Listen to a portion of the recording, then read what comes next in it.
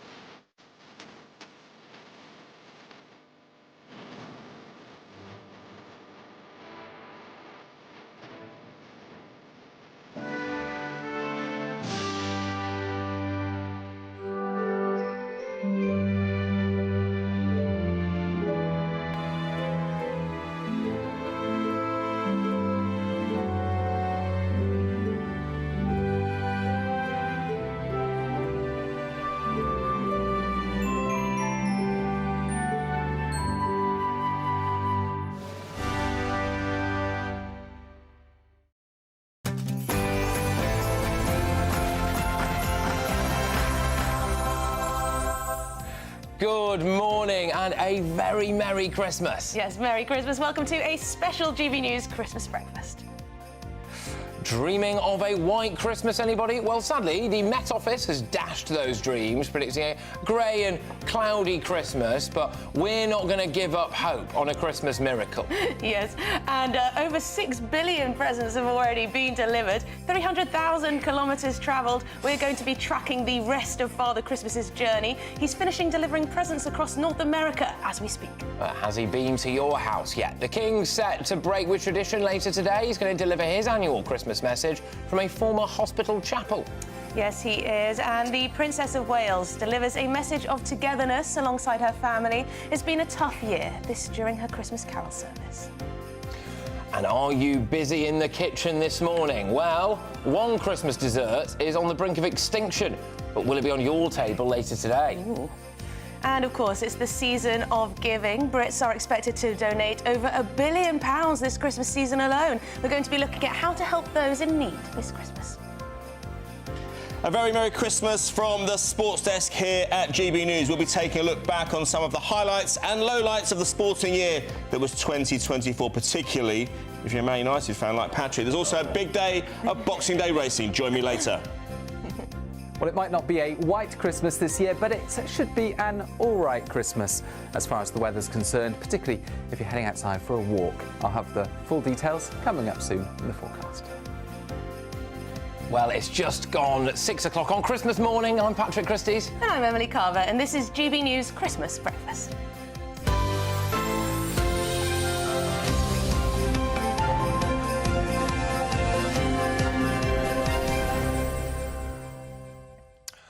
Well, look, hey, very Merry Christmas, everybody. Merry Christmas, Merry Christmas to you, Aidan. Pat. Good to see you. Merry Christmas, Aidan. Merry Christmas to you at home. It's becoming a fixture, this, isn't it, on Christmas Day, us three? 4 years in a row I've been doing the Christmas breakfast, and it is an absolute pleasure, can I just say as well, because this is 4 years in a row? Yes. Wow, there you go. And this is our first Christmas morning as a married couple. Which is rather nice. So it's nice Something to to share mark it. the occasion. It's nice to share it. It is nice to share. You know what? We are already being bombarded with lots of happy Christmas, Merry Christmas messages on gbnews.com/USA. You're also wishing each other a Merry Christmas, which is rather nice. I feel like there's very much a community going on. Absolutely. Well, so look, we have been tracking Father Christmas's flight around the world as he delivers gifts for Christmas. I think we can maybe have a little look at where he is at the moment. So he's just over Colorado. So the children of Colorado are going to be having presents drop down their chimney very shortly. Yes, and I think it might be a white Christmas in Colorado, surely. How many presents? Well, 6.7 million. Now... Billion. Billion, yeah. Billion, of course it is, yeah. Otherwise, that's going to be a lean Christmas. Yeah, it would be, yeah. But, very slim turkey as well. What we would like for the start of the show, if that's OK, is if you could just let us know if Father Christmas has been to your house. So if you could maybe drop us an email, gbviews@gbnews.com. Just send us some pictures of what Father Christmas has delivered for you and your loved ones. Yes, some of you will probably have children or grandchildren who've been up at the crack of dawn. And that's probably why you're up at 6 o'clock in the morning, to be honest. So let us know if Santa's been. Let us know how happy everyone is to receive their gifts. Absolutely. Well, we're going to be talking about loads today. And the royal family are going to be attending their annual Christmas celebration on the Sandringham estate later, alongside a morning service at St Mary Magdalene Church in Norfolk. Yeah, of course, it's been a bit of a tough year for the royal family, both the King and the Princess of Wales undergoing cancer treatment. It's been tough, hasn't it? It has been tough, but they've managed to come out the other side of it, and the Princess of Wales delivered her Christmas message yesterday evening during her annual Together at Christmas carol service at Westminster Abbey. Welcome to our Together at Christmas carol service here at Westminster Abbey. The Christmas story encourages us to consider the experiences and feelings of others. It also reflects our own vulnerabilities and reminds us of the importance of giving and receiving empathy. It encourages us to turn to love, not fear. The love that we show ourselves and the love that we show others. Love that listens with empathy. Love that is kind and understanding. Love that is forgiving. And love that brings joy and hope. It is love which is the greatest gift we can receive, not just at Christmas, but every day of our lives. Because in times of joy and sadness, we are all each other's light. I wish you and your loved ones a very Merry Christmas.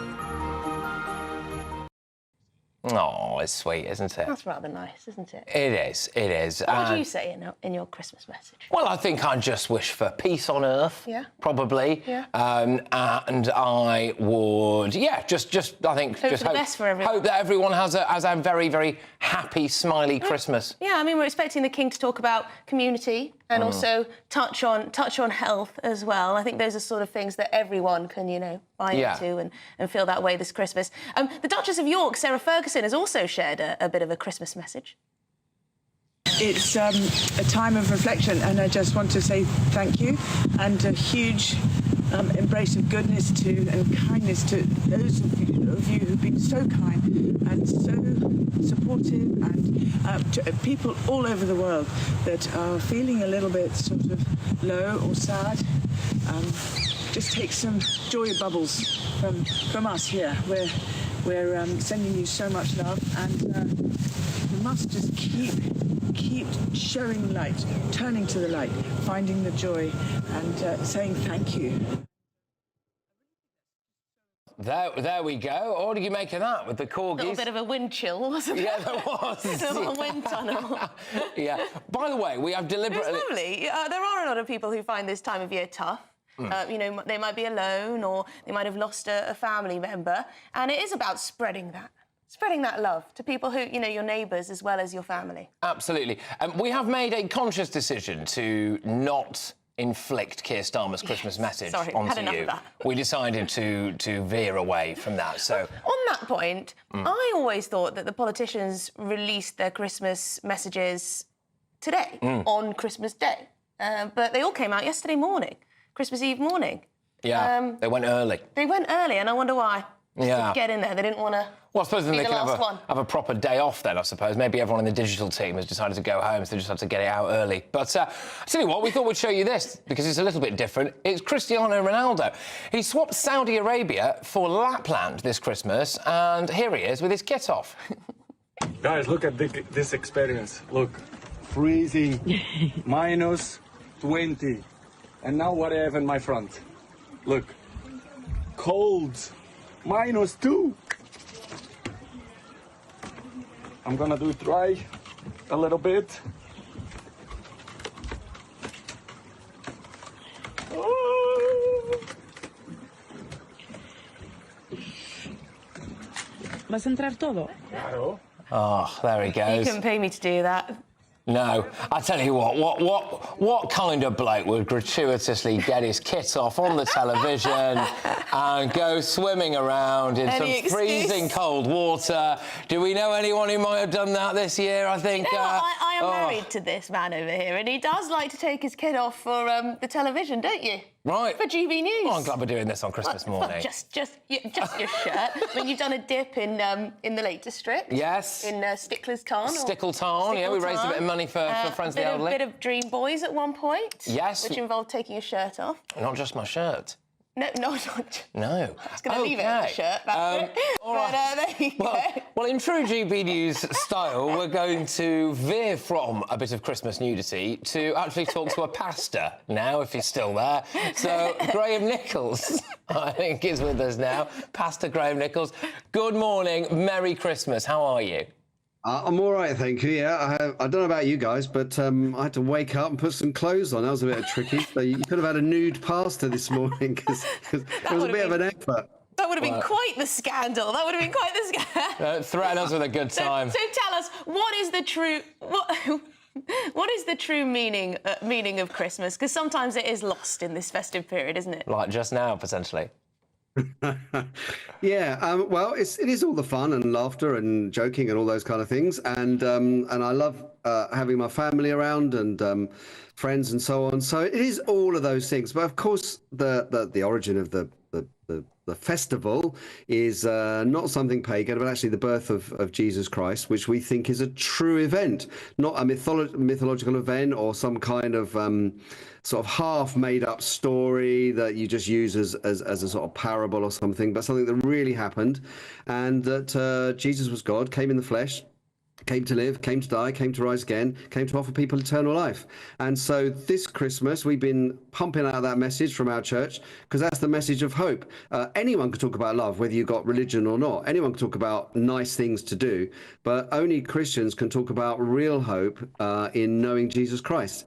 And so we'll have a lot of fun this Christmas morning, talking about the wise men, talking about the story of them bringing gifts, explaining who Jesus is. Because that's what will have lasting value. So that's what Christmas means to us as Christians.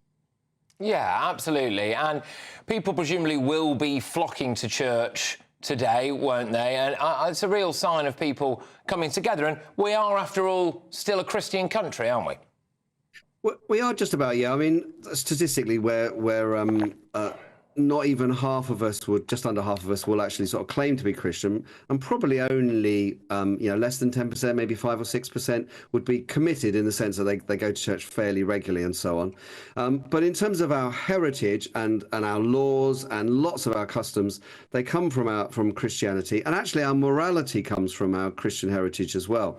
And the sadness, I suppose, of the current situation is where people want to completely get rid of that, getting rid of the roots, but they still want the fruit. They still want to talk about morality, but they don't really want to talk about authority. Yeah, and it's been a bit of a difficult year for the Church of England, unfortunately. And I understand we're actually going to be hearing from the Archbishop of York today with his sermon, with his Christmas message. Yes, I think it has been a difficult year for the Church of England. There's lots of particulars you could talk about, but I think the fundamental thing for the Church of England is they need to get back to the basics of what are we about? We're about telling people about Jesus. What do our confessions of faith actually say? And what are we here for? We're not here to just give some sort of moral soothing messages. We're here to talk about Jesus, talk about our Christian heritage, talk about why Christianity is relevant today. And that's what I would encourage the Church of England to do. I don't actually belong, but we've got people in our organisation who belong to the Church of England. And we don't want them to sink. We want them to thrive. And the only way they can thrive is by getting back to what the Bible says. No, indeed. And I mean, look, I've been quite critical over the course of the last couple of years about what I view as maybe the Church of England's priorities drifting away from the core message, really. We seem to be talking a lot, don't we, about £1 billion for reparations or all of this stuff. And we've got quite focused on gender ideology at one point when I was thinking, well, church numbers, certainly in some rural parts of the country, are down, and maybe some of that money and some of that effort could go towards the flock, as it were. But there we go. I was going to ask, so you're presumably going to be mad busy today then, are you? Or what's the actual plan for you? Not too bad. A lot of the business is leading up to Christmas. We've got a service at Christchurch Hayward Heath. All the GB News viewers are welcome to come to Hayward Heath, go on a little pilgrimage and arrive. But yeah, so we've just got a service at 10:30. But actually, nothing else for us today. I'm preaching at that service, so it'll be mad busy for a couple of hours. But then I've got family around, so it'll be mad busy, me annoying my wife by not tidying up. And no, you must help. I will try and help, but I always say I'm going to help, and I say, what do you want me to do? And then I don't do anything. Oh, no, that's the worst question to ask your wife. What shall I do? Well, you should know what to do. You should know what to do. I struggle. I shouldn't have to tell you. I struggle with taking the initiative, so there we go. Well, look, thank you very, very much. I hope you have a wonderful Christmas and a great year ahead as well. I hope the service is well attended and that it's enjoyable too. Absolutely. Well, love to you and your family, and all the best, and hopefully see you again very, very soon. So, please do start getting these pictures coming in. We want to know if I haven't checked on the old Christmas inbox. has been gbviews@gbnews.com is that email address. You can email in there. I think we've got some coming through. Pictures. Don't you worry. Good. Don't you worry. So at GB News, we do love to hear what you think, and every day we're going to be running our poll of the day. It doesn't stop for Christmas, does it? So what's the question today? The big question today is, do you make time to watch the King's speech on Christmas Day? If I'm absolutely honest, there have been years where I've lost track of the time and I haven't sat down and watched it in the traditional fashion, but I do try and catch up if I haven't seen it. But we're going to be bringing you the live results throughout the day. So yes, the question, do you make the time to watch the King's speech? I believe we'll be taking the King's speech live on GB News later on. Yes. So, no excuses. Hopefully you make the time for that. Anyway, but yes, the final result will be announced a little bit later today. So for all our latest polls as well, news and how to vote, you can just go to gbnews.com/poll. You can indeed. But keeping with the Christmas spirit today, we're going to have a little listen to a Christmas treat from the Vocal Zone Voice Studio Choir from South Derbyshire. They've got Silent Night.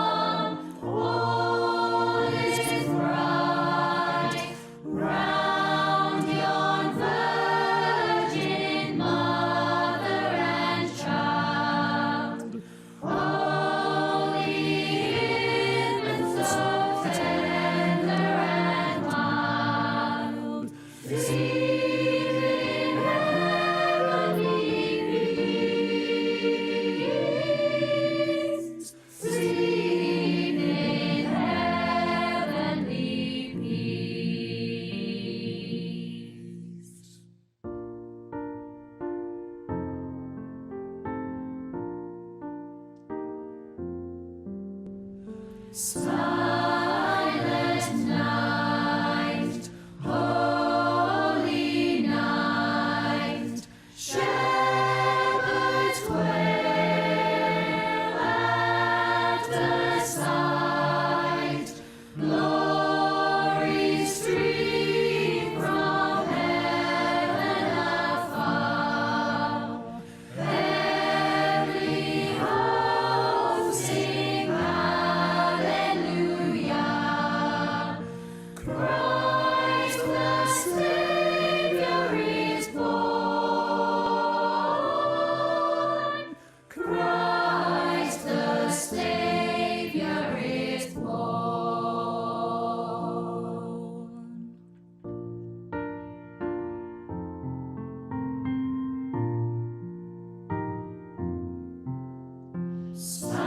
Silent night, holy night, Son of God, love's pure light, radiant beams thy holy face, with the dawn of saving grace.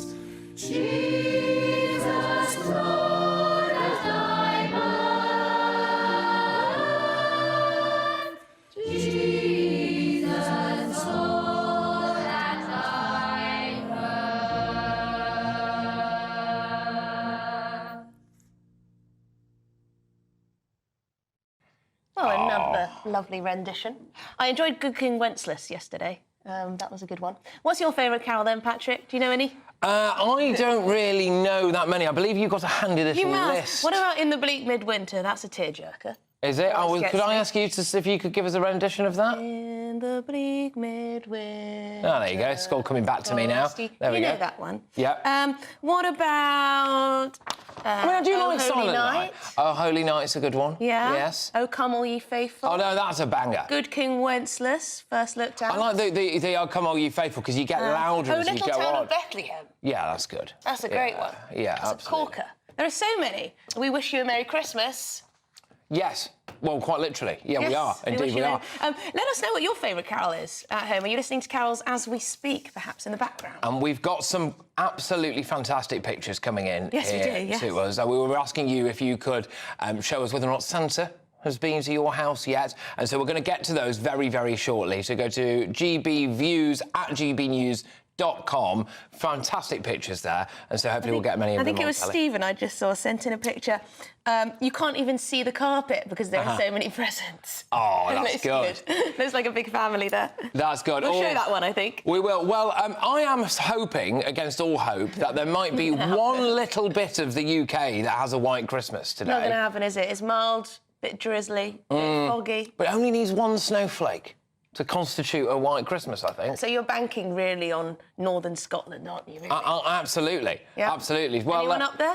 Well, we'll see. So, should we get an update on your weather with Aidan McGibbon?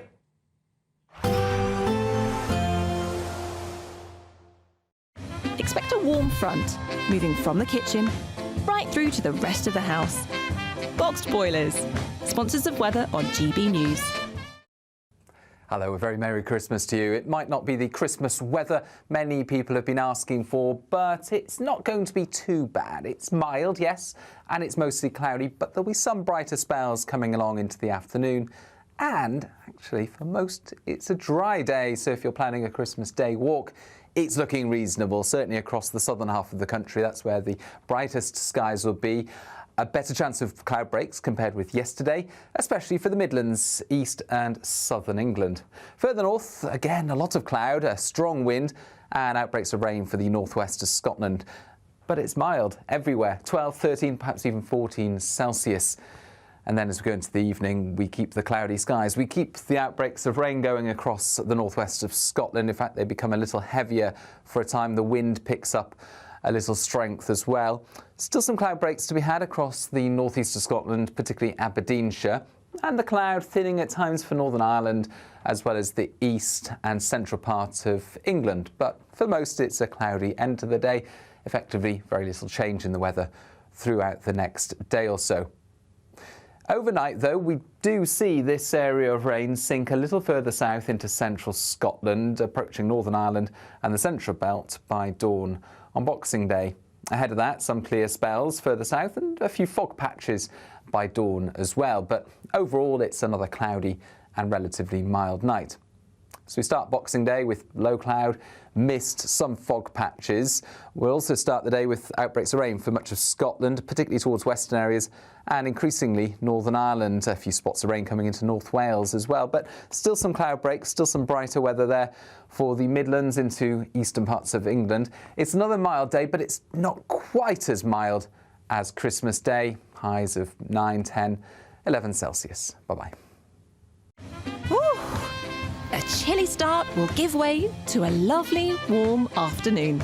Boxed heat pumps, sponsors of weather on GB News. OK, well, it's now 6:22. Still to come, we're going to find out what was once classed as a Christmas staple, but will be missing from many people's dinners this year. Apparently, it's completely out of fashion, this pud. Do you think it might be trifle? I think it might be trifle. Yeah. I don't know, people have tried to sort of, I don't know, update the trifle, haven't they? Yeah, keep it fresh. Maybe it's back. It's gone woke, I heard. Trifle's gone woke, we're hearing in our ears. No booze in it. Not quite, yeah, but is that woke, is it? Anyway. Apparently. So, here's a little question for you. We're going to be doing this in and out of the break. So, how many lords are a-leaping in the 12 days of Christmas? Is it A, 9, B, 8, or C, 10? And we're going to reveal the answer after this very short break.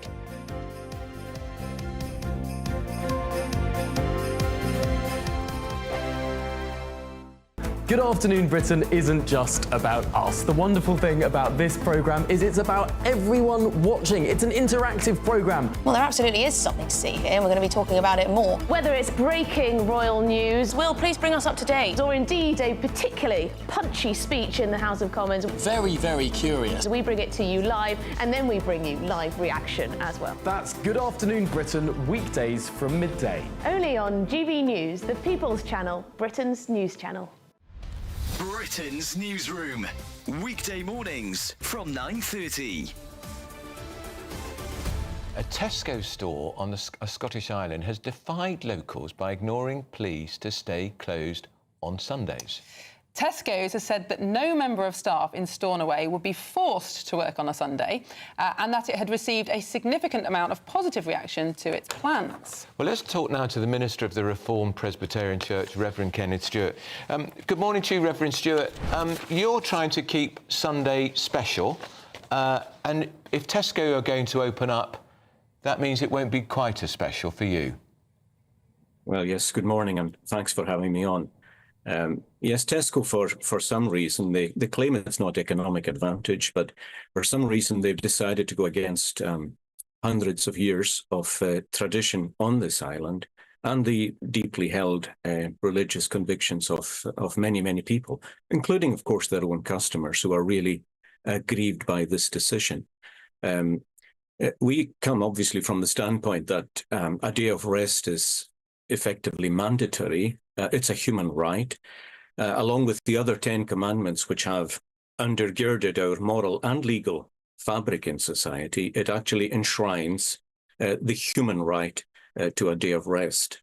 And of course, in the UK, that's been eroded for many, many years. Incidentally, it's still far more respected on the continent. But for us here, the Sabbath or the day of rest has been very, very important. It's not just what we do, it's who we are. And for some reason, Tesco have decided just to go against that. Reverend Stewart, we were actually talking about this earlier, how in European countries, I mean, even in France, which is a secular country, still very few shops will open on a Sunday. GB News, the People's Channel. Hi there, I'm Michelle Dewberry, and I'm going to take a second to tell you all about my show, Dubes & Co. We start off with the issues of the day. We then bring in both sides of the arguments. We get rid of the disrespect, and then you throw me into the mix. And trust me, I'll tell it exactly how it is. And then, of course, the magic ingredient, you at home. We mix it all together, and what have we got? In my opinion, the best debate show in town. Monday to Friday, 6 till 7 on GB News, Britain's news channel.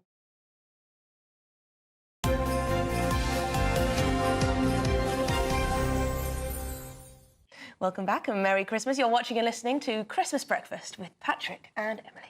So before the break, we asked you how many lords are a-leaping in the 12 days of You like Christmas. saying a-leaping, don't you? I do. Is it A9, B8 or C10? Which one did you think? Well, I was trying to play off in my head, but it all works. They doesn't all it? sound fine. Yeah, it all sounded fine. Oh, we can reveal I'm going to go. the answer. Oh, go on. OK, no, you say first. Well, I was wrong. I've just seen it. Did you think 8? I was going to go with 9. Well, it's 9 actually lords 10. are leaping. It's actually 10. I mean, he tried. And they actually represent the 10 commandments. That makes sense, doesn't it? So It all 10 makes lords are leaping. I'm sure most of you at home got that right. Yes. But alas, not so bright over here. No, bit dense. Bit dense this morning, but it is early. Perhaps we'll get the next question right. Yes. But yes, another question for you. Lots of you have been getting in touch about the carols, by the way. It does seem as though... Oh, 1 second. Once in Royal David City is a Nice. favourite. Philip says my favourite carol is Not Vorderman. That's nice. Good stuff. Who was that, Phil? Witty this morning, Yeah. Philip. And also The Holly and the Ivy. That's a fantastic one, too. So keep them coming. Absolutely. I love a carol. We have got some pictures ready to go that we're going to yes. pull up in just a few minutes' time of people's homes, because we were asking you whether or not Santa has been yet. So keep those pictures coming in. gbviews@gbnews.com. It's nice to actually see what's going on in various different people's family homes over the course of And if you this can get, Christmas if you morning. can get the telly in showing GB News, that's always nice, that's isn't a it, in the winner. background? That's a winner. Anyway, what dessert are you going to be tucking into after Christmas dinner today if you've got space? If you've got the room. It's traditional for many Brits to serve up Christmas pudding. Oh, but it might be losing its place at the table. So it's not trifle. Not trifle. It's Christmas pudding. Right, Anna Riley is going to explain what's going on. Christmas pudding. It's a traditional dessert staple on Christmas Day. And here at Farmer Copley's in Yorkshire, it's made and matured months ahead of the big day. It's full of fruit, a stout, spices. They're the main 3 ingredients. But the traditional pudding's got to have 13 ingredients. Harry Knox, as governor of Chelsea Hospital, took first stir at the Christmas pudding, and after that they all joined in. Despite its heritage, our love for Christmas pud is lacking.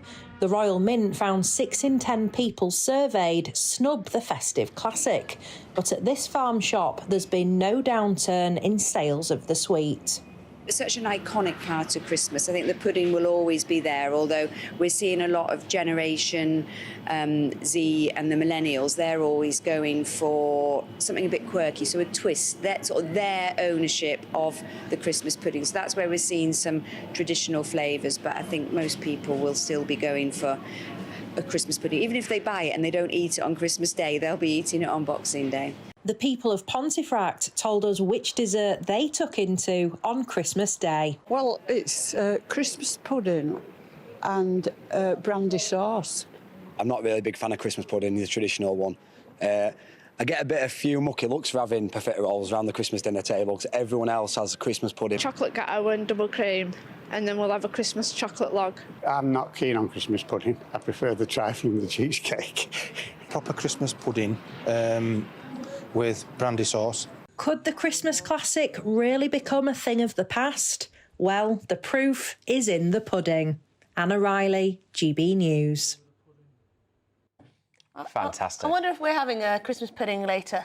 We're going to my parents. And on that note, actually, I'll just say, because I'm assuming that maybe my mum and dad and grandma are watching. I'm assuming that your family are as well. Well, so happy if they're Christmas. I didn't want to call them before the show because I didn't want to wake them up. So Merry Christmas, mum, dad and grandma, if you are watching. There we are. But we are... Merry Christmas to my mum and dad too. Exactly, And yes. my grandma. Yes. And my brother and sister. There we go. Well, we'll be seeing them later. And everyone else. Yes. Cousins, uncles, aunts. We've got some pictures now that you've sent in. So great stuff. I love this. This is the best bit about Christmas Day for me. So this is yes, Robert this is the and one. Carol. They've sent through their Christmas tree and their presents. They are in Lincolnshire. That's a lovely setup that you've They got have there. a lot of presents there. We've also got Paul, Claire and Presley from Newbury. There they are in the background. Lovely Good. stuff. Guaranteed to get yourself on telly if you put a picture of us in it. Mick has sent through his dog, Poppy, looking very fresh. Can I still keep that on the screen there? So is Poppy driving a car? It does appear so. Is that all right? I think that might be illegal, but we won't call the police. Well, there's lots of things that are illegal about that. If Police won't turn up anyway. If Poppy's taking pictures at the wheel whilst driving a car. That's like a dog on a mission. It does. Maybe it's helping Father Christmas. Oh, fantastic. And Sue and Chip have sent through their tree and presents as well. Oh, wow. Do you know what? People have gone above and beyond this year. Look how many presents there are. That is fantastic, Look isn't how it? many presents there are. Fantastic stuff. I do hope you've got, well, I'm sure there'll be lots of people for those presents. Well, nice to see that some people haven't been curtailed by Rachel Reeves driving the economy into the ground this Christmas, haven't we? But well, you know, yeah. Got to stay positive. Stay It's positive. Christmas Day. Stay positive. It is time now for the Great British Giveaway. It's your chance to become our biggest ever winner with an incredible £50,000 in tax-free cash. Oh, well, what a day. What a day to do it. What a Christmas this would be. It's an amazing sum of money, and it could make your new year your best year, couldn't it? Here's all the details of how you can be in it to win it. It's our festive treat to you. Your chance to win an incredible £50,000 in tax-free cash. Our biggest ever Great British Giveaway. What would you spend £50,000 on in the coming year? Spectacular holidays? A brand new car? Home improvements? Or maybe you'd just like to save it for a special occasion? £50,000 is an amazing amount of money, and it could be all yours. For another chance to win, text cash to 63232. One entry costs £2 plus one standard network rate message. Or text bonus to 63232. 5 entries cost £5 plus one standard network rate message. Go to gbnews.com/win. Entries start from just £2. You can call 0903 681 3232. Calls cost £2 plus your network access charge. Or post your name and number to GB10 PO Box 8690 Derby DE1 9TT. UK only. Entrance must be 18 or over. Lines close at 6 p.m. on the 31st of January. Please check the closing time if listening or watching on demand. Good luck. Well, that would sort out next Christmas, wouldn't it? I would sort out the Nothing to worry entire year. Sort out the whole year. Well, still to come, Aidan McGee is cooking up your latest sports. And also, we're going to be hearing from our friend, Christo Foufas. And he is here with some highlights of the year. Or some lowlights, perhaps. This is GB News Breakfast with me, Emily and Patrick.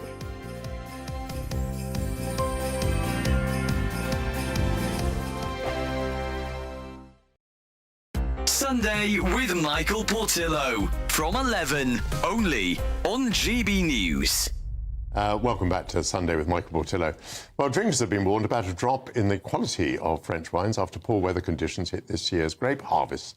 Winemakers across France will make 240 million fewer bottles of wine this year, the country's farming ministry said on Tuesday. So should we think of switching from French to English? I'm joined now by sommelier and founder of Inflorescence Wines, Jacinta Madison Williams. Hello, Jacinta. Good morning. Nice to see you. First of all, let's just think about the poor French. Has this been a fairly universal weather catastrophe for France? It has. Kind of across the board, we're about 22% down on last year's crops, which is quite significant. I think it's like one of the 4 years over the last century that have been this low. So, and it's affected both quality and quantity? I would say more so quantity. There's always ways of counteracting quality. It depends if people are desperate to make wine. They can obviously push out more watered down grapes. There's been a lot of rain, if you hadn't noticed. Not only in France, we felt it here too. But lots of frost, supercell hailstorms have completely wiped out some crops. So in some cases, there's nothing to make.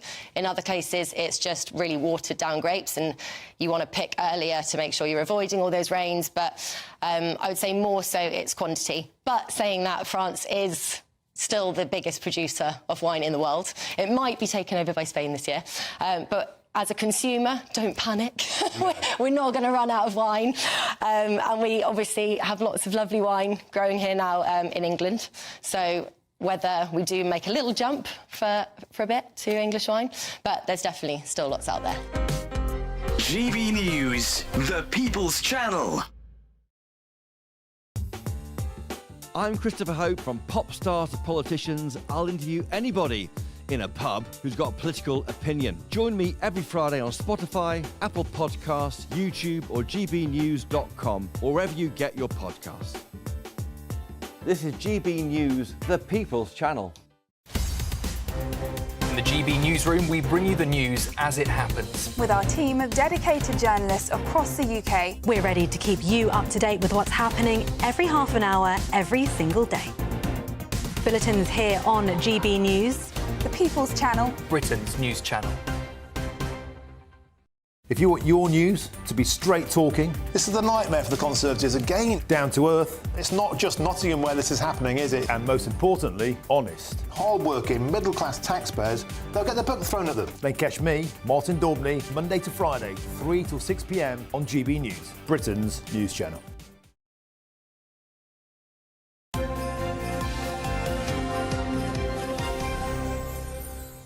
Welcome back. Merry Christmas, everybody. And it's time now to go through all of the latest sports with Aidan McGee. Hello, Merry Christmas again to everybody, including Christos down the other end of the... Nice to see you, nice to see you. Look, I want to show you a video first, because it's really made me laugh. I think it's important to have a good giggle around Christmas. It's not come from the UK, it's come from Germany. Let's have a good laugh at the Germans, shall we? This is Bayern Munich, the Bavarian club, hugely prestigious, multiple European champions, and this is them singing Jingle Bells. You'll recognise Harry Kane belting it out, if we can just see it in a moment. But anyway, so you can see... There you go, there's Harry Kane. And there's Vin Company at the bottom, the former Manchester City captain, rather. And at the end, Michael Elise, former Crystal Palace player. He is not interested whatsoever. Now, it's interesting because the Sun thought his surname was pronounced Elise, and they said, try to at least look interested. But no, his name's Elise. Listen, a fabulous player. He's made a great start to life at Bayern Munich, and he transferred there in the sum of £50 million. He was famous for giving really bland, monotone interviews. Didn't really want to be there at all. He's got to improve his public persona, I think. I know. It's good of them to sing it in English as well. But no, I want to talk about Man United, because I think it was Prince Charles back in 1992 who coined the phrase annus horribilis. And, all right, they've won the FA Cup, don't get me wrong, that's good, but it's not really enough for a club of Man United's standing. You could even make this case over 10 years. I know you don't like hearing it, Patrick. Yeah. But it needs to be said. We've got a lot of viewers in Manchester, and we need to cover this topic properly, because next year has to improve, because it's been a year now since Sir James Ratcliffe took over. He spent £1.1 billion buying into this club. Goodness knows what he's discovered. We mentioned in the break earlier on, didn't he? What does Ruben Amorim think he's discovered, having walked in from Manchester United? I mean, you come from Sporting Lisbon, you do a fantastic job there. I did say at the time, Emily, there is a world of difference in terms of the scope, the size, the magnitude of that club, and they're a big club compared to Manchester United, which is just... Didn't they beat Manchester City? Yeah, but then they got spanked by... Bournemouth, didn't they? At home, and they lost against Tottenham in the Carabao Cup as well. So, look, there's inconsistency there, and I think, look, just bringing it much more recently, you look at what Amorim's inherited, this problem, Marcus Rashford. Now, he's not been performing now for 18 months. He missed out on the Euros. They've got to try and get some value for him, because he then went out and did this interview with Henry Winter saying, I think my future lies away from Manchester United, with the aim of maybe getting a loan move in January. And if he's not performing, then it's natural that your manager probably wants you out. He's then come back and said, Amorim this is, and said, look, I don't think Rashford's really done this. He wasn't behind it. It was his advisors. Now, I don't know what you think, but that lets him off the hook. That basically says, it's other people were taking the decision out of his hands. If you're earning £300,000 a week and you're worth £50 million in the transfer market, only one person makes that decision within that group. He decided it was a calculated move to try and engineer a move out of Manchester United. I don't know whether or not it's fair for me to say this, but it all went downhill for Marcus Rashford when he started getting involved with things other than football. I completely agree. I mean, all right, you could say that it was in lockdown, there wasn't actually much football being played, but he became somebody who transcended not just his club, but also the sport. And so he almost had to be treated as a special project. Too early. All very well when you're knocking him in. And he has had spells. He had 2 seasons ago, he scored, 30-odd goals in a season. He was good for England at the World Cup as well. But notwithstanding that, he's been very poor for 18 months. Having said that, they dropped him for the last 3 games, which they won at Man City. Political, aren't they? Yes, they are. You're still, expected to go out onto the pitch and score goals. Like, wait till you retire. Emily, I don't think he was even writing the tweets. Yeah. That's what annoyed people. That's what annoyed people. He was just the vehicle. Yeah, exactly. Yeah. But away from the field of play, they've got mice in the corporate boxes Yeah, this is not even a joke. Oh.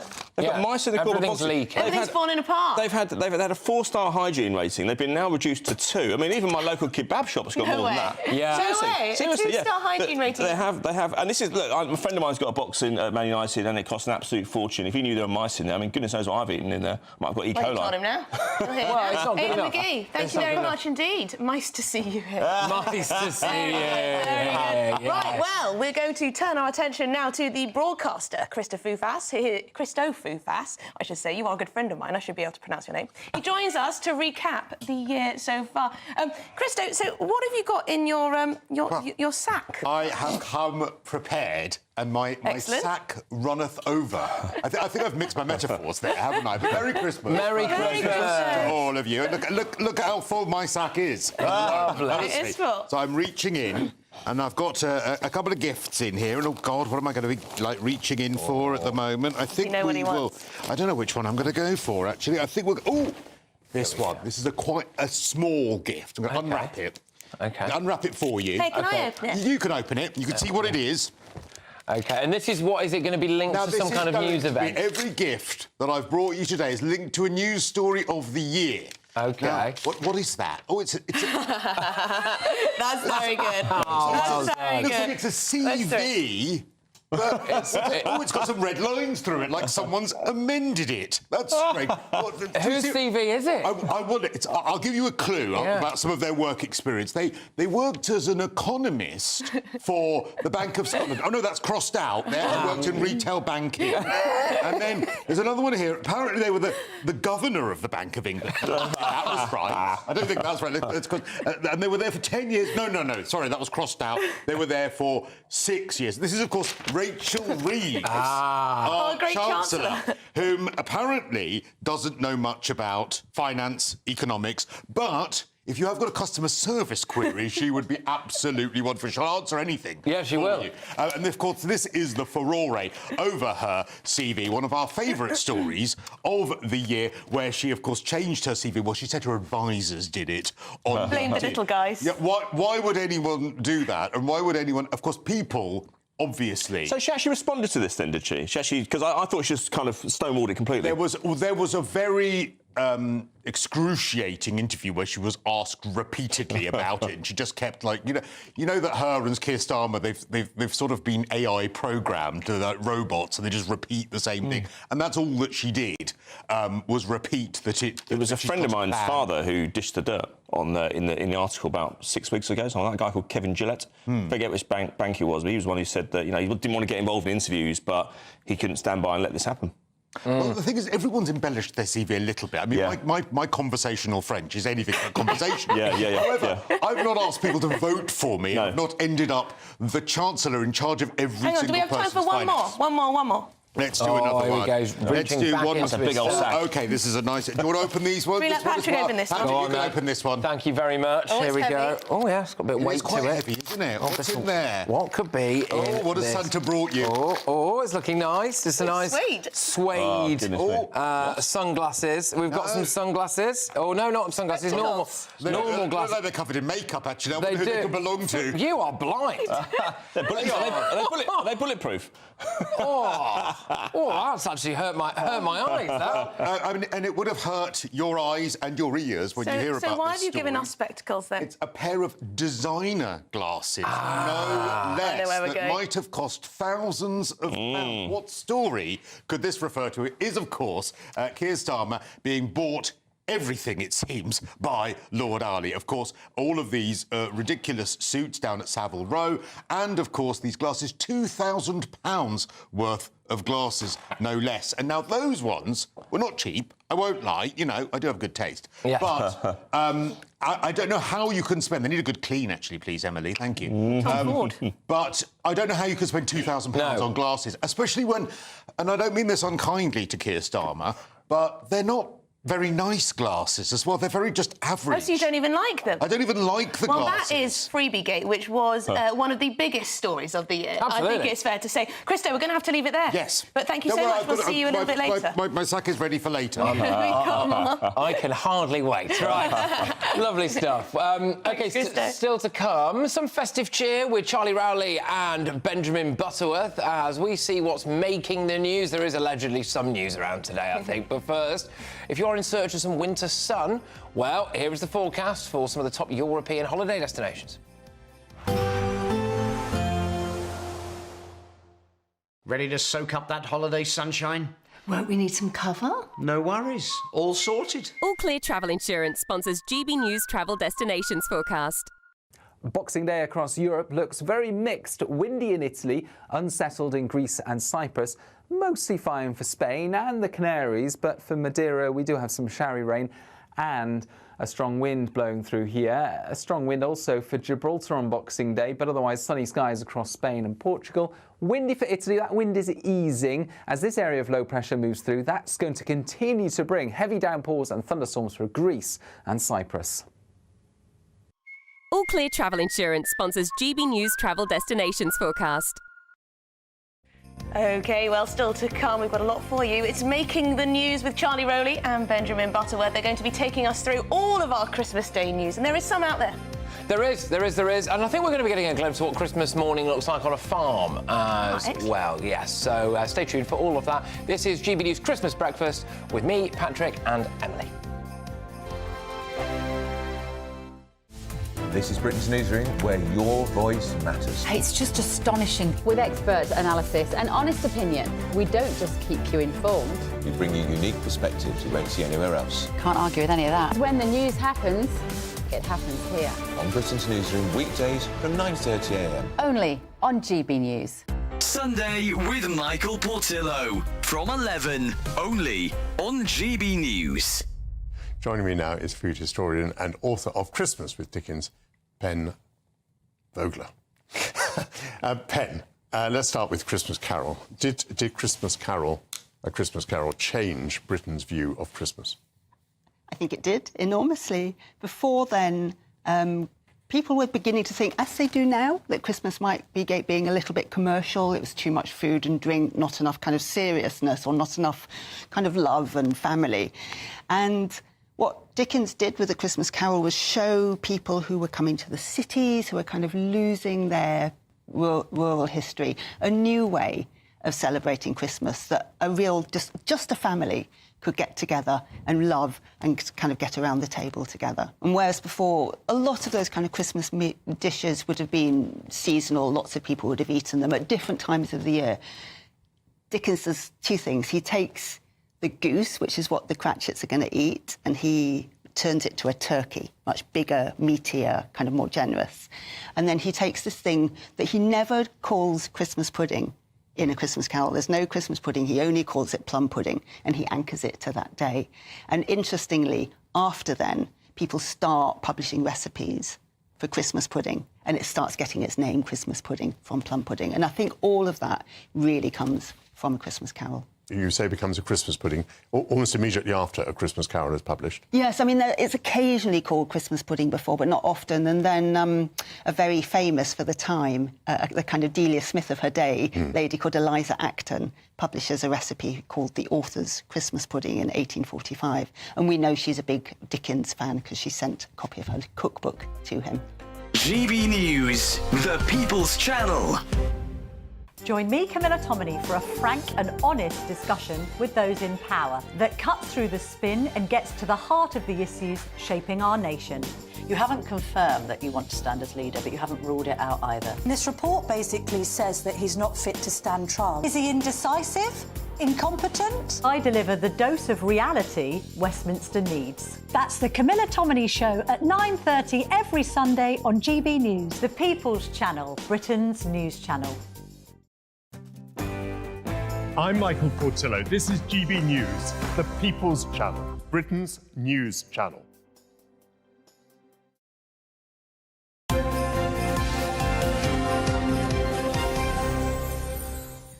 Right, OK, now it is time to go through what's making the news today with the journalist Benjamin Butterworth, who's dressed up for the occasion, and also the former Conservative advisor, Charlie Rowley. Charlie? Yes! Oh, wow, OK, Charlie. Well, you've dressed up. You have dressed up. Good morning. So Merry what are you Christmas. today, Charlie? Well, I'm posing as Christopher Biggins, who I'm afraid can't be with us today, I don't think, so here I am. This is great. Come on, sit down, sit down. Thank you very much. Thank you very much for going to so much effort. I absolutely love it. Remarkable. Absolutely love it. You know, Lovely. I heard that there might be some outfit changes coming, but we'll leave that to the imagination. Absolutely. There is some news. Don't know why you're laughing. There's a lot of news, actually. There is, Where do you there is. want to start? All right, OK. Let's start, shall we, with Nigel Farage offering to work with Peter Mandelson to secure a US-UK trade deal. Charlie, could this be a good thing, do we think? Well, I think it could be. And, you know, I know everybody likes a bit of fun and games at Christmas, and I wonder whether Nigel Farage is having a bit of fun here, because he's challenging the Labour Party, challenging the new Labour government to say, I can be of help here. Now, will they buy into it? Number 10 have said nothing, but Lord Mandelson himself has held the door open to working with Farage. So it's split the left, it's split the Labour Party, and I don't know whether they're just having a bit of fun with it, because Nigel is ready to serve. He said it many times, and he's got the relationship with the Donald, so he does. See what happens. And when there was that video of Starmer crossing the floor to go and speak to Nigel, what he actually said was, "Oh, sorry for having a little joke about you not being in the UK."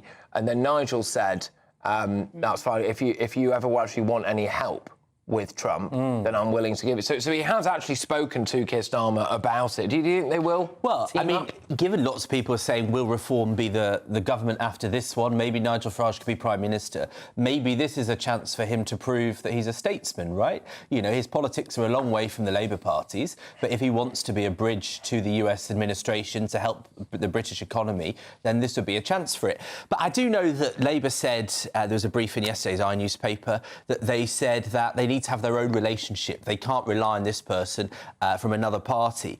And also, lots of people in the Labour Party might get quite wound up by the idea of Nigel Farage being the centre of the biggest diplomatic relationship we had. That could cause trouble. This could be a nice Christmas gift to the nation, couldn't it? Nigel What, a free Farage trade helping deal? us with, the free trade deal, but also that might be in a few years, months, few years.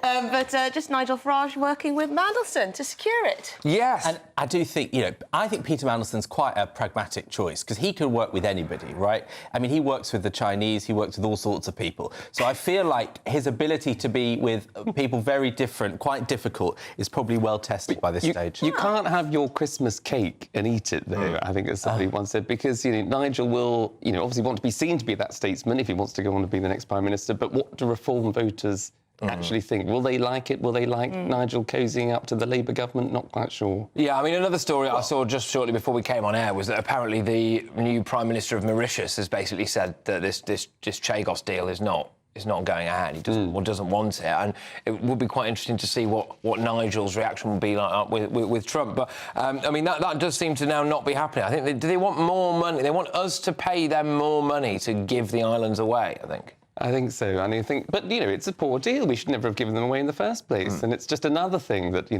Labour aren't bringing Christmas cheer to people in the UK. It's quite hard to give up sovereignty. Apparently, we literally can't give it away. We can't give it away. We can't give it away. We love your money. I'm intrigued by this one, Benjamin.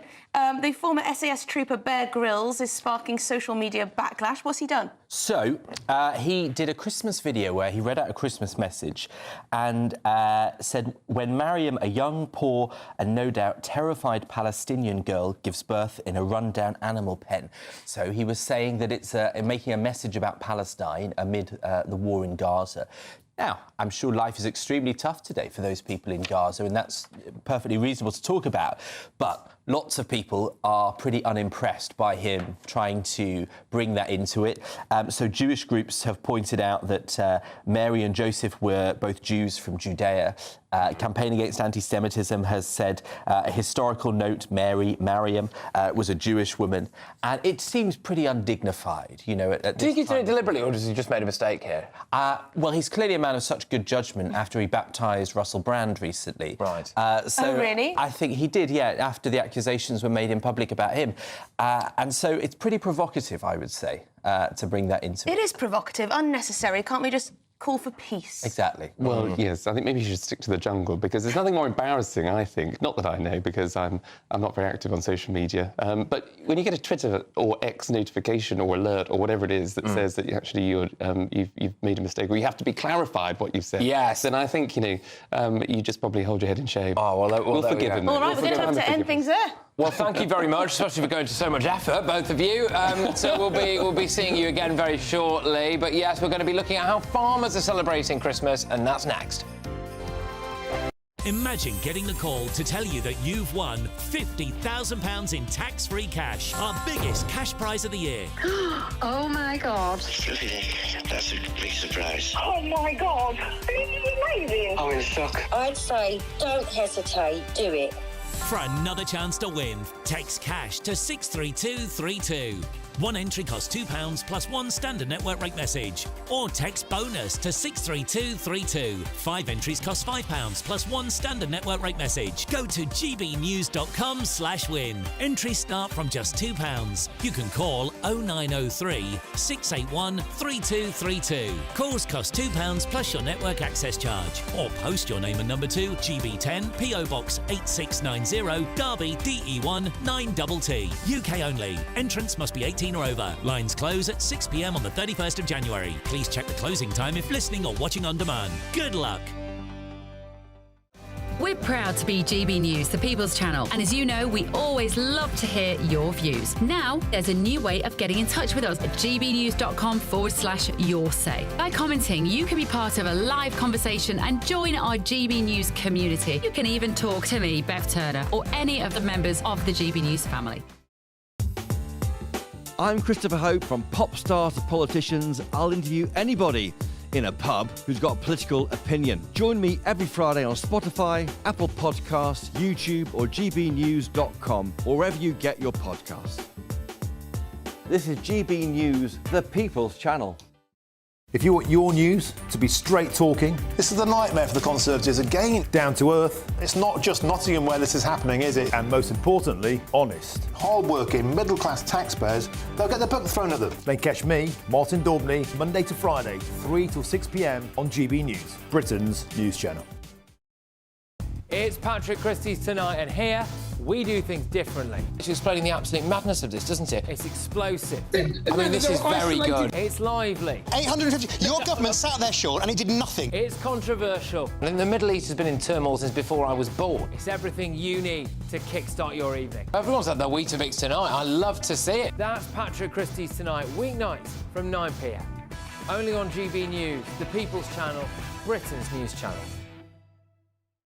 Hi there, I'm Michelle Dewberry, and I'm going to take a second to tell you all about my show, Dubes & Co. We start off with the issues of the day. We then bring in both sides of the arguments. We get rid of the disrespect. And then you throw me into the mix. And trust me, I'll tell it exactly how it is. And then, of course, the magic ingredient, you at home. We mix it all together, and what have we got? In my opinion, the best debate show in town. Monday to Friday, 6 till 7 on GB News, Britain's news channel.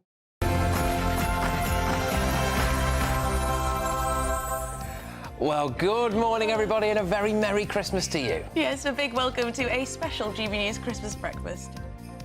Well, are you dreaming of a white Christmas? Sadly, the Met Office has dashed those dreams, predicting a grey and cloudy Christmas. But look, we're not giving up hope yet of a Christmas miracle. I'm convinced somewhere out there we'll have a white Christmas. Perhaps not in the UK. Over 7 billion presents have already been delivered, 300,000 kilometres travelled. We're going to be tracking the rest of Father Christmas's journey as he finishes delivering presents across North America. Has Santa been round yours? Absolutely. And the King is going to break with tradition later today. He'll be delivering his annual Christmas message from a former hospital chapel. Yes, indeed. And the Princess of Wales, she's delivered a message of togetherness alongside her family. It's been a tough year, and that was during her Christmas carol service.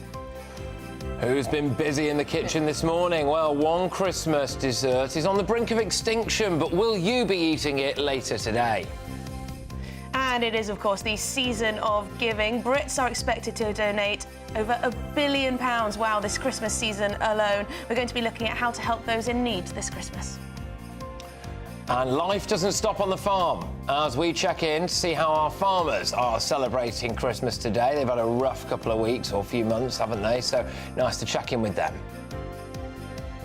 Merry Christmas from the sports desk here at GB News. We'll be taking a look back on some of the highlights and lowlights of the sporting year that was 2024, the second half of which has been an absolute train wreck for Premier League champions Manchester City, much to Patrick's delight. There's also a big day of Boxing Day racing. Join me later. Well, it might not be a white Christmas this year, but it should be an all-right Christmas as far as the weather's concerned, particularly if you're heading outside for a walk. I'll have the full details coming up soon in the forecast.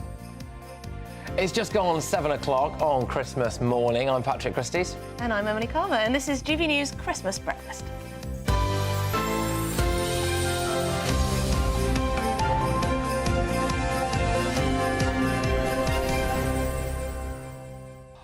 Well, thank you very much, everybody who's been sending in these wonderful pictures of what it's like round at your house. We were asking you whether or not Father Christmas has been, and it certainly looks as though he has. You can go to gbviews@gbnews.com. That's the email address. Get those pictures coming in thick and fast. We're going to keep bringing them up over the course of the show. But shall we just check in and see where Santa is now? So there he is. He's with his reindeers. Currently over North America. Canada. Yeah, there he is. So last time we checked in with him, he was over Colorado. The children of Canada will be getting their gifts down the chimney. Fantastic stuff. He's heading towards apparently a place called Yellowknife. In the Northwest Territory. Yeah. So there you go. Very festive indeed. I do love this Santa tracker. It's good to keep an eye on him. Oh, it's Check great. where he is. Make sure that he's giving all the presents. I actually got a lovely globe for Christmas. It's about that big. I'm not sure where I'm going to put it in the house yet, but it looks amazing. And what it does, it lights up when you plug it into the wall, and it gives you a view of how the globe or how planet Earth looks from space. It's absolutely extraordinary. You can almost see Bromley if you're looking really, really closely. I could probably see where you live as well. You know? Oh, yeah. Brought it in. Yeah. So I'll bring it in tomorrow. But you know what? Why is it always drizzly and just mild on Christmas Day? You know, where's the snow? Where's the snow? Bitter cold. Can't we have some fake snow? Don't even need a coat down here in London. In your lifetime, do you remember white Christmases? Well, I think there was one when I was about 4 or 5 years old, I think. Funny, early 80s, I remember one, about 2-3 years running, 81, 82, 83. Some of the viewers might be happy to correct me on that. But in London, in central London, I was living in Wilston, not far from where you are now, northwest London, and I looked out the window in Wilston Lane, and there was snow absolutely everywhere. And that was my first memory of Christmas. And that's why, like you, I probably can't shake this image of, you know, when is there going to be a white Christmas again? It turned out it was just a one-off, I suspect, or a three-off if it's 3 in a row. Yeah, well, I'm hoping that there's a little place in the UK where someone might have a speck of snow. But it's someone sending in a photo from last year or the year before. Yeah. Hang on, plenty of snowflakes. Plenty of snowflakes in London. Yes, particularly North London. But yes, right. Well, it's 7:04, and the royal family are going to attend their annual Christmas celebration on the Sandringham estate today, alongside a morning service at St Mary Magdalene Church in Norfolk. But it has been a little bit of a tough year for the family because the King and the Princess of Wales did undergo cancer treatment. And yes, the Princess of Wales, she delivered her Christmas message yesterday evening during her annual Together at Christmas Carols service at Westminster Abbey. Welcome to our Together at Christmas Carol service here at Westminster Abbey. The Christmas story encourages us to consider the experiences and feelings of others. It also reflects our own vulnerabilities and reminds us of the importance of giving and receiving empathy. It encourages us to turn to love, not fear. The love that we show ourselves and the love that we show others. Love that listens with empathy. Love that is kind and understanding. Love that is forgiving. And love that brings joy and hope. It is love which is the greatest gift we can receive, not just at Christmas, but every day of our lives. Because in times of joy and sadness, we are all each other's light. I wish you and your loved ones a very Merry Christmas. That's some runners and riders. I've had some exciting news in my ear that apparently we will shortly be going live to Sandringham because people are queuing up to get a glimpse of the royals, and we've got some people there who are going to talk to us. Super fans. Super fans. Good Super stuff. Royal fans. So that's great. Yeah, so we're going to go live to Sandringham very shortly, but we, of course, couldn't forget about our farmers today as we feast at some point and everything. You know, they've gone out there. They don't stop, do they? They don't stop just because it's Christmas. And our friend of the programme, you'll recognise him, Gareth Wyn-Jones, well, he sent through a little video for us, especially for this show this morning. And Merry Christmas and the Dolly Cow and about everybody. It's a lovely warm morning, and before we get fed, we have to get all the animals sorted, like many farmers across the world.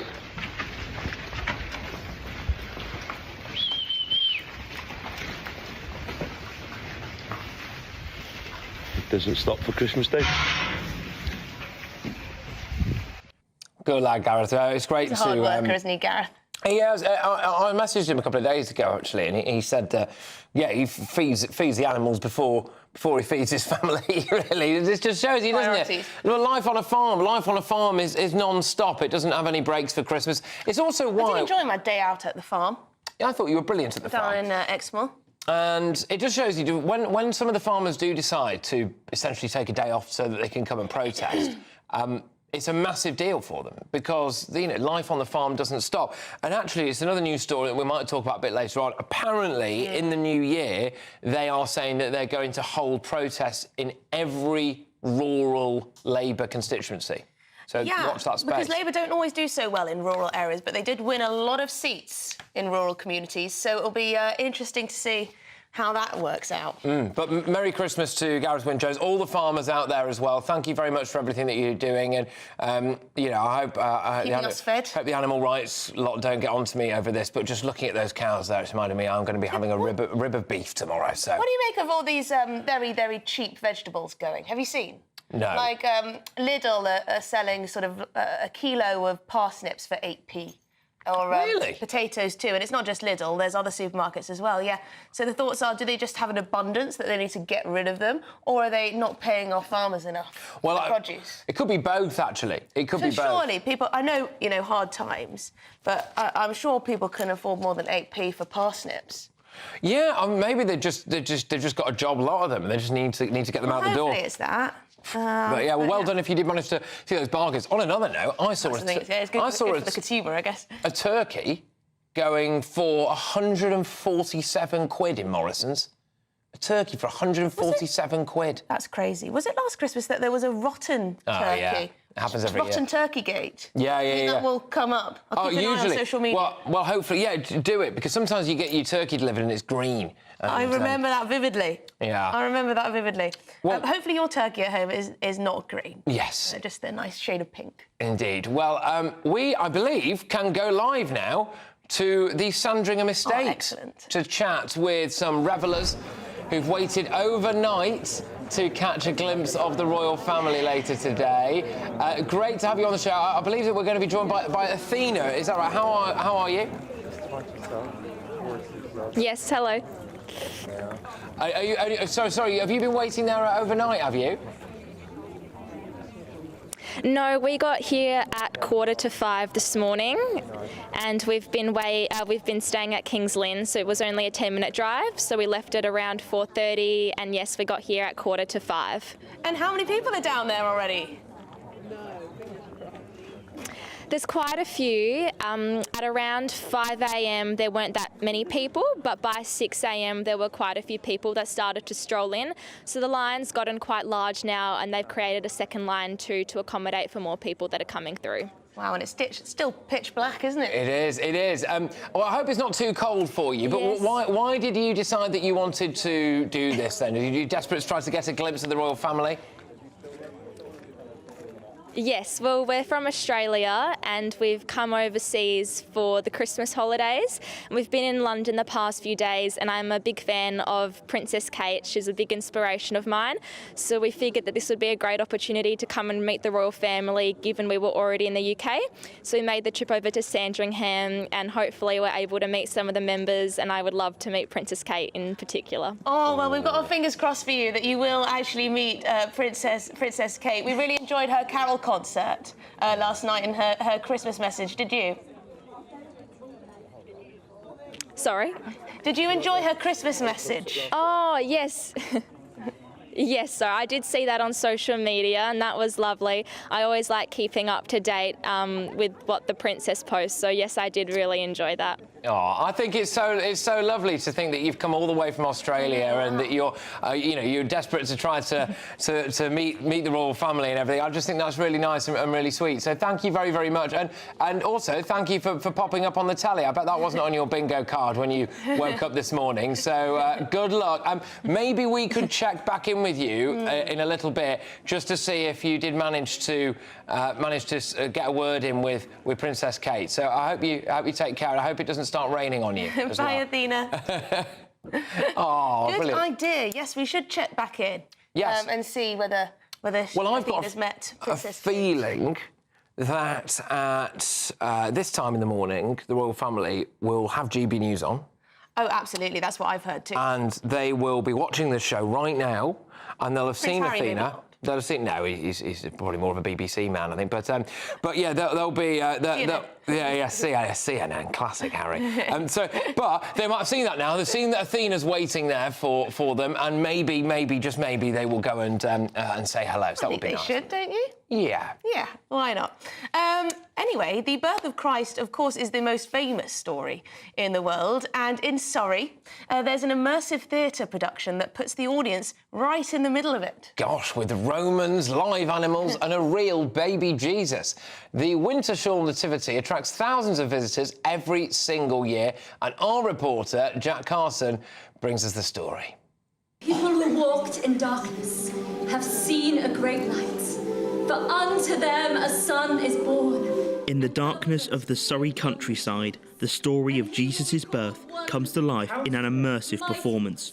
The Wintershall Nativity began in 1989 as the brainchild of the estate's owners, Anne and Peter Hutley. Decades on, it's still a family affair, with daughter Charlotte de Clay producing the performance since 2014. There's more than 100 in the cast, a West End director and live animals to make the story of the Nativity engaging for the 5,000 audience that watch every year. The show starts as Mary is visited by the angel Gabriel, who tells her that she's going to have a baby boy and that he'll be called Jesus. This year, Harry Babington plays Joseph and Martha Allen plays Mary. It's a whole new experience. You don't really know what to expect, but as you start to read the lines and understand the character, you get to really develop the feelings and emotions behind him and that sort of protective element of Joseph over his wife and child.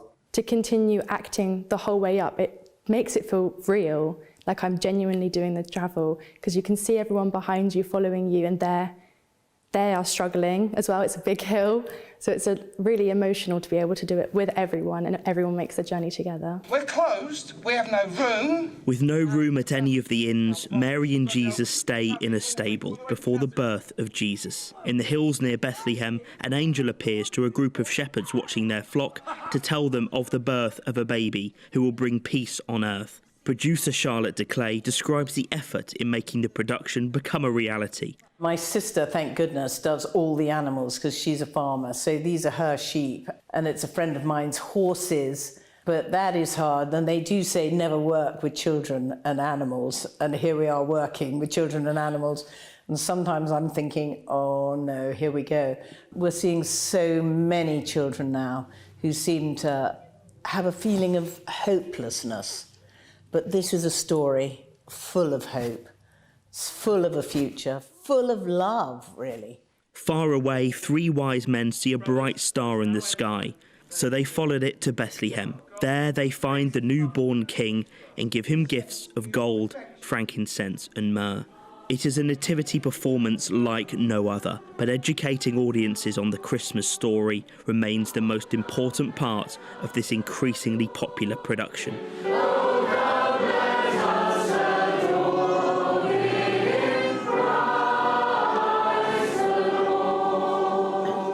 Jack Carson, GB News, Surrey. Oh, that was nice, wasn't it? It was indeed. We've also got another treat for you. The Vocal Zone Voice Studio Choir from South Derbyshire. They're going to sing Joy to the World. Joy to the world, the Lord is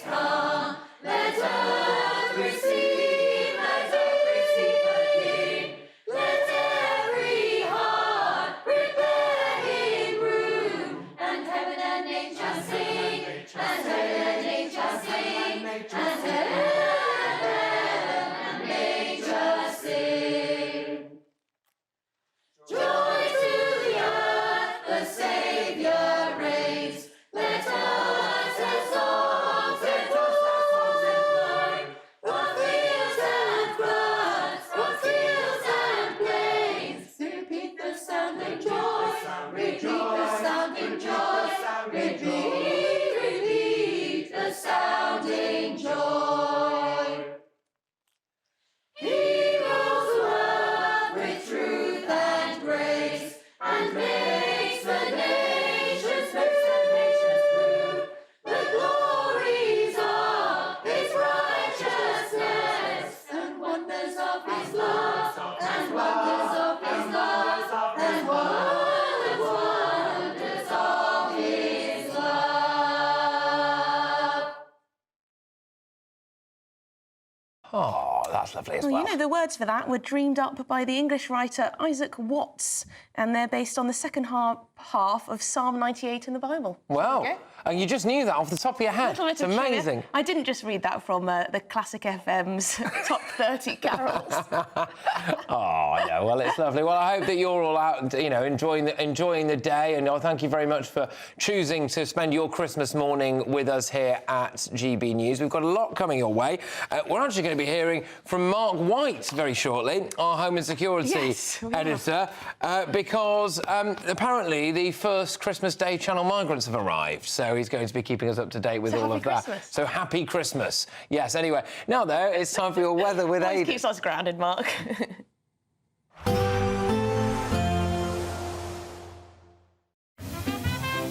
Heavy showers first thing will be followed by a warm, cosy day. Boxed Boilers, sponsors of weather on GB News.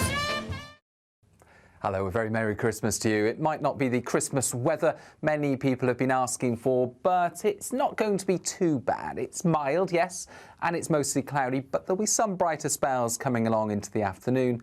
And actually, for most, it's a dry day, so if you're planning a Christmas Day walk, it's looking reasonable, certainly across the southern half of the country. That's where the brightest skies will be. A better chance of cloud breaks compared with yesterday, especially for the Midlands, East and Southern England. Further north, again, a lot of cloud, a strong wind and outbreaks of rain for the northwest of Scotland. But it's mild everywhere, 12, 13, perhaps even 14 Celsius.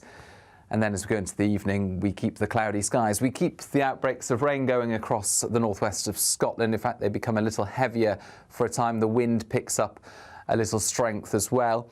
Still some cloud breaks to be had across the northeast of Scotland, particularly Aberdeenshire, and the cloud thinning at times for Northern Ireland, as well as the east and central parts of England. But for most, it's a cloudy end to the day. Effectively, very little change in the weather throughout the next day or so. Overnight, though, we do see this area of rain sink a little further south into central Scotland, approaching Northern Ireland and the central belt by dawn on Boxing Day. Ahead of that, some clear spells further south and a few fog patches by dawn as well. But overall, it's another cloudy and relatively mild night. So we start Boxing Day with low cloud, mist, some fog patches. We'll also start the day with outbreaks of rain for much of Scotland, particularly towards western areas, and increasingly Northern Ireland. A few spots of rain coming into North Wales as well, but still some cloud breaks, still some brighter weather there for the Midlands into eastern parts of England. It's another mild day, but it's not quite as mild as Christmas Day. Highs of 9, 10, 11 Celsius. Bye-bye. Expect a warm front, moving from the kitchen right through to the rest of the house. Boxed Boilers, sponsors of weather on GB News. Oh, sorry, I was just dealing with some gift stuff there. For later. Yes, well, for later. We're going to be doing a present swap, We are. aren't we? So we'll see what we've bought each other for Christmas. Yeah. You're not hopeful for my presents, are you? No, I'm worried about mine. I find gifting more anxiety-inducing than receiving gifts. Oh, well, look, I'll be happy with anything that you've got me. Yeah, it's always a worry, isn't it? Oh, will they like it? Is it enough? Is it what they wanted? Yeah. Have they already got it?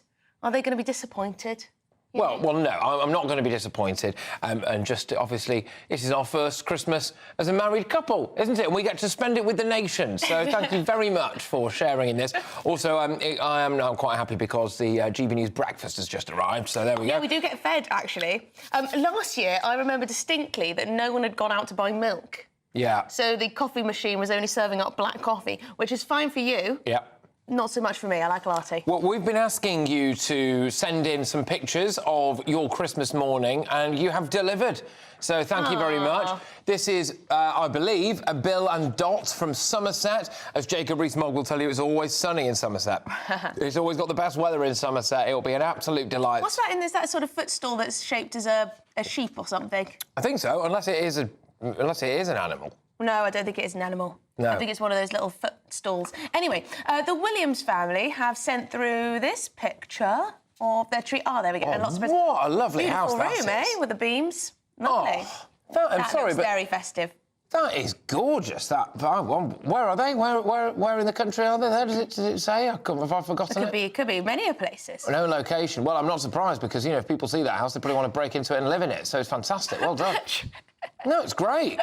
Touching wood. Alison has sent through this picture. Oh, it's still all cosy and dark, isn't it? Oh. I mean, it still is dark outside. What time does the sun rise? 7:30? I don't know. 7:30ish, probably. That's looking lovely, there. Thank you very much. I think we can go to Manchester now.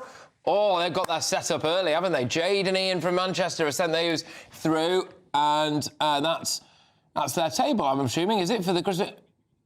Fantastic. TV in the background, excellent stuff on the wall. Yeah. That's fantastic. That looks like an excellent setup.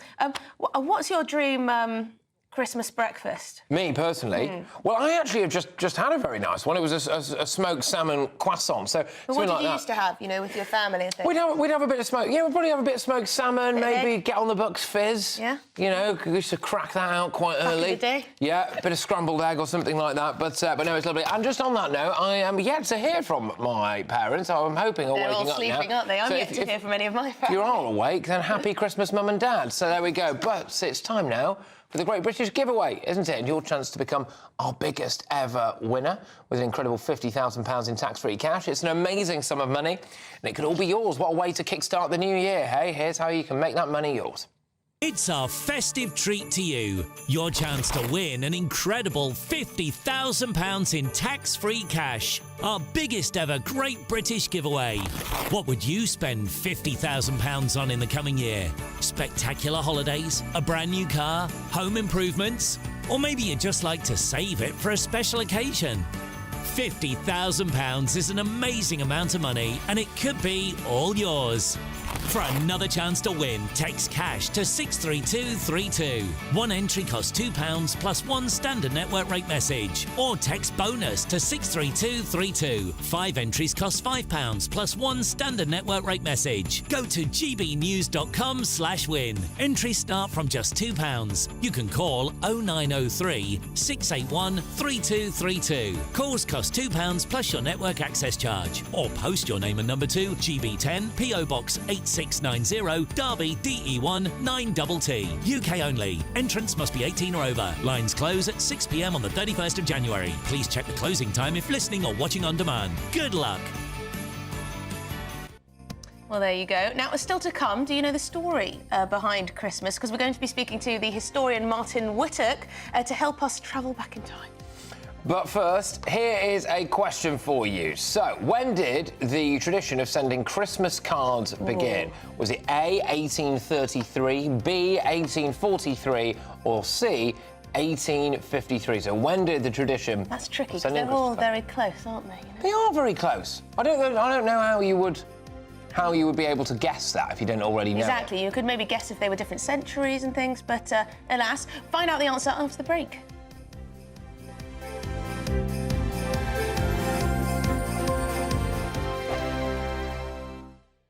This is GB News, Britain's news channel. Now, our next guests have been working closely with celebrities and MPs to help clean up our planet. Very important. Think Ocean was founded in 2021 with two main goals. One, educating the next generation to make sure that they know when they're growing up that naturally we have to take care of the planet, and cleaning pollution that's already in the environment. Well, joining us now to tell us more is Think Ocean's founder, Hugo Valdez-Vera, and the co-founder, Nolene Mariappan. Really good Morning, to see you both this morning. So, Nolene, let's start with you. What is Think Ocean, and why did you want to start this back in 2021? Yes, so Hugo had actually been working on the environment and climate action for quite a long time. when he moved to the UK, realised that there was a growing problem with plastic pollution and that more needed to be done because people weren't actually seeing the link between plastic, the impact on the environment and climate change. So he founded the organisation and I joined him with 3 goals, really. Education, looking at technology to scale solutions, and looking at how we develop more circular economy programs. So actually looking at reusing, recycling, actually creating local economies from what people would consider waste. Hugo, just how bad is plastic pollution around the world, and especially here in the UK? Well, it is bad, but we don't know the extent of how bad it is. You know, this is not much interest from the bigger players or, you know, some government for us to know every detail of the pollution. So if we know that is from 1 to 10 is 2, probably it's about 6. Oh. GB News, the People's Channel. Hi there, I'm Michelle Dewberry, and I'm going to take a second to tell you all about my show, Dubes & Co. We start off with the issues of the day. We then bring in both sides of the argument. We get rid of the disrespect. And then you throw me into the mix. And trust me, I'll tell it exactly how it is. And then, of course, the magic ingredient, you at home. We mix it all together, and what have we got? In my opinion, the best debate show in town. Monday to Friday, 6 till 7 on GB News, Britain's news channel. It's Patrick Christie's Tonight, and here we do things differently. It's explaining the absolute madness of this, doesn't it? It's explosive. I mean, this is very good. It's lively. 850. Your government sat there, Sean, and it did nothing. It's controversial. And the Middle East has been in turmoil since before I was born. It's everything you need to kickstart your evening. Everyone's had their Weetabix tonight. I love to see it. That's Patrick Christie's Tonight, weeknights from 9 p.m. Only on GB News, the People's Channel, Britain's news channel.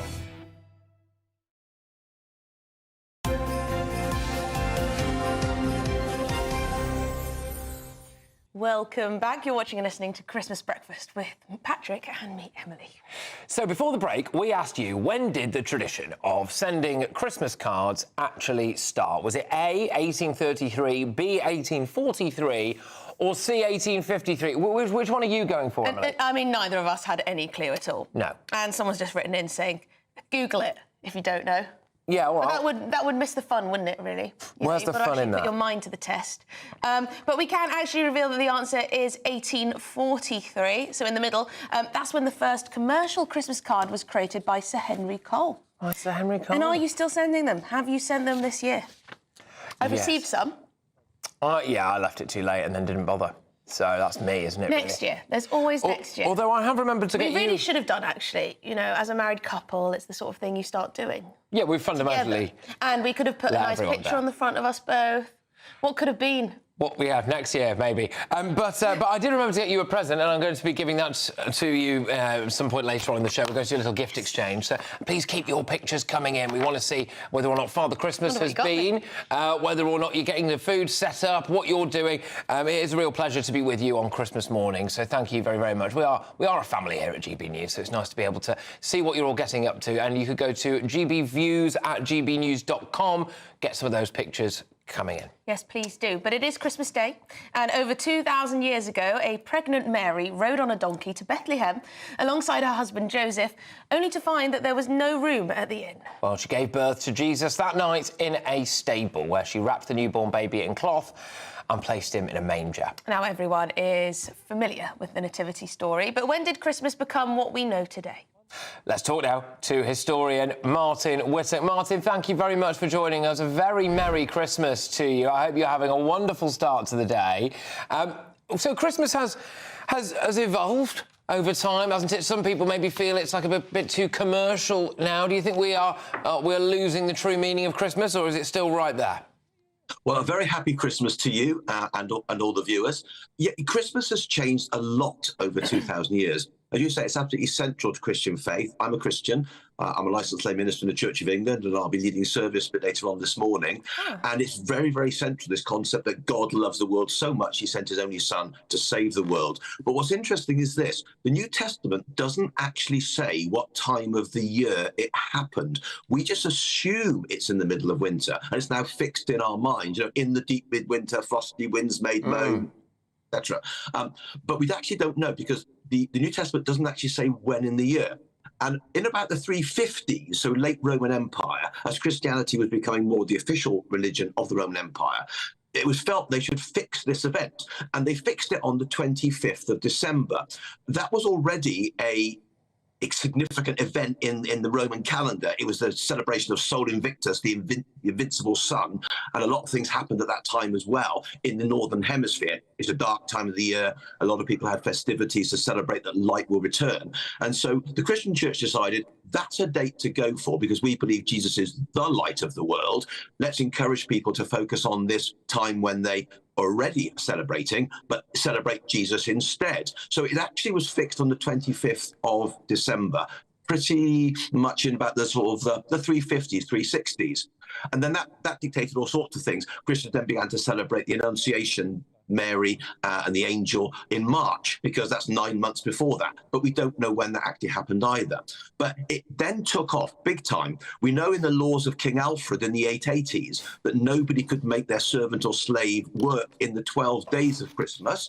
And that's a reminder that Christmas until the 20th century was the start of the celebration. It wasn't the climax of the celebration. We start Christmas much earlier nowadays. At that time in England, anyway, it was called Midwinter, which kind of does what it says on the tin, you know, in the middle of winter. But in 1038, we have the first record of it called Christus Mass. That's the Mass, the celebration, the church service for Christmas. 1223, St. Francis at Greccio in Italy puts together the first live nativity. We saw that wonderful nativity earlier on. Well, the very first recorded one is in 1223, a live nativity. Last Saturday, I was all the angel speaking parts at a live nativity through the streets of Trowbridge. But that happened for the first time in 1223. In the medieval period, we see the appearance of carols, but carols originally were dance accompanying a song. Some were Christian, some were not, but we associate them now very much with the Christmas songs. Lots of boisterous behavior. We have evidence for greenery being brought into churches and into houses. It takes a nosedive between 1645 and 1660 when it's banned by the Puritans. Christmas becomes illegal. It revives, but it's a bit low-key in the 18th century. In the 1830s, because industrial revolutions come along, it's got squeezed and squeezed and squeezed and squeezed. The Factory Act says you can have Christmas Day off and New Year's Day off, and that is it. So not good for the 12 days of Christmas. Then in the 1840s, there's a fight back. Christmas fights back. Victoria married Albert. He brings in a lot of German customs. A lot of our customs today are from Germany, for example. He brings the Christmas tree, although there is evidence that Queen Charlotte had a Christmas tree in 1800. She's the one in Bridgerton, the Queen in Bridgerton. Well, Bridgerton isn't history, so set that one to one side. Yeah. But we think she had the first Christmas tree in 1800, although it becomes really popular and it becomes associated with the royal family. They send out a Christmas card with them around the Christmas tree, German tradition in the 1840s. People begin to think, this is lovely. We really must protect Christmas. Endangered event, they say. 1843. Martin, we're going to have to fast forward you to the 21st century soon. We're running out of time. I am fascinated by this, but we're lingering around the 1800s just a little bit too long, unfortunately. So bring us up to date, Martin. Right, okay. 1870s, Father Christmas appears for the first time since the 17th century, import from America. We have Christmas cards take off. The 1843 one was not a commercial success. It takes a better postal service to get that going. In the 20th century, we begin to see, of course, increased commercialization. People have more money to spend, and that's when the big focus comes on selling things at Christmas. And that's when it starts to shift as a preparation. We now have Christmas before Christmas, don't we? It culminates on Christmas Day. The 12 days of Christmas traditionally started on Christmas Day, but commercialization has driven the preparation for Christmas, get your presents. So we have to now remind people the real reason for the season is Jesus. It's Christmas Day. It's the start of the celebrations, not just the end of the shopping spree. Oh, Mark, that was seriously impressive. Good stuff. That was seriously impressive, Martin. You never disappoint. I really hope you have a fantastic Christmas and New Year if we don't see you before then. Thank you very much indeed. How fascinating how things have changed so much, getting lots of the traditions from the Germans, the Christmas tree not being around actually that long. No. What Something that good? man doesn't know about Christmas isn't worth knowing, is No, it? exactly. Well, still to come, Aidan McGee is going to be back with all your Christmas Day sports. Plus, we've got a Christmas surprise. Yes, it is a Christmas surprise. Christmas surprise? Aidan's been cooking something, apparently. Oh, has he? Hmm. He's quite a good chef, actually, so we shouldn't worry. No, sure, it should be good. I don't think there'll be any Christmas food poisoning. So this is GB News Christmas Breakfast with Patrick and Emily. Merry Christmas, everyone.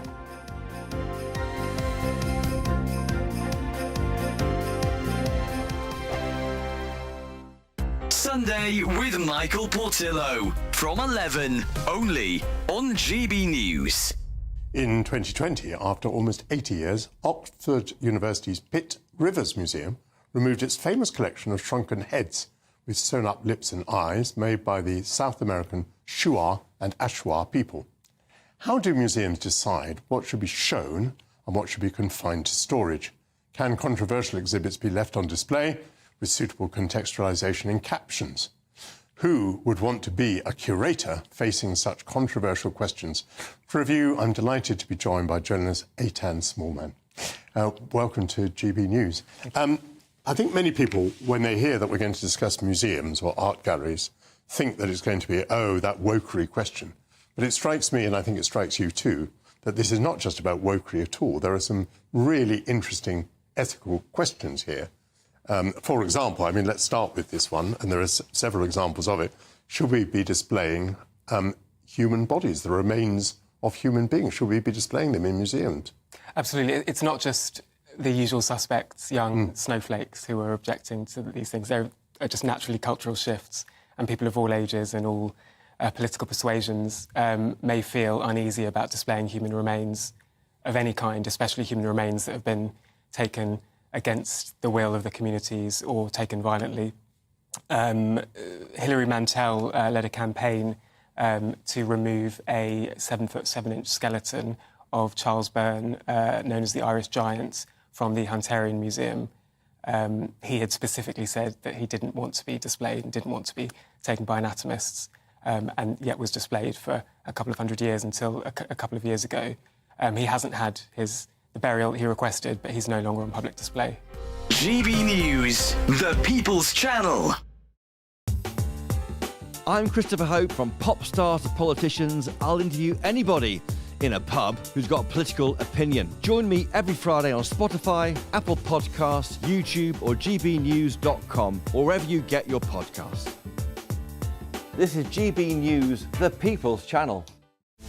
This is Britain's Newsroom, where your voice matters. It's just astonishing. With expert analysis and honest opinion, we don't just keep you informed. We bring you unique perspectives you won't see anywhere else. Can't argue with any of that. When the news happens, it happens here. On Britain's Newsroom, weekdays from 9:30 a.m. Only on GB News. In the GB Newsroom, we bring you the news as it happens. With our team of dedicated journalists across the UK, we're ready to keep you up to date with what's happening every half an hour, every single day. Bulletins here on GB News, the People's Channel, Britain's news channel.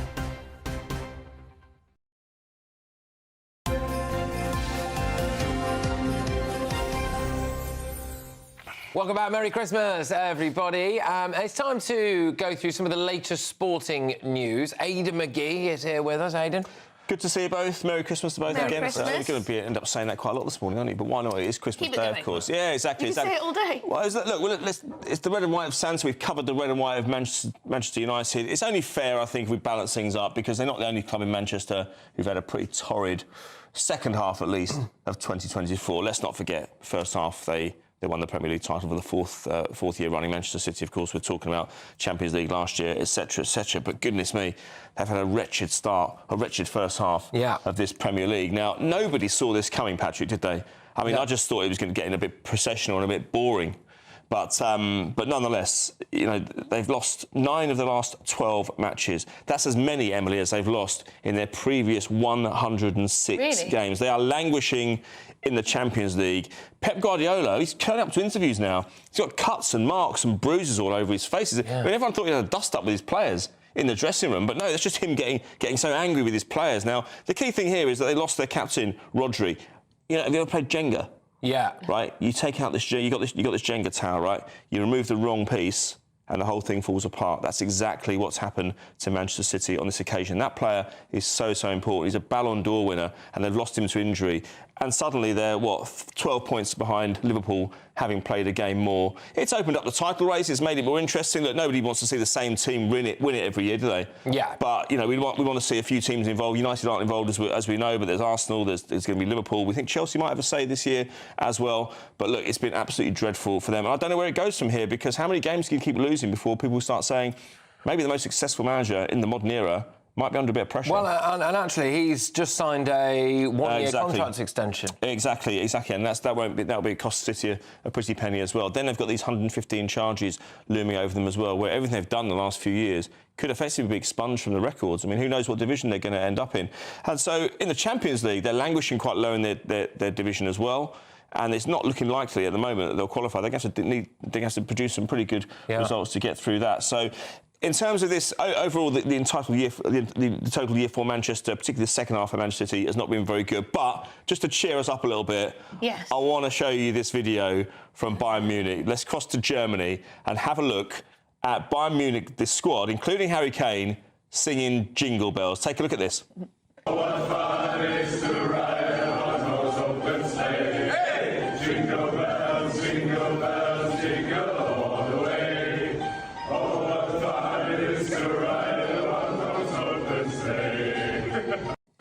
Oh, there we go. Some were more enthusiastic than others. Aidan, we're going to have to leave it there because we are short on time. But Aidan McGee, we'll speak to you later with more sporting news. We are now going to turn to Christo Foufas. Why do I always say your name wrong? Christo Foufas. Christo Foufas. I tried to say it too fast, don't I? You're trying to make it one word, like Christo Foufas joins us now to help us recap on the wild year that it has been. So you've been pulling presents out of your sack for us. Each present corresponds to a news story from the year. It's very clever. It is lovely. Quite clever. So here is my sack again. Cleverest thing we've had on the show so far. It is. It really is. And I'm reaching down. And what have I got? Now, what is this? Now, would you like to open this one? Yes, please. Here it is. It's been beautifully wrapped with some lovely paper you can see there. This paper looks like it was used last year. Yeah, it might have been. I'm very environmentally friendly. Oh, yeah. Oh, here we go. Oh, gosh. OK, no expense spared. It's an empty milk carton. What could that be for? What story could that correspond How dare to? he? And, of course... very good. What could that correspond to? Empty milk carton. So... I'll give you a clue. Who would produce the milk? Farmers. Arla. Farmers, yes. And, of course, the fact that it's empty, meaning that farmers, of course, will not be able to produce the milk when all of their money has gone on inheritance tax. Yes. Because it is, of course, the story of the government deciding to tax farmers the inheritance tax, which, of course, they are exempt from at the moment. Now, of course, huge protests across the country based on this story. I know it's something that you've already discussed this morning as well. And, of course, this policy... It's another example, I think, of where Rachel from Accounts is being ideological over practical, because the amount of money that they will raise from this in comparison to this £22 billion black hole at the end of the rainbow they keep talking about is absolutely minimal. Now, I hate inheritance tax anyway. I think that you've paid tax on that money already. Death tax. So I think any increase in inheritance tax at all is wrong. But the problem is that, as you have pointed out many times before, as many people have pointed out, these are people who are asset rich but cash poor. Yes. And what will end up happening is that these vast swathes of land will be bought up by big corporations who will end up filling the gap. And I understand a lot of people who have the sort of conspiracy theory hat on, rather than a Santa hat today, think that this is all part of almost an eradication of the middle classes. Because, of course, big industry, and they're happening with landlords and all of these other things as well, taking over instead of, and good luck with getting good quality milk. Do they want us to have, control over our own livelihoods? Question mark. Well, that is the question. Well, it is the question, and this is a very sad metaphor, actually, this empty milk carton. But we are going to be talking about farming as well on the show, because, of course, it doesn't stop at Christmas. Lots to do on the farm. We're going to have to leave that, but you're going to come back with more, yes? I've got more gifts ready here. They'll be a bit happier next time. No, it's important. It's big, you know, big topics for us. Big topics for us. Our viewers care deeply about the farming community. Still to come, some festive cheer with Charlie Rowley and Benjamin Butterworth as we see what's been making the news. But first, if you are in search of some winter sun, here is a forecast for some of the top European holiday destinations. Can't wait to get in that sea. Lovely and warm. Just like the feeling of having great travel insurance. All Clear Travel Insurance sponsors GB News Travel Destinations Forecast. Boxing Day across Europe looks very mixed. Windy in Italy, unsettled in Greece and Cyprus, mostly fine for Spain and the Canaries, but for Madeira we do have some showery rain and a strong wind blowing through here. A strong wind also for Gibraltar on Boxing Day, but otherwise sunny skies across Spain and Portugal. Windy for Italy, that wind is easing as this area of low pressure moves through. That's going to continue to bring heavy downpours and thunderstorms for Greece and Cyprus. All Clear Travel Insurance sponsors GB News Travel Destinations Forecast. Good afternoon, Britain. Weekdays from midday. Well, it's interesting because I haven't actually been told specifically what I've done, which has resulted in me being removed from my committee position, which was head of daytime. I started a podcast in September in which I interviewed Charlie Bentley-Astor, who's a detransitioner. I then also interviewed Graham Linehan and I wrote an article for his Substack. And shortly after that, I was told that I had been suspended and the university union started an investigation into me. And that very quickly became apparent to me that it was an interrogation of my gender-critical views rather than any sort of misconduct that I had been alleged to. Right. And Graham Linehan has been outspoken on issues relating to transgender ism, whatever you want to call it, gender ideology. And so perhaps just by having associated yourself with him as a controversial figure, that was why the investigation happened, you suspect? Yes, and already it's quite clear that guilt by association is a crime that you can commit within university societies. I actually purchased my free speech union membership way before this all happened, when a friend helped me edit the episode with Charlie, and he got in trouble with a separate society who told him that he must disassociate himself from me, and if he didn't, further measures would be taken. So at that point, I thought, wow, I better put some damage control in place and purchase my membership in case anything happens to me. So this decision is made by the student union, right? Is that made up of fellow students? Or who's making this call?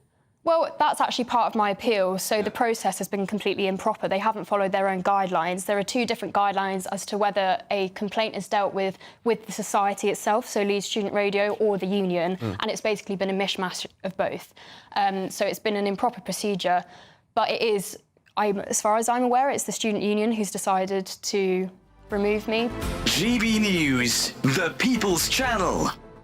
Join me, Camilla Tominey, for a frank and honest discussion with those in power that cuts through the spin and gets to the heart of the issues shaping our nation. You haven't confirmed that you want to stand as leader, but you haven't ruled it out either. This report basically says that he's not fit to stand trial. Is he indecisive? Incompetent? I deliver the dose of reality Westminster needs. That's the Camilla Tominey Show at 9:30 every Sunday on GB News, the People's Channel, Britain's news channel. Hi there, I'm Michelle Dewberry, and I'm going to take a second to tell you all about my show, Jubes & Co. We start off with the issues of the day. We then bring in both sides of the arguments. We get rid of the disrespect. And then you throw me into the mix. And trust me, I'll tell it exactly how it is. And then, of course, the magic ingredient, you at home. We mix it all together, and what have we got? In my opinion, the best debate show in town. Monday to Friday, 6 till 7 on GB News, Britain's news channel.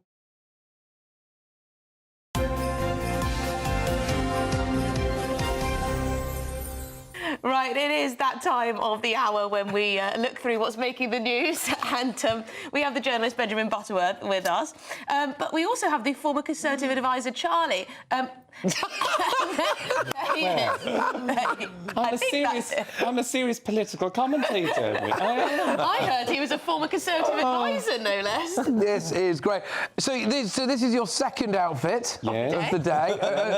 And costume change. Costume change is good. How has it come to this, Charlie? Well, I'm asking myself that very question, I think. And this is even before any sip of Buck Fizz. Right, I'm going to pull your cracker and drag you over here. Can you sit down in that? Can you? Well, it doesn't go off. We're about to find out. There we go. Oh, there we go. It really is pantomime season. Oh, no, it isn't. I love that. Well, right, okay, I want to know what this miserable headline is telling us here, Benjamin Butterworth. The average Briton is causing 23 times more CO2 emissions on Christmas Day. Well, I'd love to know, but it's Charlie's story. Oh, sorry, Charlie, tell us. You haven't read it. Well, it's true. This year, travel, gifts and food, according to The Guardian, are destroying the planet and the meaning of Christmas. And I just think to myself, have a day off. I think The Guardian's ruining the meaning of Christmas without a headline. Well, quite. I mean, it goes on to say, look, whether out of poverty or virtue, many of us spend much of the year reining in our appetites to save our pennies and our health. But at Christmas, many of us put our worries aside and go wild in an orgy of lavish gifting, extensive travel and gluttonous feeding frenzy. I mean... There's food for thought there, isn't there? There is. On Christmas morning. I did see a couple of comments on this article online, and people were asking, is that because of the Brussels sprouts? Yeah, I'll be honest. Flatulence. I did read it like that initially. I thought that it was, the sprouts passing through the system. Yeah, like cattle. Yes. But also, anyone trying to drive anywhere in the last few days, you're on the motorway for hours in the queues, so that probably adds it up. But yeah, I mean, it goes up a lot. Lots of people go away. I went to Malta for a few days, so I'm afraid I'm guilty of this as well. I've just got back. He's always on the travel. It is. But you're not really virtue signaling with it, though. This is the thing where Keir Starmer banging on about the environment non-stop, and he spent the equivalent of a working month in the air on aeroplanes, and you're thinking, well, what is his personal carbon footprint like, really? And because lots of people order now their presents. I mean, I'm sure all of mine are waiting for me back at the back of the flat. But Amazon and delivery drivers, so I'm assuming CO2 emissions goes up. But I think just as I say, have a day off. Have a day off. Exactly, and also we need people to spend money, and people spend £700 more on average in December than a normal month. And £700 more. Yeah, and then you've got to wait till January to be paid again, don't you? Yes, that's the tough bit. But we don't think about that today. No, we don't think about that. Sorry, that is absolutely miserable. I apologise. Don't think about how skint I am today. Today's for the Prosecco and the carbon. Absolutely. It is indeed. So what else have we got going on in the news agenda here? Apparently, Tory to Labour switchers feel lied to by Sir Keir Starmer's government. Yes, I feel like this isn't breaking news for Christmas morning. but yeah, so there was More in Common, which does lots of polling and focus groups, has found that people are not terribly pleased. In fact, one person said that they think they've been lied to, that they think Labour's wasted its opportunity. There's not much festive goodwill coming up to the Labour government. And there's scepticism about whether they can fix the things like the NHS, which, we're in the middle of winter and so far there's not been a crisis, which we usually have at this time of year. So it could be worse. Come on. I'm trying to be optimistic. It's Christmas. It's true. Well, it is actually very mild today, Yes. so that's a good thing in terms of health. Well, that's all the carbon emissions. That's why it's so mild. Yeah, exactly. Yeah, it is quite interesting, though, isn't it? Because every single year, without fail, at this time of year, we're right on the brink in the NHS. Oh, we are right on the brink. I tell you what, it's about to implode. All we just need is a little bit more money. And then it'll all go away, won't it? Exactly. And the NHS isn't treating any more patients, but when isn't there a crisis in the NHS these days? Yeah. Now that is a very good question, and also a depressing one. Yeah. Well, there we go. Well, yes, I mean, there's a lot more going on in the news as well, isn't there? So, cosy wood burners pose a seasonal risk of air pollution. Is this another one of those stories about, don't do that thing you enjoy for the sake of the environment? Well, absolutely. I mean, what's wrong with a bit of, brightening up your own home with a festive fire or something like that, which I think is the story. People are, but people there are popular things that. Oh, You yes. know what? Oh, yes. On the environmental angle, crackers are not politically correct. because the thing that's in them that does the crack Yeah. is bad for the environment. It's not. So some makers of them have taken away the crack from the cracker. That's true. Yeah. That's ridiculous. Scandal. Well, isn't it just So ridiculous? do you have a crack in your cracker? I'm getting. I think you do. Well, I've never had any complaints. We've had to cover up a word, shall we just be honest? So it initially said, pull my cracker hard, didn't it? Well, yes, just to get pack the most punch. But we decided that might be a bit risque for this time in the morning. But you said it anyway. So we said it anyway. Now we all know it, yeah. Exactly. Now we all know. Well, look. But you have to be careful with your Christmas crackers. And you got an advent calendar, I hear, that was skipping a chocolate. Oh, yes, who told you that? Patrick, on air. Yes, so Tony's, it's not an advent calendar, it's Tony's countdown calendar, which apparently is another wokeification of the advent calendar. No longer do we say advent, we say countdown. Countdown to what? One might ask. Well, they took a chocolate out of it just to highlight the insustainability of the cocoa trade. And I was like, well, all right, well, happy Christmas, everyone. Was talking about poverty. All right, well, thank you very much, and thank you especially for dressing up again. When we come back, we're going to be hearing a bit from Mark White, our home and security editor, aren't we? Because apparently, even though it's Christmas, it's all still going off in the channel, so stay tuned. Imagine getting the call to tell you that you've won £50,000 in tax-free cash, our biggest cash prize of the year. Oh my God. That's a big surprise. Oh my God. This is amazing. I'm in shock. I'd say don't hesitate, do it. For another chance to win, text cash to 63232.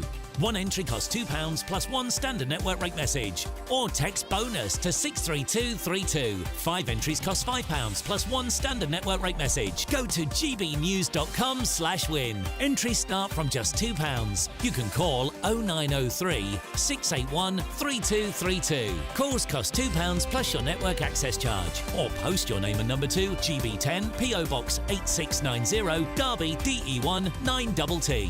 UK only. Entrance must be 18 or over. Lines close at 6 p.m. on the 31st of January. Please check the closing time if listening or watching on demand. Good luck. I'm Jacob Rees-Mogg and this is GB News, Britain's news channel. Lee Anderson's Real World, Fridays from 7 p.m. So, how did you get into radio initially? It's the old thing. You do discos. Yeah. Back in the days when you used to put needles on. What sort of year we're talking about? Oh, it was black and white. Okay. That's the closest you're going to get. Beatles, Rolling Stones? Yeah. Sort of later than... Yeah, sort of a bit later than that, doing discos. But then you sort of do a tape. I did a tape for BBC Radio Manchester, the local BBC station. And just one off, got a copy of that, edit. Naively thought, everybody's going to send a tape to Piccadilly, which was the Manchester station, which was 73. And instead of that, a couple of years later, I sent a tape to Radio City in Liverpool, not thinking that everybody in Liverpool's going to be sending a tape there. And just a guy just went, I'm too good for this, doing the overnights, walked out, and my tape was on the top of the pile. And I got a phone call on a Thursday night, Thursday, the 12th of February, 76.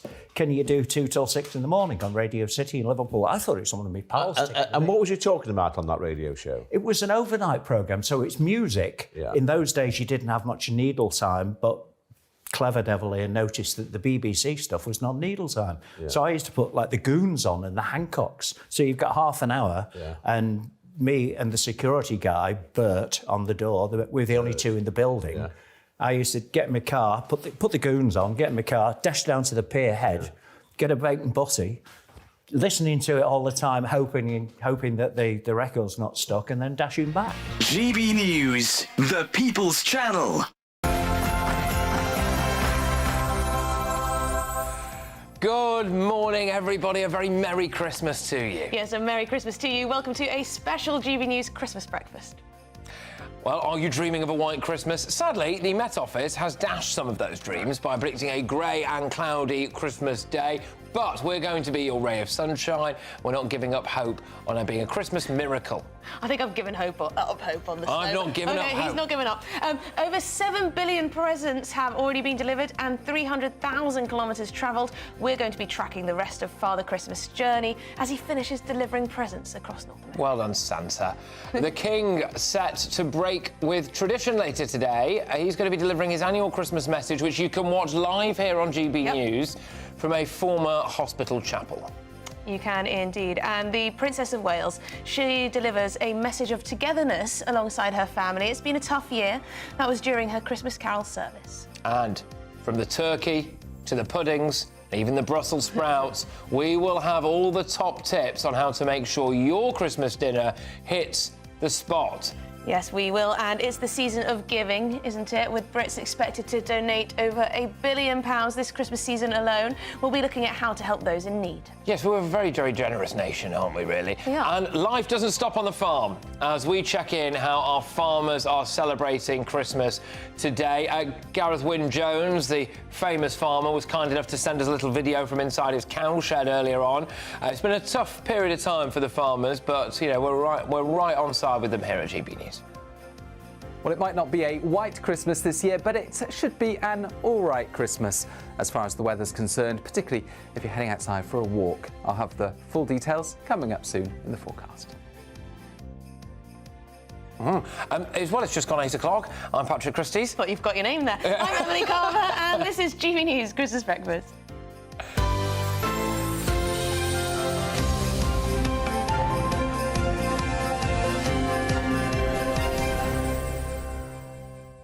Well, we've been asking you to send in your pictures of your Christmas setup. So has Santa been to your house yet? And so many of you have. You can go to gbviews@gbnews.com, send those pictures in. It's really nice to be able to spend Christmas together. But shall we check up on where Santa is now? Some of you have a huge number of presents. It's good to see, isn't it? Good to see. Well, because this guy has been working overtime. Yeah, Santa has apparently just gone past San Francisco. Yeah, he's in California. He's heading now towards Nevada. He's a busy Santa Claus. He's very busy Santa Claus. Keeps going through those time zones. Absolutely, smashing through it there. 6-7 billion presents he's delivered already. So I do hope that Santa has been round to yours, and do send us some pictures of the prezzies, please, or whatever setup you've got going on. You know, your cats, your dogs, your ferrets. Ferrets? Pet rat. You never know what people have, do you? Well, no, that's true. You wanted a pet rat. I said no. Yeah, we did not get the rat. I settled on a hamster, but anyway, rat. she's gone to the big hamster wheel in the sky, bless her. She has. May she rest in peace. So, anyway, breaking news now, and hundreds of migrants are currently attempting to cross the English Channel by small boat on this Christmas Day morning. OK, well, more than 100 have already arrived in Dover Harbour in the early hours today, so over 100 already today. On Christmas Day? Wow. Doesn't stop. At least 4 more migrant boats are currently in the Channel, with others expected in the coming hours. Yeah, so yesterday, Mark White, GB News, exclusively revealed that thousands of migrants were amassing along the northern coast of France, preparing to cross to the UK over the Christmas period. OK, well, Mark White is here with us now. So, Mark, 100 have already crossed just this morning.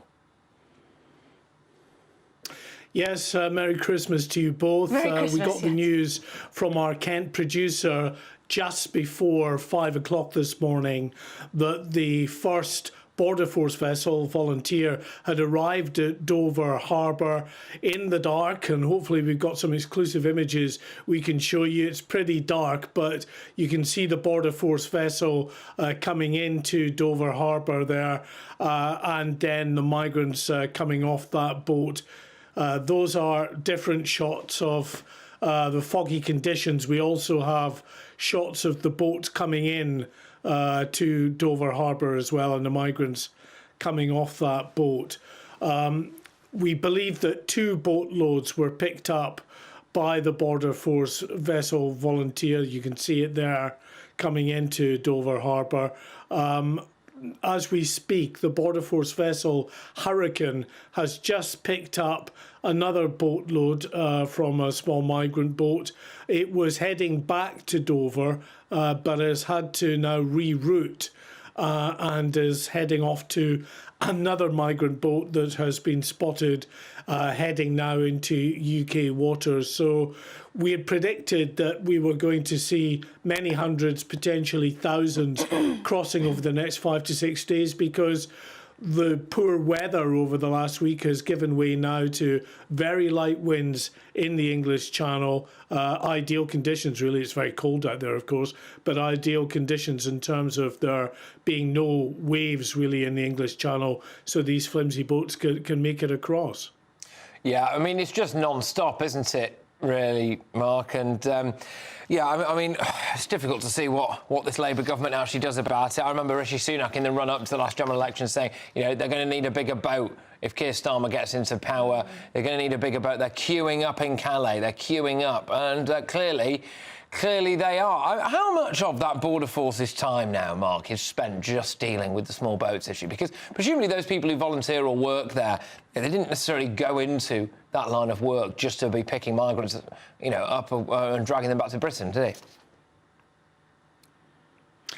Well, yeah, I mean, you've got Border Force who, of course, man the airports and the ports in terms of checking those entering and leaving the country. But then, in addition to that, there are those who are in border security out in the Channel, and that's exclusively their job. And even though it's Christmas, they're on shift. It doesn't seem that the same is true on the French side, because our Kent producer is telling us that normally the French border patrol vessels that escort controversially these migrant boats across into UK waters don't appear to be there this morning, and instead it's French lifeboats that have taken up that escort duty. So perhaps it's a union thing. I don't know. Maybe it's just caught them off the hop and on the hop, and I don't know why it would, because they've been aware for a number of days that we've got this run of very good weather, and we're likely to see many hundreds crossing the Channel. So maybe it just take them a while to waken up on Christmas morning.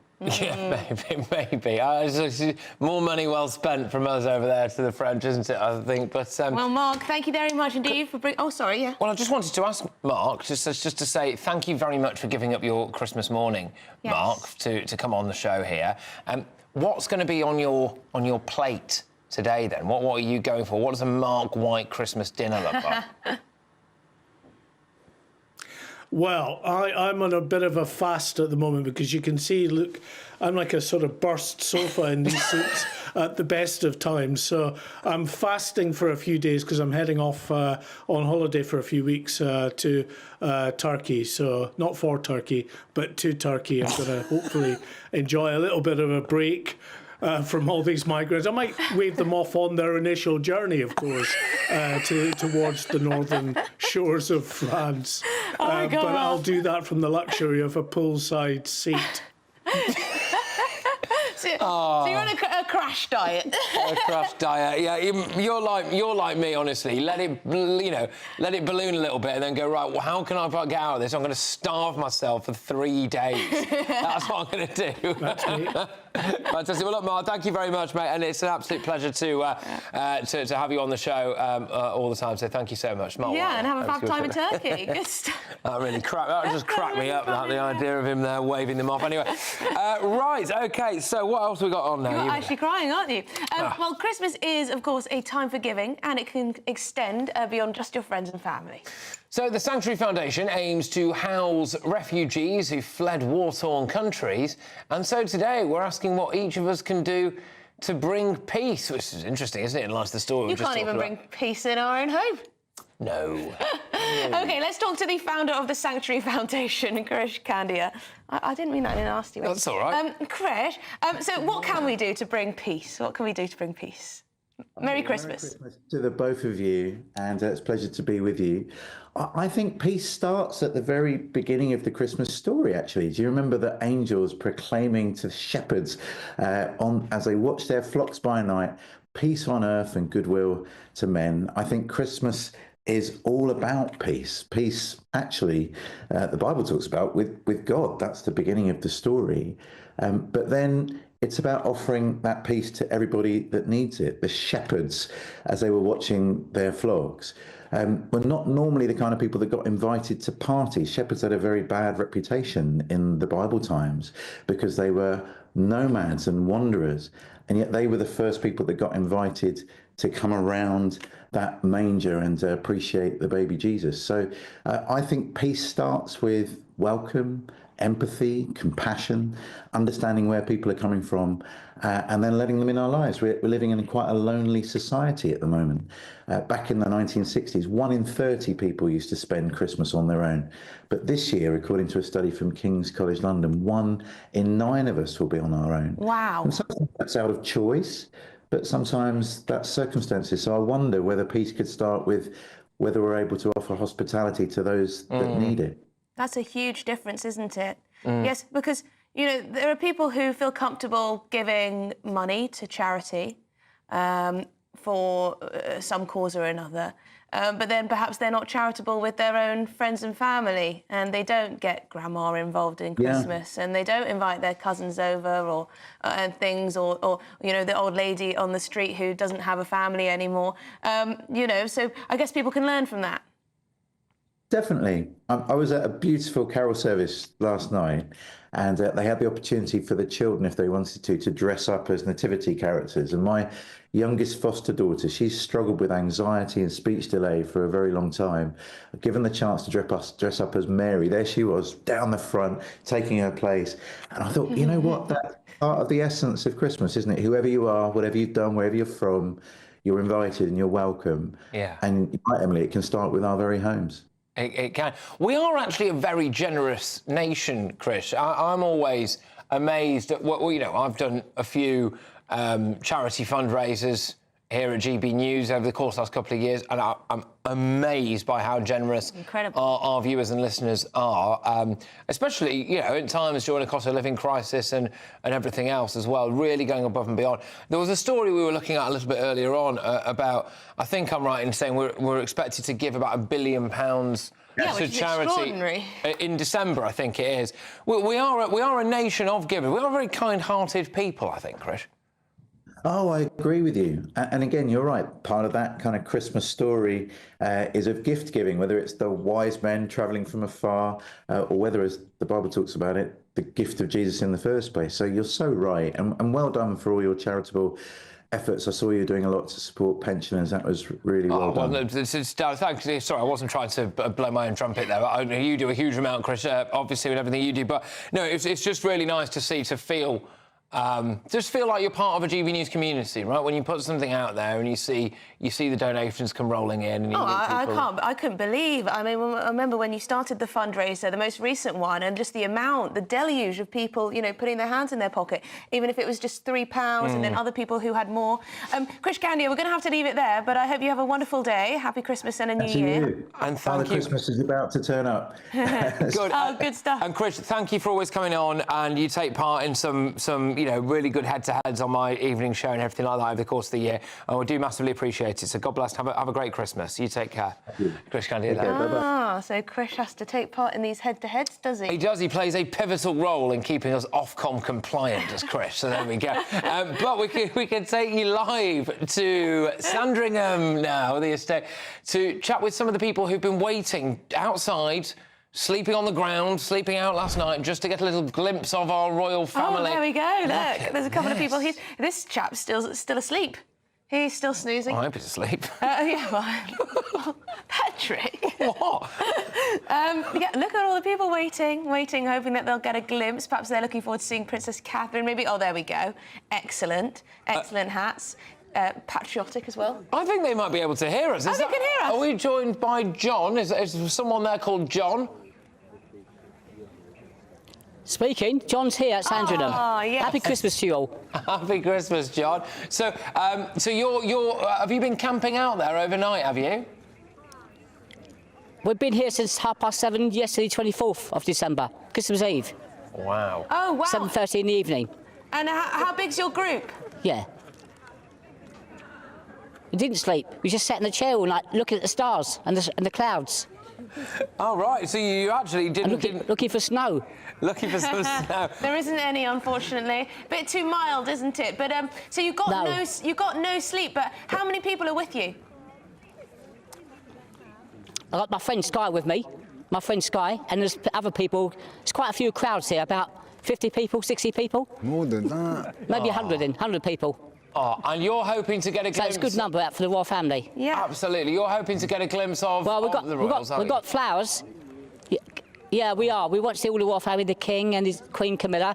Also, we got flowers for Catherine Princess of Wales, and she's been inspirational to us all.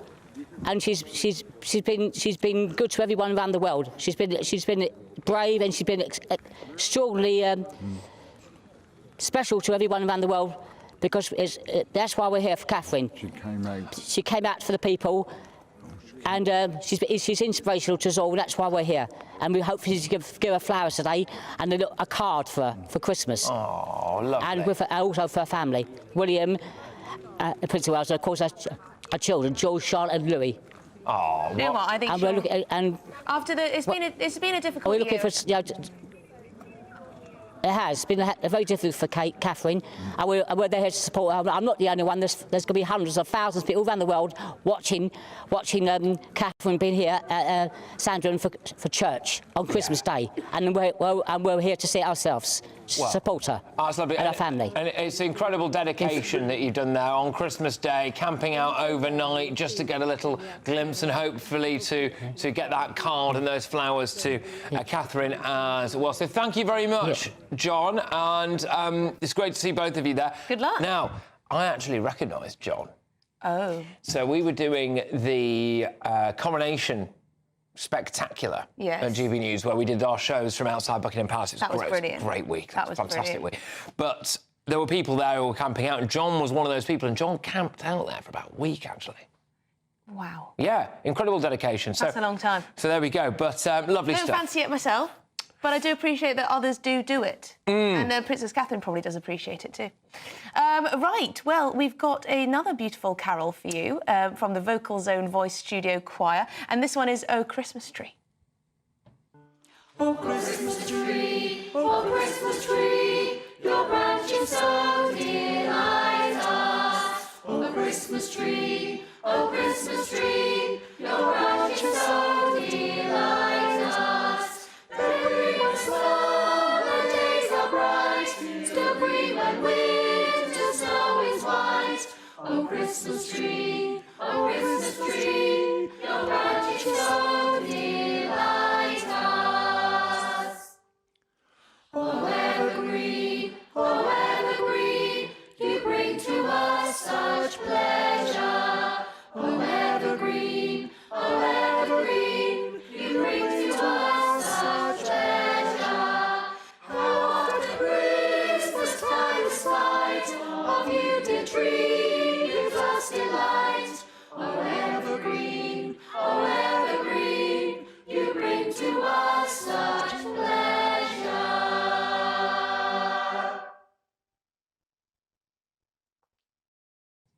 Oh, I could listen to them all day. I could too. Well, we're going to get a quick weather update with Aidan.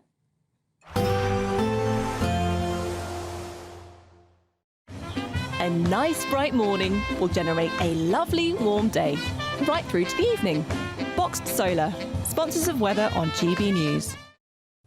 Hello, a very Merry Christmas to you. It might not be the Christmas weather many people have been asking for, but it's not going to be too bad. It's mild, yes, and it's mostly cloudy, but there'll be some brighter spells coming along into the afternoon. And actually, for most, it's a dry day, so if you're planning a Christmas Day walk, it's looking reasonable, certainly across the southern half of the country. That's where the brightest skies will be. A better chance of cloud breaks compared with yesterday, especially for the Midlands, East and Southern England. Further north, again, a lot of cloud, a strong wind and outbreaks of rain for the northwest of Scotland. But it's mild everywhere, 12, 13, perhaps even 14 Celsius. And then as we go into the evening, we keep the cloudy skies. We keep the outbreaks of rain going across the northwest of Scotland. In fact, they become a little heavier for a time. The wind picks up a little strength as well. Still some cloud breaks to be had across the northeast of Scotland, particularly Aberdeenshire, and the cloud thinning at times for Northern Ireland, as well as the east and central parts of England. But for most, it's a cloudy end to the day. Effectively, very little change in the weather throughout the next day or so. Overnight, though, we do see this area of rain sink a little further south into central Scotland, approaching Northern Ireland and the central belt by dawn on Boxing Day. Ahead of that, some clear spells further south and a few fog patches by dawn as well. But overall, it's another cloudy and relatively mild night. So we start Boxing Day with low cloud, mist, some fog patches. We'll also start the day with outbreaks of rain for much of Scotland, particularly towards western areas and increasingly Northern Ireland. A few spots of rain coming into North Wales as well, but still some cloud breaks, still some brighter weather there for the Midlands into eastern parts of England. It's another mild day, but it's not quite as mild as Christmas Day. Highs of 9, 10, 11 Celsius. Bye-bye. We'll see a cold snap, which will quickly develop into a warm front. Boxed Boiler Repairs, sponsors of weather on GB News. OK, well, welcome back. It is now time for the Great British Giveaway. It is your chance to become our biggest ever winner because we're giving away an incredible £50,000 in tax-free cash, no tax to the Treasury. No, good. What would you spend 50 grand on? Oh, I'd buy you a gift. Would you actually? No, I'd probably, holiday, a nice holiday. A nice holiday, yeah, a very nice holiday for 50 grand. A month-long holiday, 2 months. 2 months, oh, well, there we go. Well, anyway, look, you're probably asking yourselves the same question now. What would I spend £50,000 on? Well, why don't you stop thinking about that and enter this competition, and then you might actually win it. Here's how you can. It's our festive treat to you. Your chance to win an incredible £50,000 in tax-free cash. Our biggest ever Great British Giveaway. What would you spend £50,000 on in the coming year? Spectacular holidays? A brand new car? Home improvements? Or maybe you'd just like to save it for a special occasion? £50,000 is an amazing amount of money and it could be all yours. For another chance to win, text cash to 63232. One entry costs £2 plus one standard network rate message. Or text bonus to 63232. 5 entries cost £5 plus one standard network rate message. Go to gbnews.com/win. Entries start from just £2. You can call 0903 681 3232. Calls cost £2 plus your network access charge. Or post your name and number to GB10 PO Box 8690 Derby DE1 9TT. UK only. Entrants must be 18 or over. Lines close at 6 p.m. on the 31st of January. Please check the closing time if listening or watching on demand. Good luck. Good luck, everybody. Still to come, we're going to be finding out how farmers are ploughing on this Christmas. But first, we've got another question for you. So get this. Wham's Last Christmas was a double A-side release with which other song? Was it A, Everything She Wants, B, If You Were There, or C, Like a Baby? Which one was it? I don't know. I didn't realise that. I'm learning things today. So Wham's Last Christmas was a double A-side release. Well, which one of those songs do you think it was? We're going to be telling you after the break.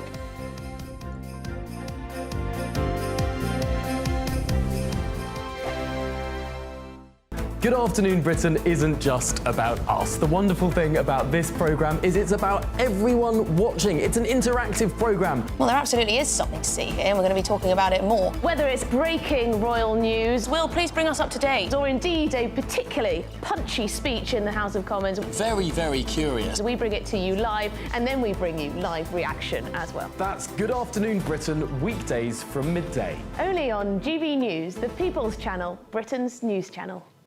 This is GB News, Britain's news channel. Well, joining us now is Feng Shui expert Karina Sophia, who's going to share some of the best ways to ensure that our homes are still feeling calm as well as beautifully decorated this Christmas time. One of the Feng Shui myths is that Feng Shui is all about moving furniture, and it isn't at all. Oh.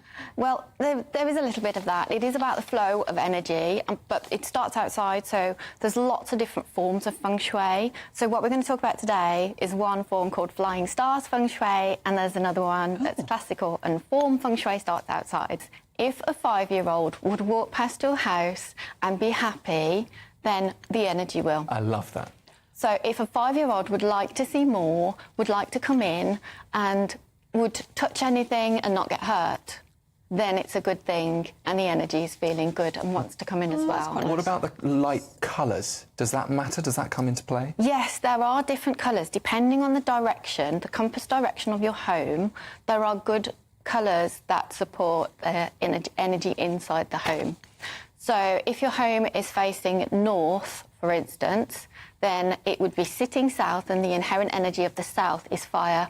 So you want to have a red or green, which is wood, that fuels the fire, and that supports the inside of the home. Now, I just painted my door red a couple of days ago, and then I got this opportunity, so don't underestimate it. You want to decorate your tree with whatever you want to manifest, whatever it is that you want to bring into your life. So this speaks for itself. It says joy. And it has a little bell I on like it. that idea. I can get on board with this. So you decorate your tree with things you'd like to see in your life. Yes. Okay. So we're going to put some joy. That would be nice. GB News, the People's Channel.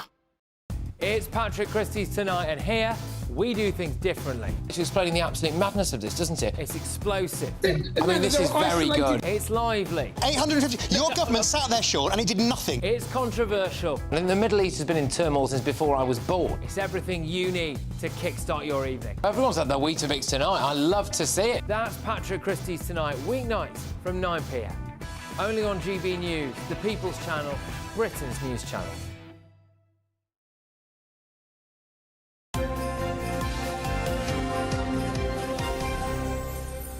Welcome back. It's now 8:26. You're watching and listening to Christmas Breakfast with Patrick and Emily. Yes, Merry Christmas, everybody. I hope you're having a wonderful start to the day. Thank you very much. Are you up for yet? tuning Are in. you out of bed? Are you having breakfast? Perhaps a little Bucks Fizz? Maybe a little Bucks mimosa? Fizz.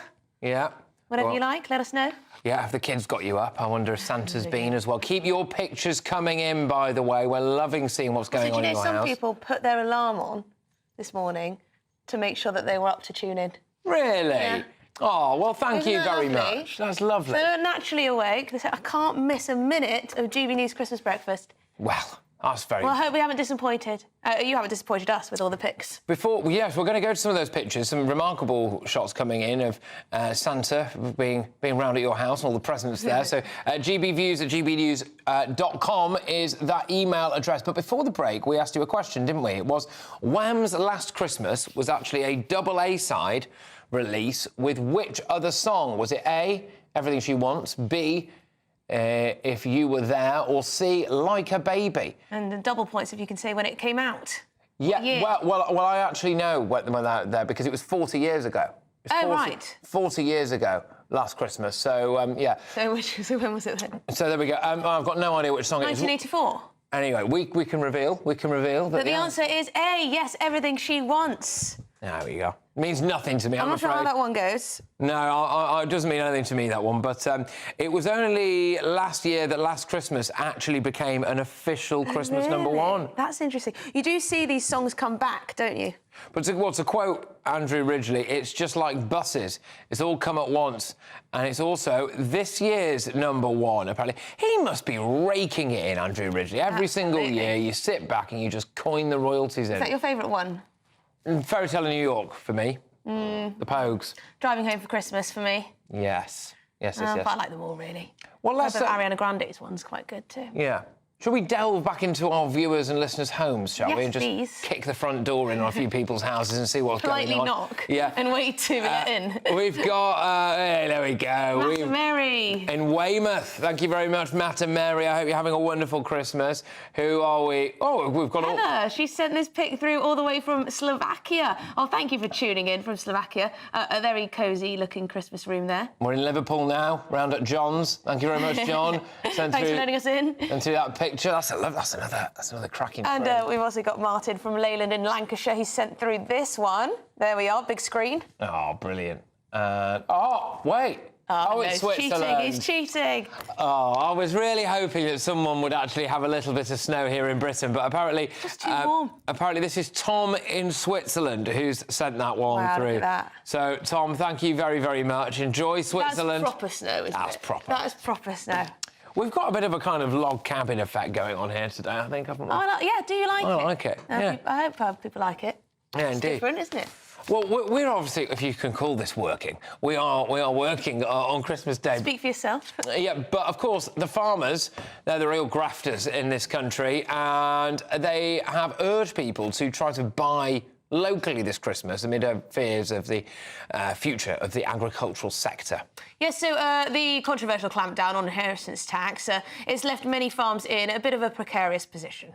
And during the course of the day, we are going to be speaking to farmers up and down the country. We had a video sent in by Gareth Wyn-Jones earlier on of him in the cowshed at goodness knows what time that was this morning. I believe he might be coming on the channel later on today, Gareth, I think, but so we'll keep our eyes and ears peeled for him. But first up, we are going to be joined now by Charles Godby, who is on a farm in Warwickshire. Great to see you. Merry Christmas. Merry Christmas. And what's going on behind you there? I'm trying to make out what's going on. Talk us through it.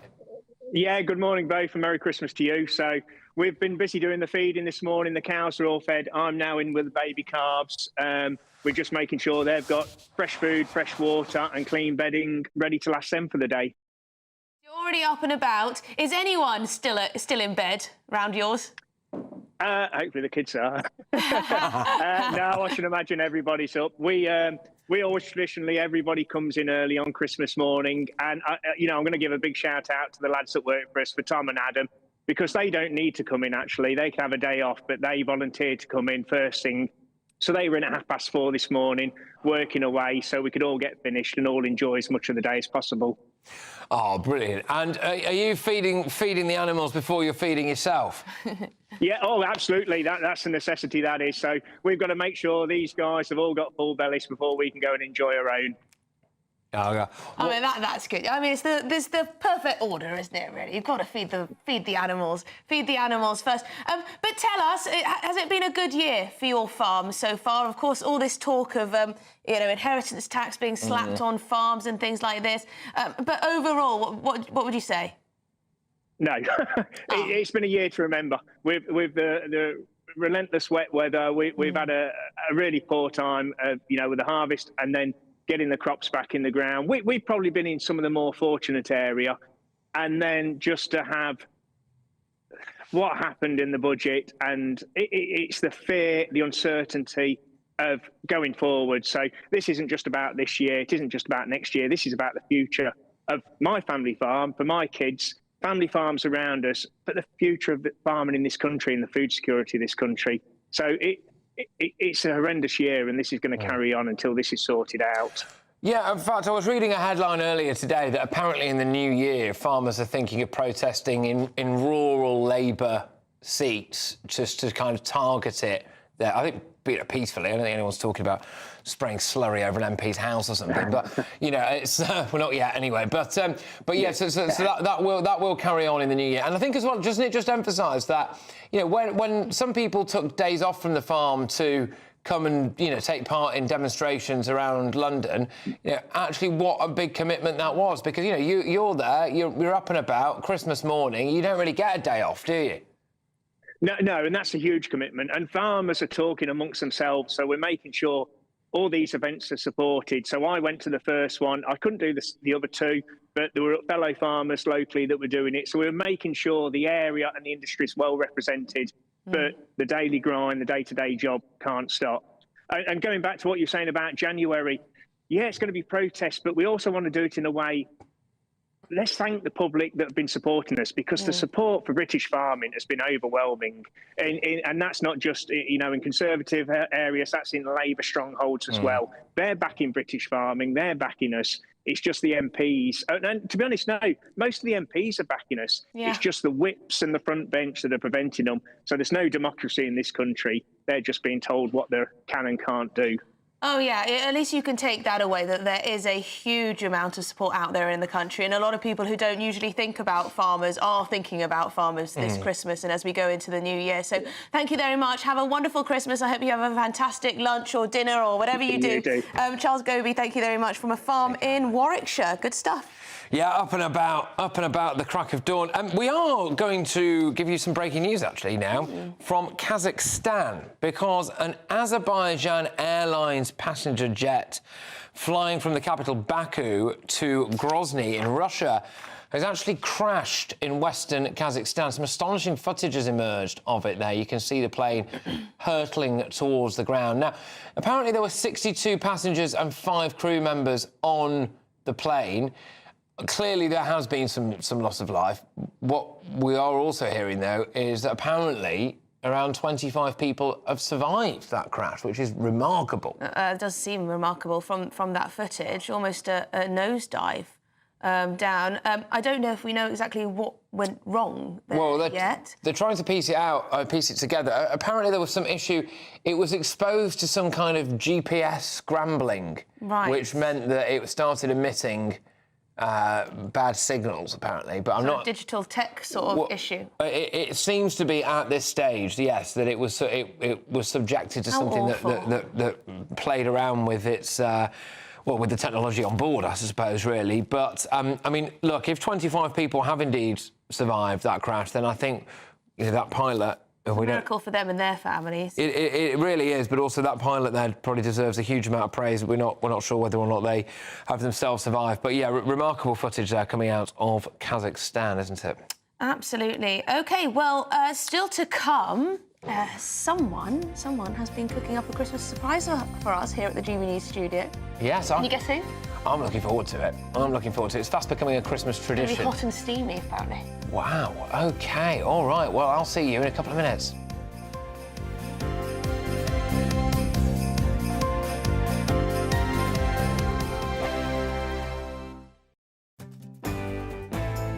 I'm Andrew Pearce. This is GB News, the People's Channel, Britain's news channel. We're proud to be GB News, the People's Channel. And as you know, we always love to hear your views. Now, there's a new way of getting in touch with us at gbnews.com/yoursay. By commenting, you can be part of a live conversation and join our GB News community. You can even talk to me, Bev Turner, or any of the members of the GB News family. This is GB News, Britain's news channel. 1 in 20 people are diagnosed with seasonal affective disorder across the UK. Yes, Healthwatch has revealed that men are more likely to suffer from this than women. Did you know?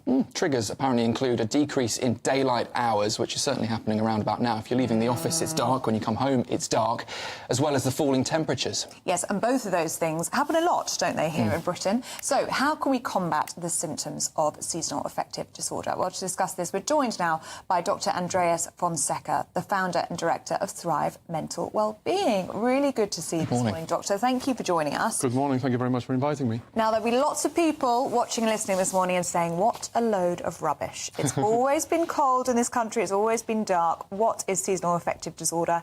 Is it really a thing?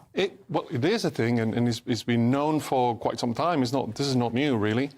It is a form of depression. That's what it is.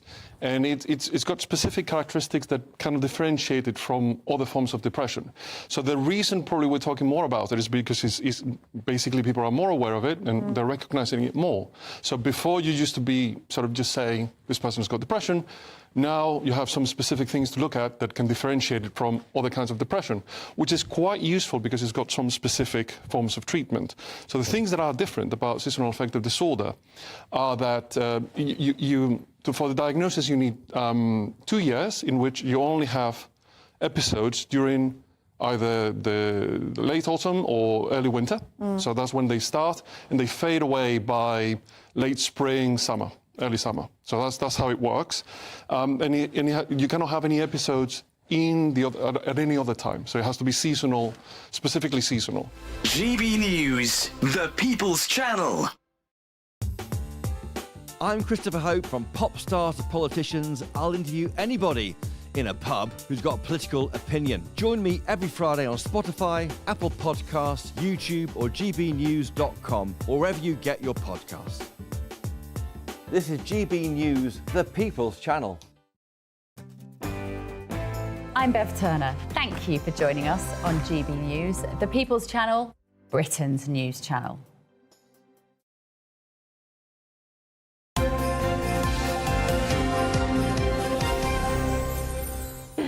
OK, welcome back, everybody. A very Merry Christmas to all of you. It's time to go through the very latest sports news now. Aidan McGee is here with us. And Aidan, you've got a chef's hat on. I have indeed. Well, more than that, if I'd like to stand up, which I will, I was going to take... You haven't invited me to, but I will anyway. It says Superman down here, look, and it's spelled S-O-U-P, if you can home in on that somehow. Superman. Look, my niece and nephew's got this for me last year on account of me doing this for the last 2 years. 2 years ago, it was chestnut soup. Last year, it was tomato and orange. I'd like to invite you all to try this year's variation, which is pear and celeriac. So, Christo, if you'd like to take one as well. Yes, Christo. Yeah, let's get Christo So it's involved. pear and celeriac. Thank you. There's garlic in it. Oh. There is... Should we be dunking our bread and butter? You can do, yeah, not a problem, not a problem. I mean, as a starter on Christmas, I wouldn't recommend having the bread with it because, as the old wives' tale goes, don't fill up on bread. But it's 3 cheese bread. I like the bread, the accompaniment to be something that isn't in the soup. But it's pear and celeriac. As I say, garlic in there, there's chia seeds, there's parsley. It's garnished with parsley and walnuts. It's a little bit sweet. You think it's sweet? It's got a little sweetness to it. Yes, yeah, that's a pear juice. It's like pineapple on pizza. Without soup can be sweet. Soup can be sweet. It's delicious. Do you actually like it? Yeah. Just be honest with me, that's all I'm saying. Just be honest. Mate, that is absolutely fantastic. So it's celery in it. The celeriac. Celeriac is rich in potassium, vitamins B6, C and K, all the fibre and protein you can shake a stick at. And it's great for heart health, of course, potassium. With the pears, plant compounds, helping with digestion and helping with cholesterol as well. Now, we don't think of health benefits of eating around Christmas, do we? It's not our first consideration. No. Certainly not me, having eaten 3 or 4 Lindors already this morning. Yeah. But with a starter, I think not everyone will have a starter on Christmas Day. I think if you leave enough time between your starter and your main course, probably about an hour. It seems a bit long, but sometimes people have, like, prawn cocktails, don't they? It seems a bit bulky to me. I think a soup would be... Go on, Christo, come on. But no, I will be having mackerel pate and enough bread to kill a small goat before I have my Christmas lunch. But why though? Actually, this is a lot lighter. Yes, but it's a lot... We were just saying how slim you look, Christo. Thank you. But do you not think Christmas Day is quite a bulk... Sorry, Christmas meal is quite the main course anyway, is quite a bulky dish, isn't it? There's plenty of vegetables on it. You always pile on a bit more. Do you know what? I don't know how this became a tradition. I don't know if it comes from my grandmother, but my mum always makes the celery soup that comes in a tin. The Campbell's celery soup. I think that might be a bit of a German tradition coming through. And then smoked salmon. Yes. And then the whole turkey and everything. Well, I got this idea. Somebody went first class in BA about 2 years ago and sent me a picture of the starter, just to make me jealous. And it was pear and celeriac. And even on a plane, I mean, first class is going to be served up reasonably good, silver service job, that kind of thing. But the colour, the consistency, the texture, the balance of the flavours. Once I got into the kitchen last night, look, I was tired. You know, I'd been up doing goodness knows what. I'd been preparing for Christmas. I've been buying ingredients. I've been buying ingredients. That's what I've been doing. And so I've been in the kitchen, but I came into my own, Christo. You know, I got around the stove. That is like a superhero. You're like, that's exactly what you're saying. I've known him a couple of hours. It's great. He's on brand. But look, I think that in all seriousness, it's just a slightly healthier option. There's a little bit of cream in it, a little bit of double cream, just to smooth off and balance those and texturise those flavours and really create a party in your mouth. Hold that thought, Aidan. Thank you. The soup is delicious. Christo, we're going to bring you into this conversation because we want to see one more of your your tricks. All morning I have been bringing you a different gift from my Christmas sack, which represents a story of the year. And, well, let's do this one now, which is a bit of a bigger present. Shall I let Patrick open Patrick, this you one? can open this one. Now, thank you very much. I will warn you, it's... Well, you can open it first. It's been used for the dogs, unfortunately.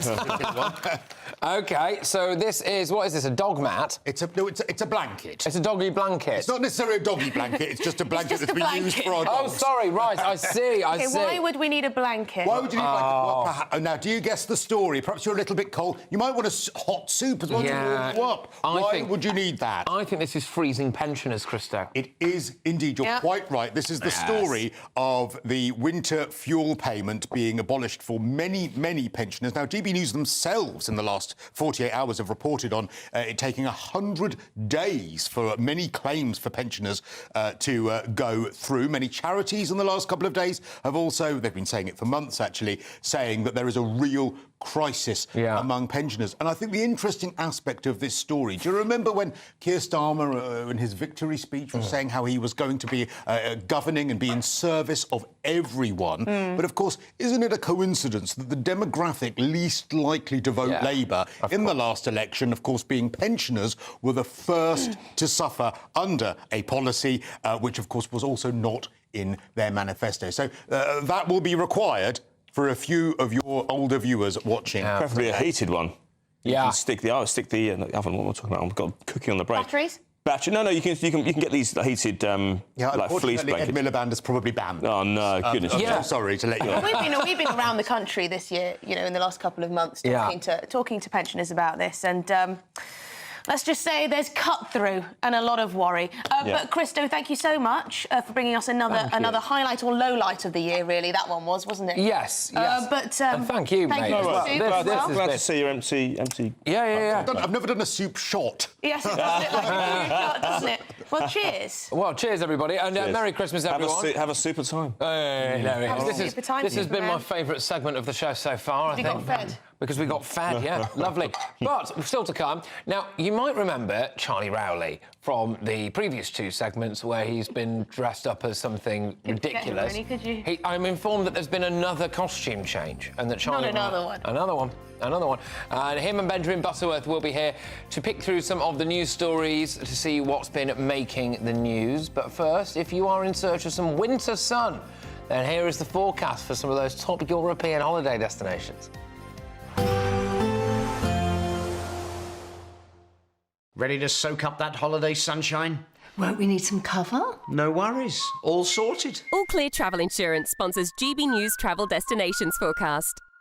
Boxing Day across Europe looks very mixed. Windy in Italy, unsettled in Greece and Cyprus, mostly fine for Spain and the Canaries, but for Madeira we do have some showery rain and a strong wind blowing through here. A strong wind also for Gibraltar on Boxing Day, but otherwise sunny skies across Spain and Portugal. Windy for Italy, that wind is easing as this area of low pressure moves through. That's going to continue to bring heavy downpours and thunderstorms for Greece and Cyprus. All Clear Travel Insurance sponsors GB News Travel Destinations Forecast. Sunday with Michael Portillo from 11, only on GB News. Fabio, thank you for coming in. It's great to see you. Nice to meet you. So you were born near Rome? Yeah, in a very small town. It's called Serrone, about an hour south of Rome. Yeah, on the hillside. Was it a place of excellent cuisine? It is indeed a place of excellent cuisine and red wines. In fact, it's the only DOCG red wine of the region. Yeah. Most of your career, I mean, this may seem self-evident, you've cooked Italian. I'm thinking that's quite a challenge to cook Italian in Malaysia, to cook Italian in Bermuda or Turkey. Was that a challenge? It was, yeah, but I like challenges, so that's one of the reasons why I started to travel, because of my job. For example, in Malaysia, I've been sent there to twist a grill restaurant into an Italian restaurant inside a five-star hotel.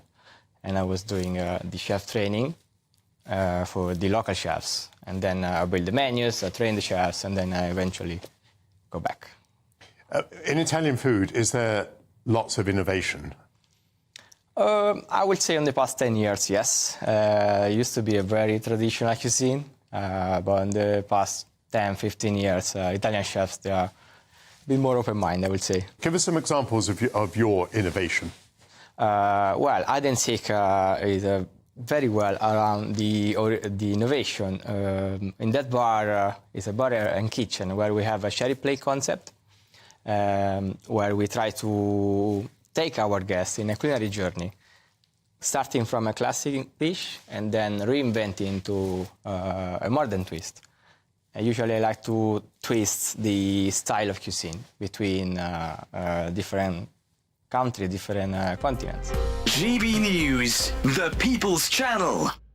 Good Afternoon Britain isn't just about us. The wonderful thing about this programme is it's about everyone watching. It's an interactive programme. Well, there absolutely is something to see here, and we're going to be talking about it more. Whether it's breaking royal news, Will, please bring us up to date, or indeed a particularly punchy speech in the House of Commons. Very, very curious. We bring it to you live, and then we bring you live reaction as well. That's Good Afternoon Britain, weekdays from midday. Only on GB News, the People's Channel, Britain's news channel.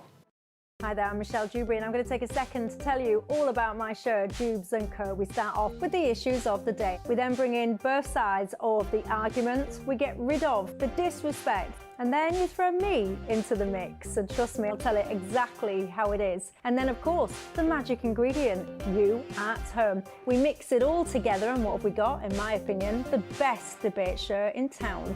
Monday to Friday, 6 till 7 on GB News, Britain's news channel.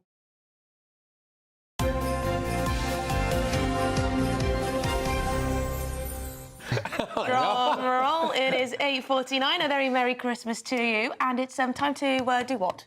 Oh, well, we've got Benjamin Butterworth here with us, which is great. Good sign. Good stuff.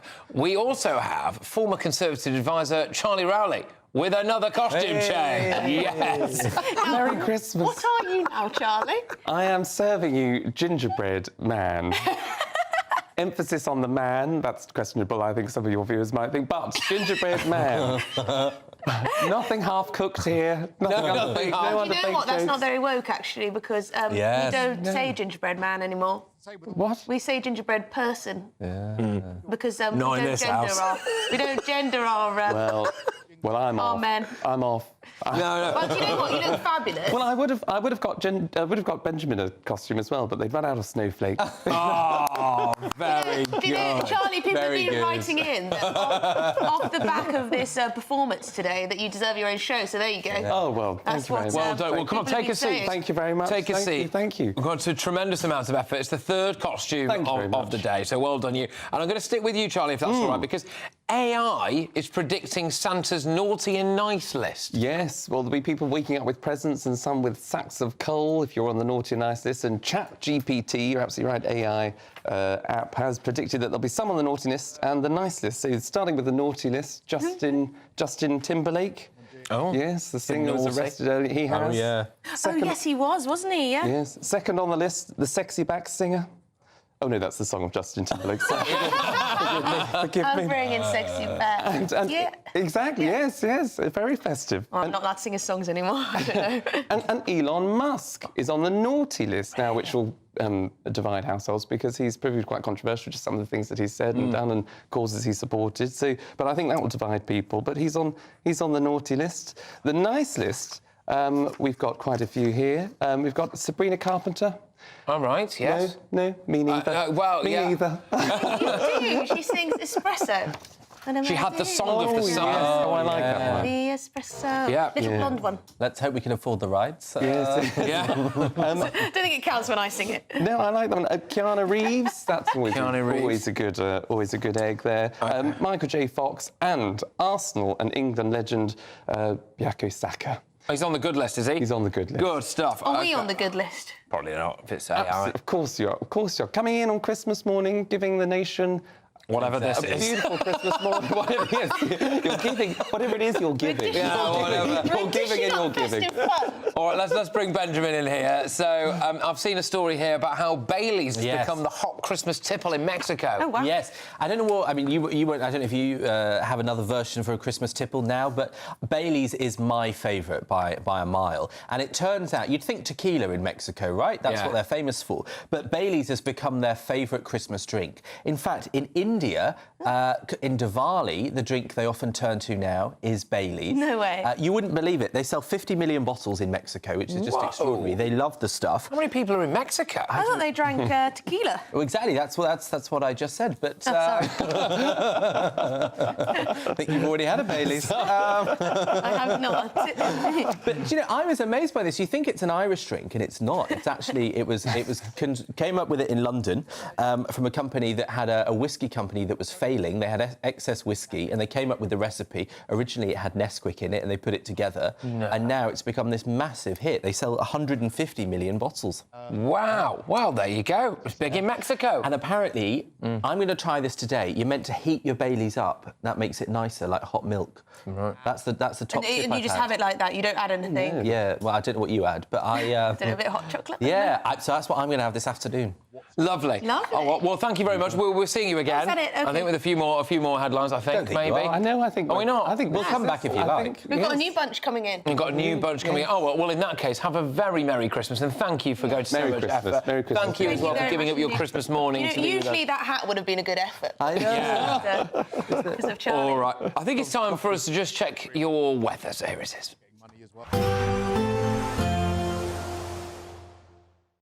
We'll see a cold snap, which will quickly develop into a warm front. Boxed Boiler Repairs, sponsors of weather on GB News.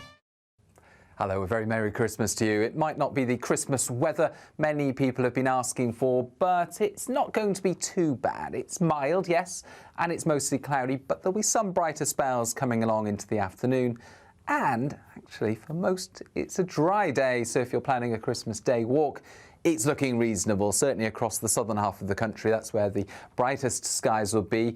A better chance of cloud breaks compared with yesterday, especially for the Midlands, East and Southern England. Further north, again, a lot of cloud, a strong wind and outbreaks of rain for the northwest of Scotland. But it's mild everywhere, 12, 13, perhaps even 14 Celsius. And then as we go into the evening, we keep the cloudy skies. We keep the outbreaks of rain going across the northwest of Scotland. In fact, they become a little heavier for a time. The wind picks up a little strength as well. Still some cloud breaks to be had across the northeast of Scotland, particularly Aberdeenshire. And the cloud thinning at times for Northern Ireland, as well as the east and central parts of England. But for most, it's a cloudy end to the day. Effectively, very little change in the weather throughout the next day or so. Overnight, though, we do see this area of rain sink a little further south into central Scotland, approaching Northern Ireland and the central belt by dawn on Boxing Day. Ahead of that, some clear spells further south and a few fog patches by dawn as well. But overall, it's another cloudy and relatively mild night. So we start Boxing Day with low cloud, mist, some fog patches.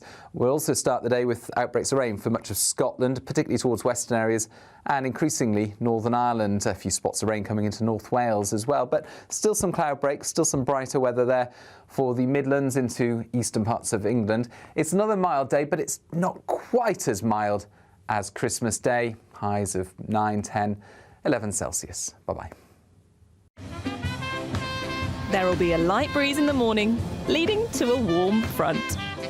Boxed Heat Pumps, sponsors of weather on GB News. Imagine getting the call to tell you that you've won £50,000 in tax-free cash, our biggest cash prize of the year. Oh my God. That's a big surprise. Oh my God. This is amazing. I'm in shock. I'd say don't hesitate, do it. For another chance to win, text cash to 63232. One entry costs £2 plus one standard network rate message. Or text bonus to 63232. 5 entries cost £5 plus one standard network rate message. Go to gbnews.com/win. Entries start from just £2. You can call 0903 681 3232. Calls cost £2 plus your network access charge. Or post your name and number to GB10 PO Box 8690 Derby DE1 9TT. UK only. Entrance must be 18 or over. Lines close at 6 p.m. on the 31st of January. Please check the closing time if listening or watching on demand. Good luck. Headliners. Tomorrow's papers tonight. Every night from 11 p.m.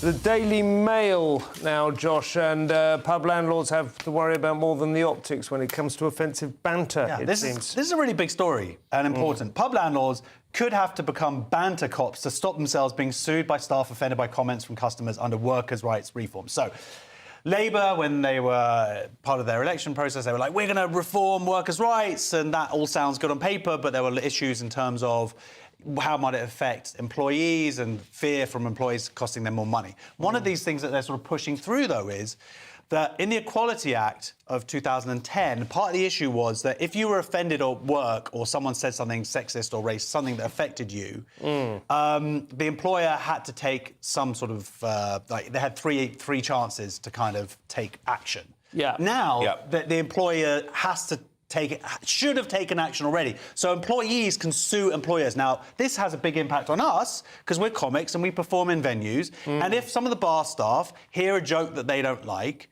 then they can sue their employer, potentially, under this legislation. So it's not punters? Well, also, it could be like you're at a bar and some bloke is like, oh, I like that top, or whatever. That's not good behaviour. But the point is now that employee could sue their employer. So, because, I mean, the sort of scenario I was imagining was that a barmaid was being maybe sexually harassed or That's something. what they're focusing in this article, but other articles have gone down the free speech route. OK. And also venues and universities having lectures. We saw it, in Edinburgh Fringe Festival and Sadowitz. He had his show cancelled not because of any punters, but because two of the 18-year-olds were working. They were upset by his There was a wedding. bar in Brighton, wasn't there? There was a story we covered a few weeks ago. A bar in Brighton threw some people out because... Exactly. They had turfs on the... turfs. Yeah. GB News, the People's Channel. Well, good morning and a very Merry Christmas to you. Yes, a Merry Christmas and welcome to a special GB News Christmas breakfast. Well, have you been dreaming of a white Christmas? Sadly, the Met Office has dashed some of those dreams today, but I'm not giving up hope. I think somewhere in the UK we'll see some snow. You're the only one, I think. Over 7 billion presents have already been delivered, 300,000 kilometres travelled. We'll be tracking the rest of Father Christmas's journey as he finishes delivering presents across North America. And the King is going to break with tradition later today. You can watch this live on GB News a bit later on because he's going to be doing his annual Christmas message from a former hospital chapel. Yes, not a royal residence. And the Princess of Wales, she delivers a message of togetherness alongside her family after what's been a pretty tough year. That was during her Christmas carol service. And have you been busy in the kitchen this morning? Well, one Christmas dessert is on the brink of extinction, but can you guess which one it is? And from the turkey to the puddings to even the Brussels sprouts, we're going to have all the top tips on how to make sure your Christmas dinner hits the right spot. Oh, I am so hungry now. Yum, yum, yum. I am so hungry now. A little bit of that. It's a season of giving, though, and we are a generous lot here in Britain, especially GB News viewers and listeners, by the way. We're going to be donating, apparently, about £1 billion worth of stuff this Christmas season alone. So we'll be looking at how to help those in need this Christmas. Yes, and of course, life does not stop on the farm on Christmas Day. We're going to check in on how farmers are celebrating Christmas after what's been a pretty rough couple of months. A very Merry Christmas from the sports desk here at GB News. Mwah. We'll be taking a look back on some of the highlights and lowlights of the sporting year that was 2024, the second half of which has been an absolute train wreck for Premier League champions Manchester City. There's also a big day of Boxing Day racing. Join me later. Oh, I look forward to that. Well, it might not be a white Christmas this year, but it should be an all right Christmas as far as the weather's concerned, particularly if you're heading outside for a walk. I'll have the full details coming up soon in the forecast. Well, it's just gone 9 o'clock. I'm Patrick Christys. And I'm Emily Carver, and this is GB News Christmas Breakfast.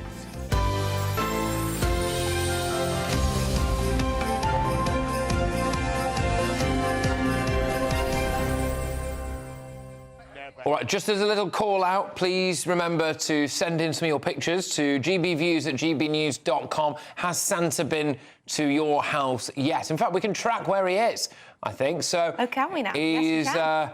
Whereabouts is he now? He's currently over the Pacific and was last spotted in Alaska. OK, he's making tracks. So the children of Alaska have had their deliveries. Sarah Palin, was she from Alaska? I believe she was from Alaska, yeah. I think she'll probably be on the nice list. Only person I know from Alaska. Yeah.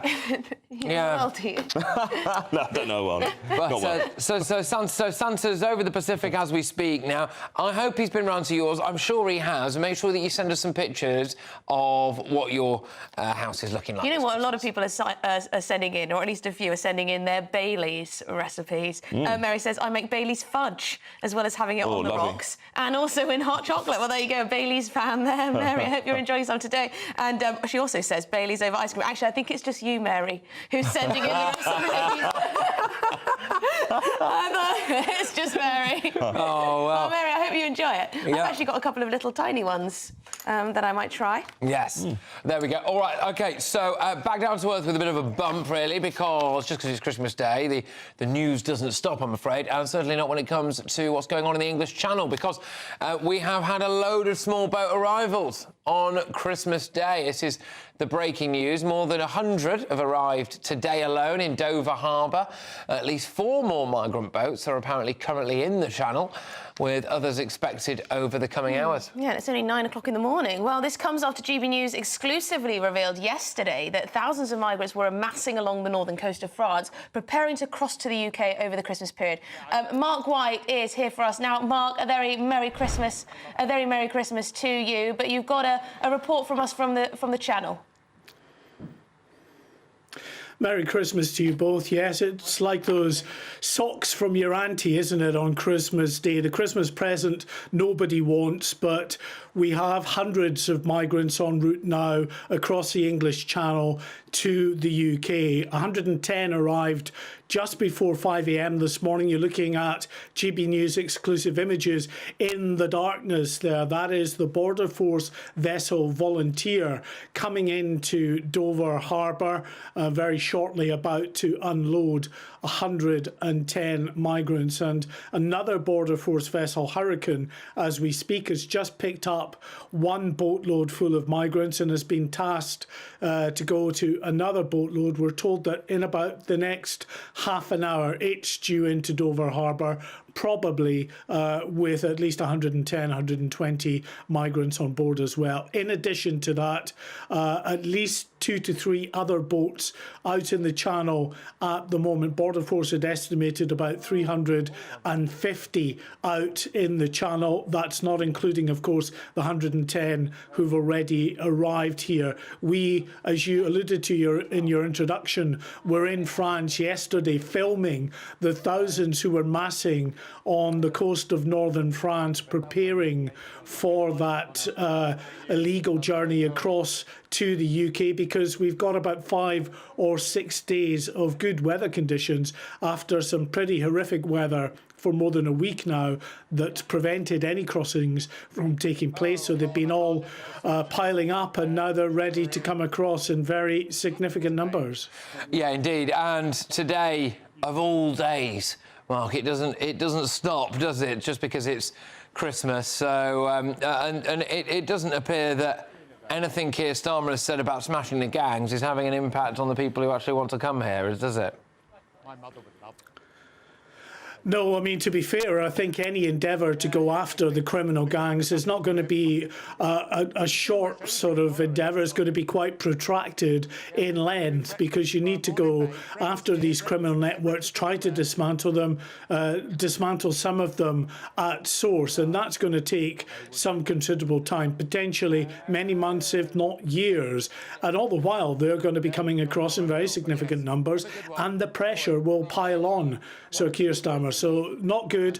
As I say, we're expecting potentially 2,000 or so in the Channel. As I hand back to you, I should just say, though, Border Force have just called me, an urgent call. They're asking if we could send Charlie Rowley down to the White Cliffs of Dover with his various costumes. They reckon that if he can't scare them off, then no one's going to scare them off. Charlie, the GB News scarecrow. Oh, brilliant. I can picture him there. Can you imagine going across in the boats? No, please don't. Charlie Rowley's dressed as a Christmas cracker. The boats start turning around. No, we don't want to go to whatever hellhole this is. Let's send Dedan McGee while we're at it. Yeah. Just for fun. Just to get rid of him. I'm joking. Oh, I'm desperately offering them soup. Brilliant. Mark, look, thank you very, very much. Great to see you, and happy Christmas to you again, my good man. So we'll see you soon. You'll keep keeping us updated on everything in the Mark's Channel. in a funny mood, isn't he? He is. The jokes. The jokes keep coming. I love it.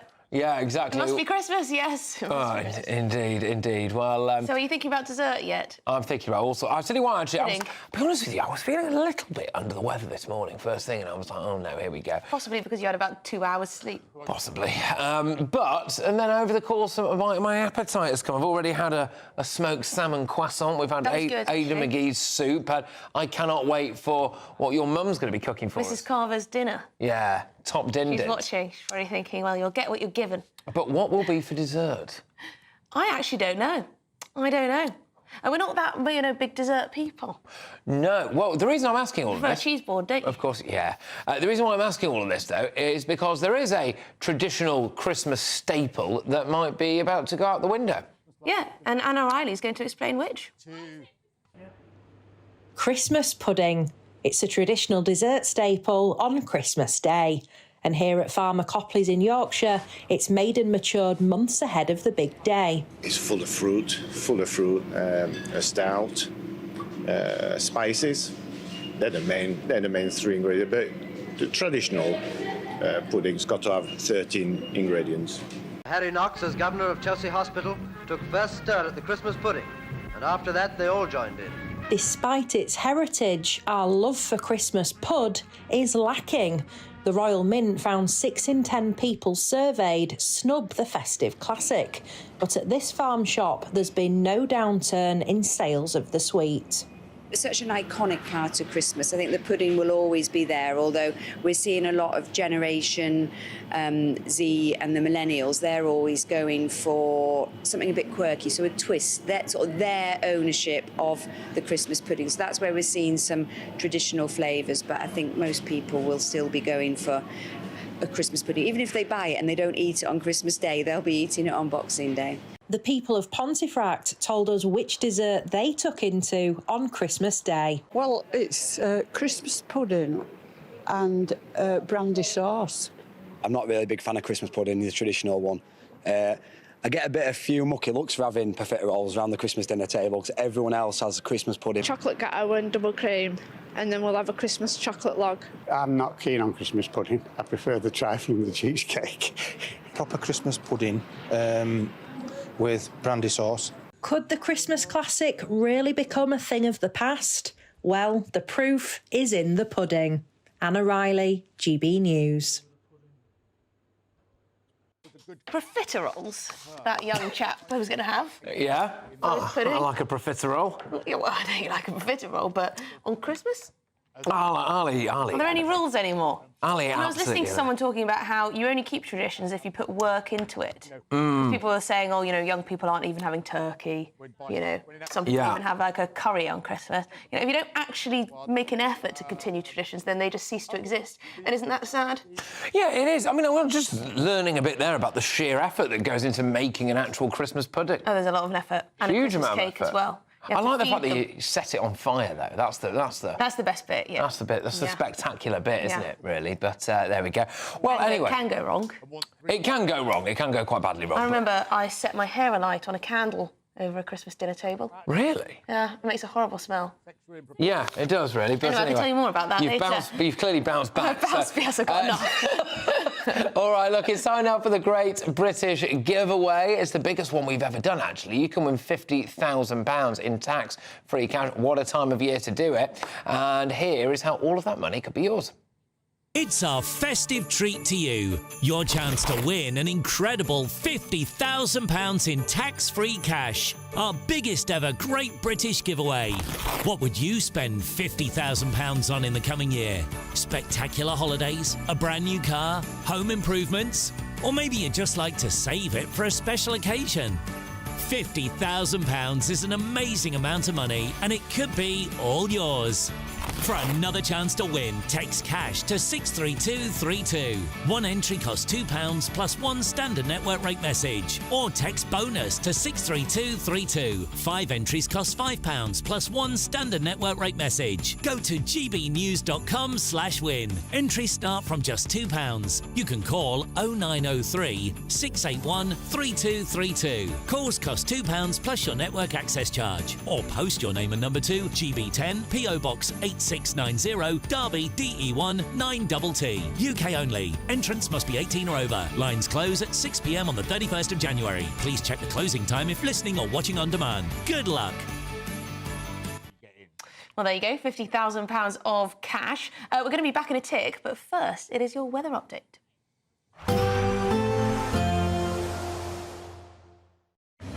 A nice bright morning will generate a lovely warm day, right through to the evening. Boxed Solar, sponsors of weather on GB News. Hello, a very Merry Christmas to you. It might not be the Christmas weather many people have been asking for, but it's not going to be too bad. It's mild, yes, and it's mostly cloudy, but there'll be some brighter spells coming along into the afternoon. And actually, for most, it's a dry day, so if you're planning a Christmas Day walk, it's looking reasonable, certainly across the southern half of the country. That's where the brightest skies will be. A better chance of cloud breaks compared with yesterday, especially for the Midlands, East and Southern England. Further north, again, a lot of cloud, a strong wind and outbreaks of rain for the northwest of Scotland. But it's mild everywhere, 12, 13, perhaps even 14 Celsius. And then as we go into the evening, we keep the cloudy skies. We keep the outbreaks of rain going across the northwest of Scotland. In fact, they become a little heavier for a time. The wind picks up a little strength as well. Still some cloud breaks to be had across the northeast of Scotland, particularly Aberdeenshire. And the cloud thinning at times for Northern Ireland, as well as the east and central parts of England. But for most, it's a cloudy end to the day. Effectively, very little change in the weather throughout the next day or so. Overnight, though, we do see this area of rain sink a little further south into central Scotland, approaching Northern Ireland and the central belt by dawn on Boxing Day. Ahead of that, some clear spells further south and a few fog patches by dawn as well. But overall, it's another cloudy and relatively mild night. So we start Boxing Day with low cloud, mist, some fog patches. We'll also start the day with outbreaks of rain for much of Scotland, particularly towards western areas and increasingly Northern Ireland. A few spots of rain coming into North Wales as well, but still some cloud breaks, still some brighter weather there for the Midlands into eastern parts of England. It's another mild day, but it's not quite as mild as Christmas Day. Highs of 9, 10, 11 Celsius. Bye-bye. We'll see a cold snap, which will quickly develop into a warm front. Boxed Boiler Repairs, sponsors of weather on GB News. OK, well, this is a surprise. OK, so... To all of us. To all of us. Because... Good one. Well, I hope so, anyway. We haven't seen it yet. But Anne Diamond is on holiday, and she's reached out and sent us, I think sent a video in. I think she sent a Christmas message for all of the viewers and listeners. Oh, well, let's have a watch then. Hello, good morning, and a happy, happy Christmas to everybody watching, all our lovely viewers, particularly to Patrick and Emily, who are really putting in some hours this morning. And congratulations, what an amazing time for Olivia Utley and family with the new baby. Came right on time, actually. So congratulations all. I'm here on a beach in Cyprus, and as you can see, it's very blowy, but pretty dramatic. All the local people here come down to take a dip in the sea on Christmas Day. They say the sea retains its warmth from the long hot summer, but I'm not convinced, so I'm not going in. But friends and family are. So from me and Diamond, on a beach in Cyprus with these amazing waves. Happy, happy Christmas. Have a wonderful time. Oh, lovely. Thank you, Anne. A happy Christmas to you as well. There. Lovely, wasn't it? Just to echo, this is apparently this is Anne's family frolicking in the sea. Frolicking, Good yes, for them. having a lovely time. That probably is a little bit chilly this time of year. Although, you know, it's warmish, isn't it? People will be going wild. Oh, there they are. Hello. Waving at us. Well, people will be going wild swimming, won't they? I mean, I've got a friend, my best mate lives up in Aberdeen. If you're watching, Anthony, hello. And he goes swimming in the sea. And at freezing temperatures, freezing, first thing in the morning. Yeah, must be I'll mad. never understand that, Anthony. Must be mad. But yes, there we go. And just to echo what Anne said there about Olivia Utley. Yes. Congratulations. And this is Olivia Utley and her husband, Mike, and their newborn baby son, Wilfred. Yeah, Wilfie for short, so cute. Oh, Such a nice name, isn't it? And that little jumper that Wilfie's wearing, the little cardigan there, was knitted by Olivia's mother, I think. Nice little gift. A little corduroy trousers, already a fashionista. Absolutely. Now, well, congratulations, Olivia and Mike, and little baby Wilfred. It's a fantastic Christmas present. Do you know what? I'm so glad that he came early because the due date was Christmas Day, came on the 23rd, just in time for Christmas. Wouldn't be much fun going into labour on Christmas Day. Oh, no. You know, just about to tuck into the turkey. Oh, here we go. Yeah. Oh, well, It'd be a bit Bridget Jones, wouldn't it? It probably would be, but yeah, many congratulations, Olivia, and hopefully we can maybe get baby Wilfred actually on the telly soon. Yes, yes. Oh, Perhaps it's a little soon. Yeah, I did politely suggest to her yesterday that maybe he could make his TV debut today. She did not respond, so I think she's probably a bit tired. Probably fair enough. Yeah. I think it is actually quite an ordeal, you know, giving birth. It looks the whole becoming a mum thing. Yeah. Well, there we go. Well, we've still got loads on the show, haven't we? And the pressures of achieving that perfect Christmas party can sometimes get to us all, but we're going to be... Don't we know it? Oh, yeah. But we are going to give you some tips on how to make it a little bit less stressful. Oh, but first, here's a question for you, another one. How many reindeer does Santa have? OK, we've got to get this one. All right. Is it A, 9, is it B, 8, or C, 10? And again, bonus points if you can name them all. Yes. And keep sending in your pictures, please, of your Christmas houses and the presents that you've received. You can go to GBViews at gbnews.com. Oh, yes. Has anyone received something from... well, we'll find out after the break. Stay with us. All right.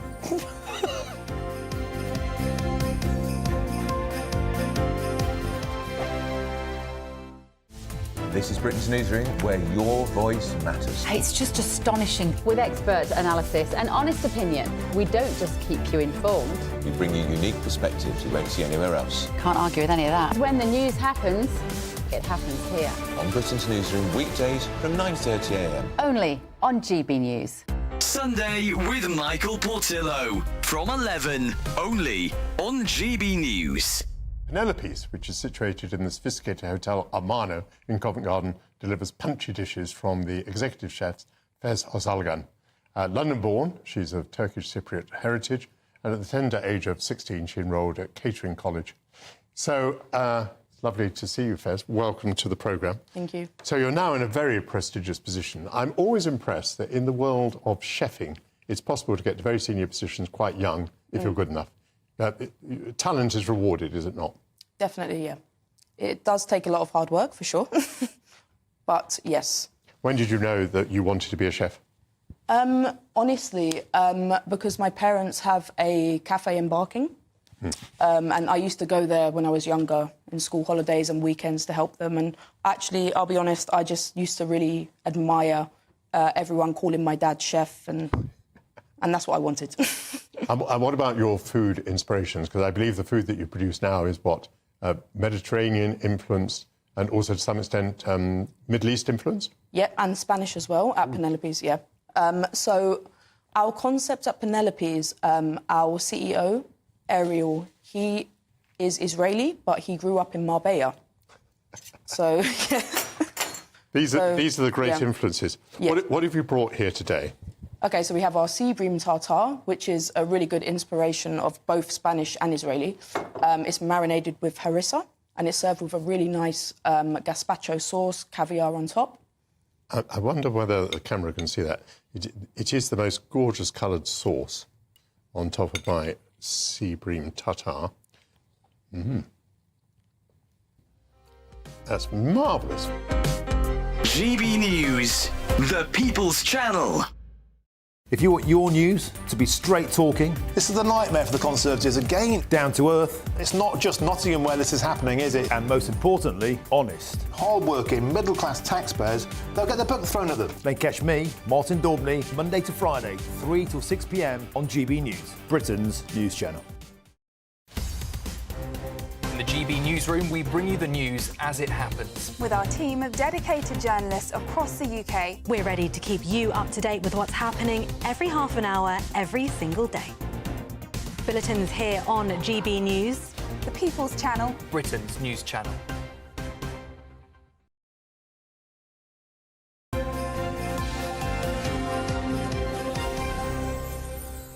OK, 9:22 is the time. I think most people should be up by now.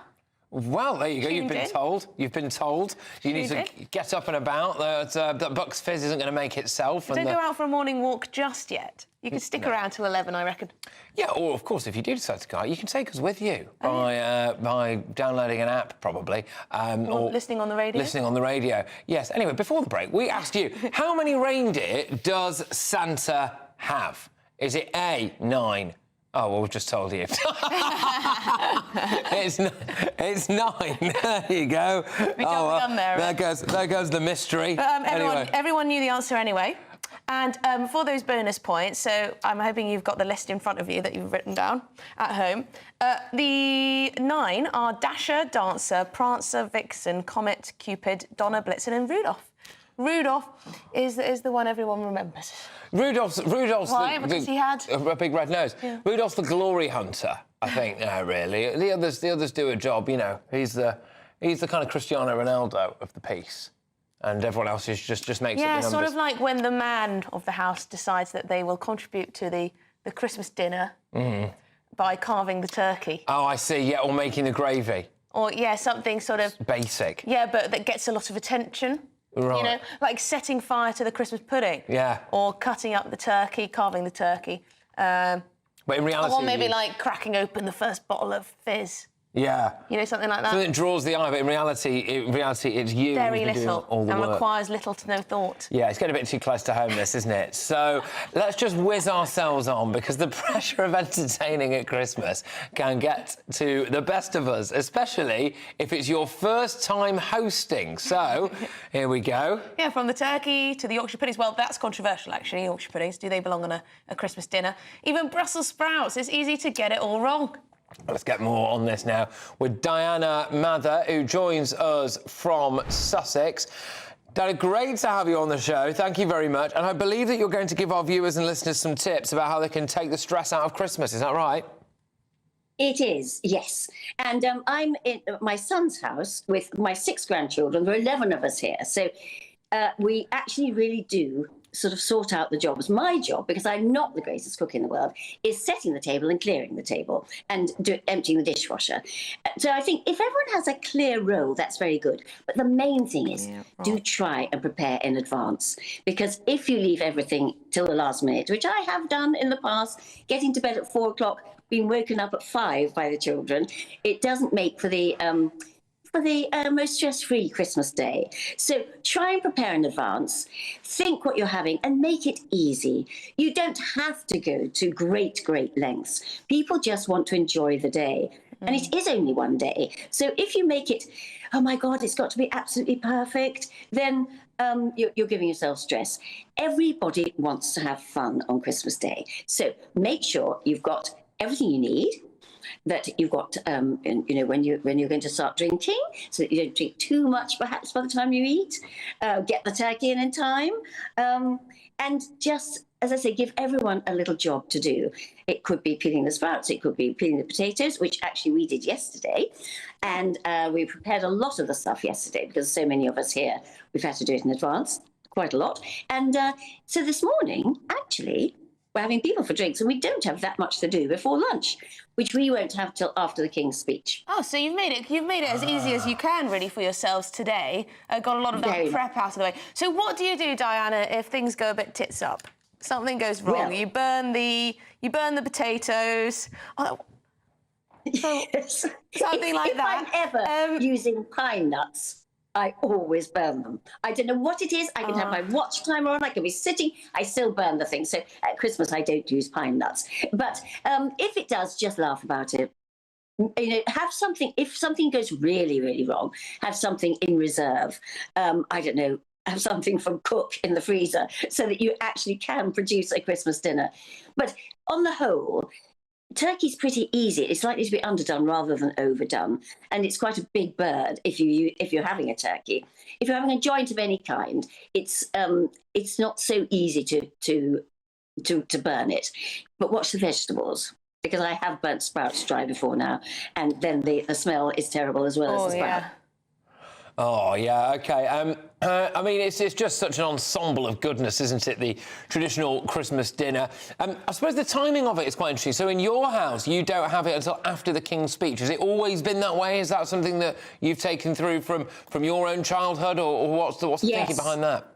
Absolutely. Of course, it was the Queen's speech then. But yes, we always have done. So we have a brunch, sort of scrambled eggs and smoked salmon and possibly a glass of Bucks Fizz. I hope so. I don't know what my children are opening at the moment. And then we'll go through and then have a few more snacks and then have the big lunch, which then does us dinner as well, because that'll carry you right through at that time. And it depends if people go to church. And it depends whether they go to another family for tea in the afternoon as to what time you have your lunch, I think. Absolutely. People sometimes complain. You sometimes complain that I have a bit of selective hearing. Yes. But I can always hear the sound of a cork being popped wherever it is in the house. Diana, thank you so much. I hope you have a wonderful Christmas and enjoy the King's... Thank you very much. Happy Christmas to everybody watching. Oh, bless you. Delightful. Have a lovely Christmas, Diana. Thank you for giving up a bit of time on Christmas morning for us. Well, I've been told that we've got some absolutely cracking pictures to show you very shortly that our viewers and listeners have been sending in. So you can go to gbviews@gbnews.com. Get those pictures coming in. We want to see whether or not Santa's been. We want to see how your cooking preparations going on. All of that stuff. Animals, that's what we want. Trees. Animals, the whole landscapes. thing. You name it, we want to see it. But before all of that, it's time ferrets. People have been sending in pictures of their ferrets. It's time for another treat, though, isn't it? And here is the Vocal Zone Voice Studio Choir from South Derbyshire with Once in Royal David City. Once in Royal David City stood a lonely cattle shed, where a mother laid her baby in a manger for his bed. Mary was that mother, but Jesus Christ her little child.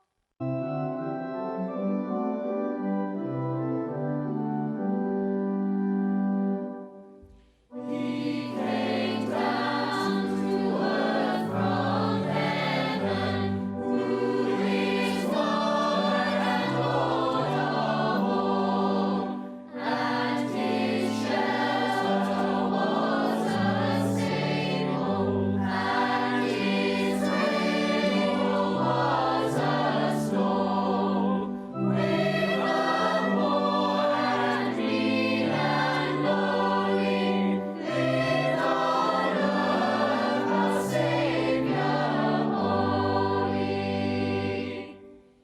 For he is our childhood's pattern, day by day as he grew. He was little, weak and helpless, still and smart as he knew, and he feels for all our sadness, and he shares in all our gladness. And our eyes and us shall see him through his own redeeming love. Oh, that house so dear and gentle is our Lord in heaven above, and he leads his children on to the place where he is gone.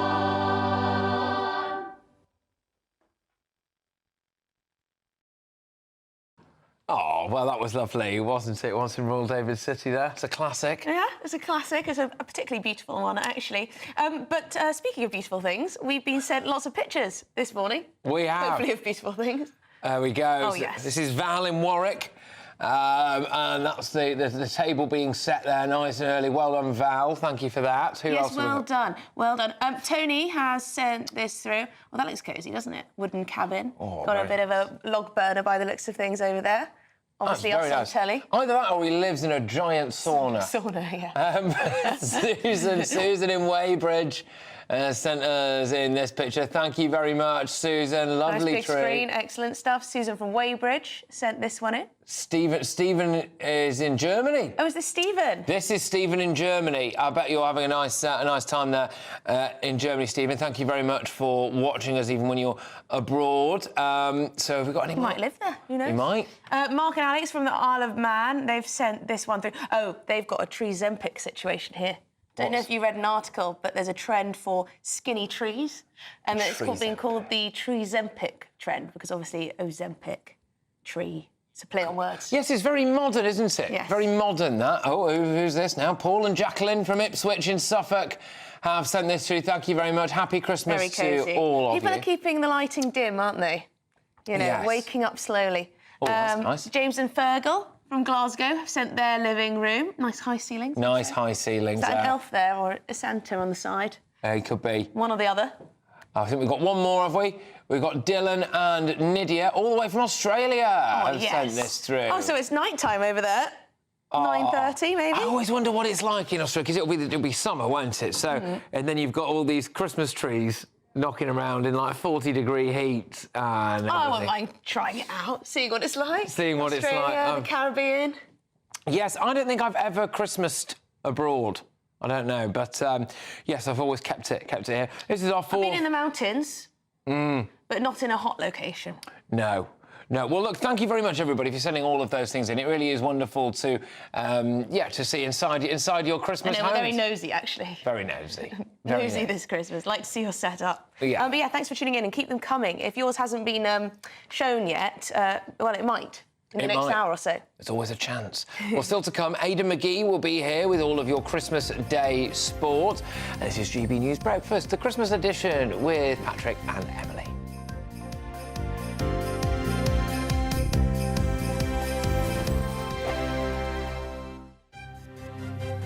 GB News Breakfast. Every day from 6 a.m.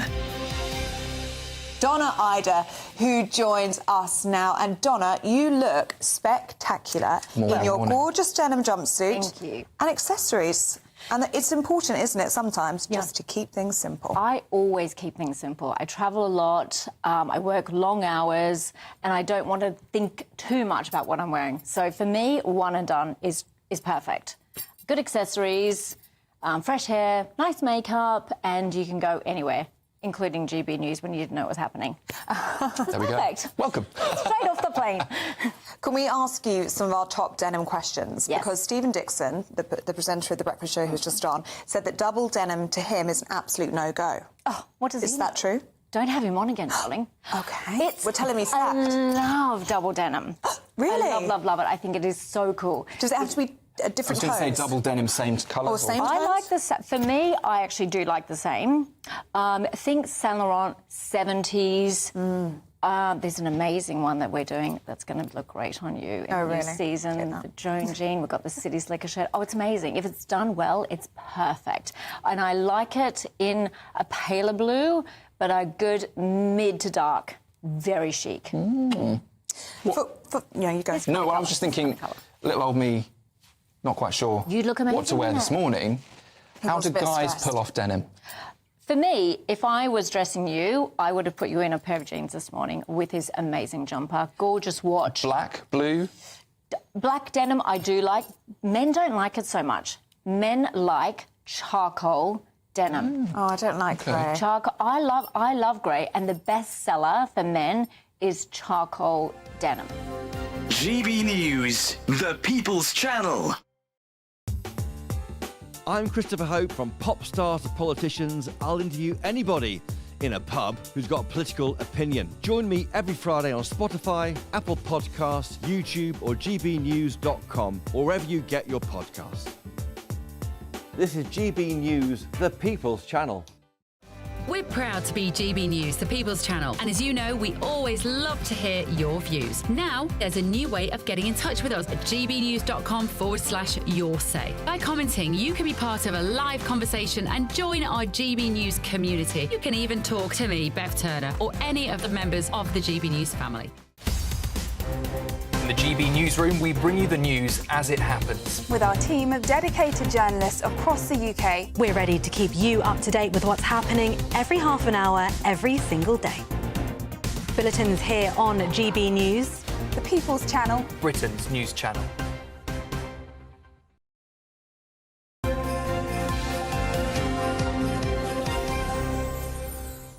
Welcome back. Very Merry Christmas, everybody. We hope you're having a wonderful start to your Christmas day. It's time... Oh, go on. It's time for the sports, yes. But Aidan is a bit confusing because he is wearing a chef's hat.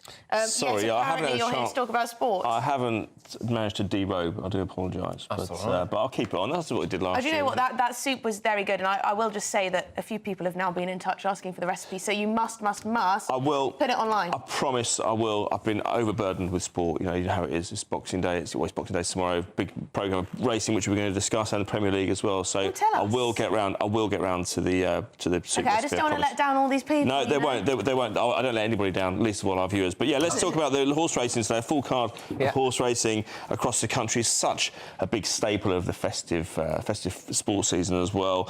Big meetings at Aintree, Wetherby, at Wolverhampton. We've got the King George VI Chase over at Kempton Park. Now, 11 runners there. That's a flat race. Racing has had a bit of criticism in the last few years, coming under more pressure from animal rights activists as well, particularly the hunt season or the hunt race. This is at flat racing tomorrow. Spillane Tower will lead the field. That will be my tip, and that's trained by Jimmy Mangan for JP McManus, ridden by Mark Walsh. Underway. That's the sort of the stellar race of the events at Kempton Park at 2:30 tomorrow. So that's going to be outstanding. Are you a betting man at all? No, well, no, not really. I'm just not really very good at it. I don't like just burning money. That's what I mean. If you've got you have a little bit of knowledge, haven't you? You can't, otherwise you're just throwing mud at the wall, hoping some of it will stick. Yes. I feel like the Grand National, and that's it. Yeah, and even then, it's done in a sweepstake or whatever, isn't it? I mean, I won on party politics in 1992 just because there was a general election. I've done 3 some days politics, later. actually. That's true. Trump and Brexit, I got. Oh, did you? Oh, right, yeah. Oh, yeah, sorry, betting on... I thought you meant horse racing, sorry. But, oh, yeah, I understand, yeah, I get what you mean. Huge day of Premier League football tomorrow as well. We've got Manchester City v Everton. What they try to do on the fixtures on Boxing Day is minimise the travelling for the supporters. But it's difficult to do. It's easier said than done. I mean, if you're... Bournemouth v Crystal Palace is a southern game, but goodness me, if you've got to go drive down there from Crystal Palace all the way down to the south coast, it's not exactly an easy journey. Same for, example, Southampton and West Ham. Similar journey from East London, or Essex rather, where most West Ham fans live, down to Southampton. But nonetheless, a really good... we've got Chelsea v Fulham, that's not too far away, like 2 miles apart, so that's OK. And we've got Newcastle Aston Villa, which will be a decent game as well, I'm sure. And I want to talk a bit about darts, if possible. Of course. Because, you know, it was already a big event, particularly the World Championships. I was there on Sunday. We'll have some pictures in a moment, I think, of me just in hospitality, enjoying some of the food. Oh, yeah, that's on the Ocky. That's a jockey on the Ocky. I won't say what type of jockey. That's the table. Look at that. I mean, wait to see the food, though. Michelin star stuff. Oh, yeah. And that's the programme. And then it was an Indian menu, and there it is there by a guy called Atul Kokla, who is a Michelin star chef. I got this all for free, by the way. Oh, look at that. That's a beef fillet curry with lentil sauce, and that is I can't remember what that was, but it was really nice. Wow. Free champagne and everything. I can't make out what that is. It was a bit of seafood or something. Yes, it was. It was lobster. It was prawns as well. And something else. Look, the darts, because to be honest with you, most of the people who play darts look like they only eat kebabs. Yes, exactly. Well, most of them do. But no, that's not right. I mean, look, it's interesting because Luke Littler's this phenomenon, this teenage sensation. They've been watching his development since he was 7. And what enabled him to come through the system was the creation of this thing called the JDC, the Junior Darts Corporation. Previously, players only came through the pub system, when it isn't even a system, it's just people going to the pub. So that means that if you can't really start playing darts until you're able to go into a pub. So somebody at the darts, maybe 10 years ago, felt we've got to set up a system where we can get players in younger, otherwise we're going to lose them to other sports like snooker. Yeah. So Littler, because his love life was all over the front pages, because of his success in the darts, therefore everyone needs to know how many girlfriends he's got, and he was only, how old? He's 17 now, he'll be 18 very soon, because it resumes on the 27th. I think he's I know he does. He's from Warrington. He's from Warrington, isn't he? Yeah, he does look a little bit older. Luke the Nuke, his name is, and he's one of the favourites for this year. But I saw a great. I mean, as an event, it's fantastic. Yeah. I used to cover it at the Circus Tavern over in Essex about 20 odd years ago, and they said they were moving it to the Ali Pali, which is 6,000. So if we go from 600 to 6,000, I said you're going to lose the pub atmosphere. Wow. If you do that. I said that to Barry Hearn. I was completely wrong. I could see this in a stadium in future. That's how big it's become. The demand for tickets was up 83% year on year, just because of the phenomenon that is Luke Littler. Good stuff. Well, look, Aidan, thank you very much, as ever. We're going to whiz ourselves back to Christo Foufas now, who's been joining us throughout the course of this show. Thank you very much, Christo. And you're pulling things out of your sack again. I am once again, yes. I mean, you know, it's being emptied hourly at the moment. However, there is still some left, and for anyone who hasn't been watching, where have you been? We've been pulling out a present which relates to a story from the year. Now, this isn't a present. It's more, well, it's just a bit of tatty wrapping paper left over. And look at this ribbon that's all broken. What on earth story could this relate to? Think of Christmas and misery. Think of Christmas just falling a bit flat. Imagine it just being a bit limp. Yeah. So what do you think that could relate to? No sparkle this year. Yeah, or just a really, really grim Christmas event. A joyless Christmas event. I wonder... Joyless. Can I guess? Yes? Keir Starmer's speech. Nearly the Christmas lights switch on of Downing Street. Surely one of the year's most joyless events, and I think, are we able to I hope so. I think ourselves off that? Can we play a clip of it? I think we've got it. It's just coming, It's just coming. This is where he did... Will you please join me when I say 5, 4, 3, 2, 1... Yay! It worked. Nervous moment there. So was that for Christmas? That was for goodness me. Christmas. So Christo, I think you said that you've never seen such a joyless... I'd never seen such a joyless event in my life. How do you make a Christmas light switch on seem to be full of so much misery and how do you make a countdown have no anticipation whatsoever? It's unbelievable. So I have to give him credit for that one. Yeah, I mean, I thought that Lady Starmer didn't look like she particularly wanted to be there, actually. I know. Why would that be? I know. She was just stood there. I just thought it's like, he's dragging me to the Christmas light switch on again, isn't he, now? Under duress. Under duress, yes. Anyway, OK. It could be something that you look forward to, you know, if your husband gave it a bit of oomph. A bit of welly. Stardust. You know, maybe play a carol in the background. Stardust. Yes, indeed. Well, your story selection has been absolutely spot on so far, Absolutely spot on. Thank you. And enjoyed it. Fantastic. Have we got a little time left? Yeah. I just thought as well, and I'll give this to you. Brilliant. It's your Christmas card. Now, I haven't written it yet, but I didn't know whether anyone would have to look at it, because we make it every year. Myself and my partner make this card every year, a different one. And this one is... I don't know if we can see it I think we might be able to bring it up on the screen. There we go. There we go. Terrific. Now, I don't know if you could see, we've got... unto us a Chancellor is born, because you can see it's whom we've called the little baby Revis.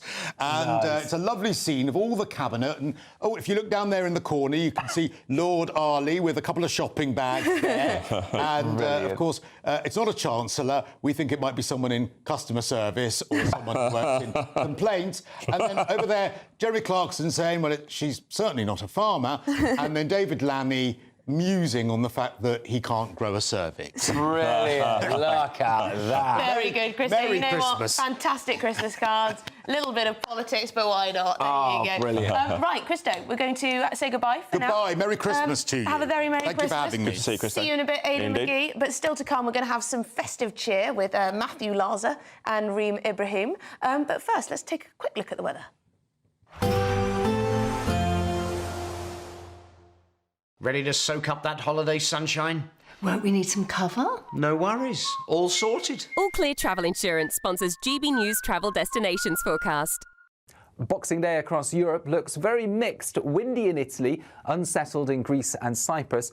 Mostly fine for Spain and the Canaries, but for Madeira we do have some showery rain and a strong wind blowing through here. A strong wind also for Gibraltar on Boxing Day, but otherwise sunny skies across Spain and Portugal. Windy for Italy. That wind is easing as this area of low pressure moves through. That's going to continue to bring heavy downpours and thunderstorms for Greece and Cyprus. All Clear Travel Insurance sponsors GB News Travel Destinations Forecast. Sunday with Michael Portillo from 11, only on GB News. Restaurant St. Bart's executive head chef Johnny Crowe creates ramen with a British twist, using only the finest UK-sourced produce. As the only restaurant in London to hold both a Michelin star and a green Michelin star, St. Bart's emphasises sustainability and the diversity of British ingredients. Johnny joins me now. Johnny, congratulations on having these 2 Michelins. How do you get a Michelin green star? Probably a better question for the inspectors, but I mean, I think it's down to a lot of hard work. What hoops do you have to go through? So I think it's working every day on it. The sustainability isn't something that you just achieve and then therefore you have it and you can sort of relax. It's about every day trying to be better, trying to make a restaurant and a business that is overly sustainable. So what things do you do to make it sustainable? One of the main things that we've really tried to do is focusing on British produce, and actually, you know, part of that is about sustainability and food miles. A massive part of it for us was also about sort of helping the British economy and the farming economy and our fisheries as well. But yeah, no, the idea... You have a lot of farms near St. Bart's, which is in the heart of the City of London. Well, funnily enough, there's an amazing collective called Shrub Provisions, who we use a hell of a lot, who work with farmers all around East Sussex. So it makes a difference from flying it in from Kenya or somewhere else like that. But no, like a big part of it was, one, using British produce to cut down on food miles, but also helping sustain our farming industry. GB News, the People's Channel. Join me, Camilla Tominey, for a frank and honest discussion with those in power that cuts through the spin and gets to the heart of the issues shaping our nation. You haven't confirmed that you want to stand as leader, but you haven't ruled it out either. This report basically says that he's not fit to stand trial. Is he indecisive? Incompetent? I deliver the dose of reality Westminster needs. That's the Camilla Tominey Show at 9:30 every Sunday on GB News, the People's Channel, Britain's news channel. It's Patrick Christie's Tonight, and here we do things differently. It's explaining the absolute madness of this, doesn't it? It's explosive. I mean, this is very good. It's lively. 850. Your government sat there, Sean, and he did nothing. It's controversial. And the Middle East has been in turmoil since before I was born. It's everything you need to kickstart your evening. Everyone's had their Weetabix tonight. I love to see it. That's Patrick Christie's Tonight, weeknights from 9 p.m. Only on GB News, the People's Channel, Britain's news channel.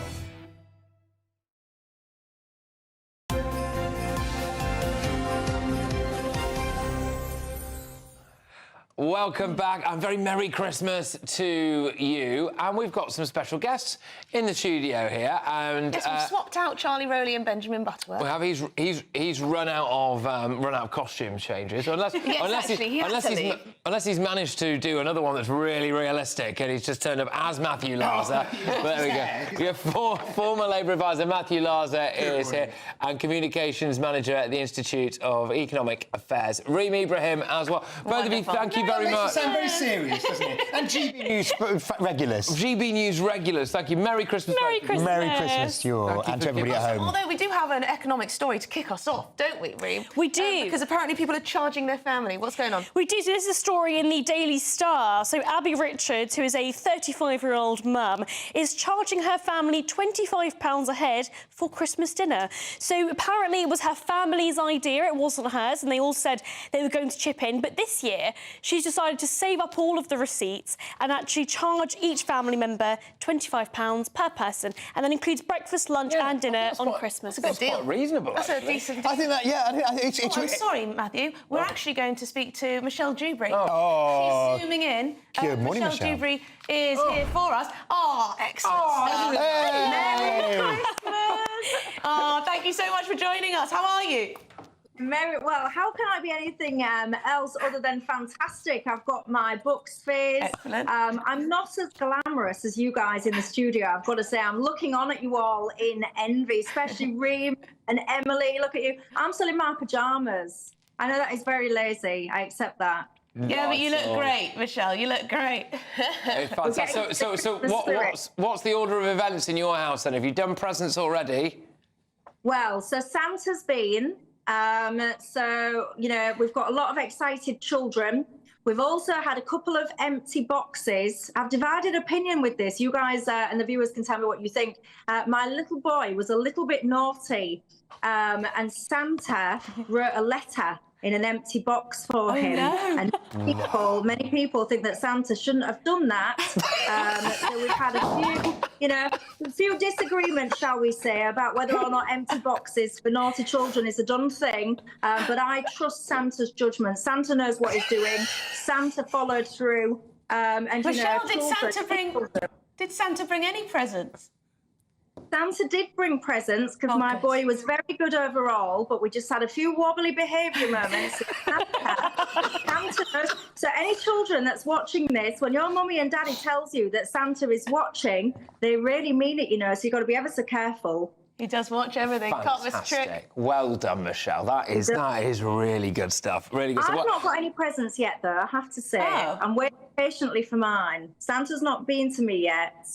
Oh. It's a disgrace. Well, give it time. We're going to be swapping some presents on the show shortly. So anyway, Michelle, just to say a very Merry Christmas to you and your family, and thank you for popping up and saying hello to us. It was a really nice surprise, this. Yeah, really nice surprise. Can I likewise say Merry Christmas to each and every single GB News viewer as well? We appreciate every single one of them, and 2025 is going to be fabulous, isn't it? So all together, we will have a wonderful year. And tell Matt Lauser as well, I love his tinsel.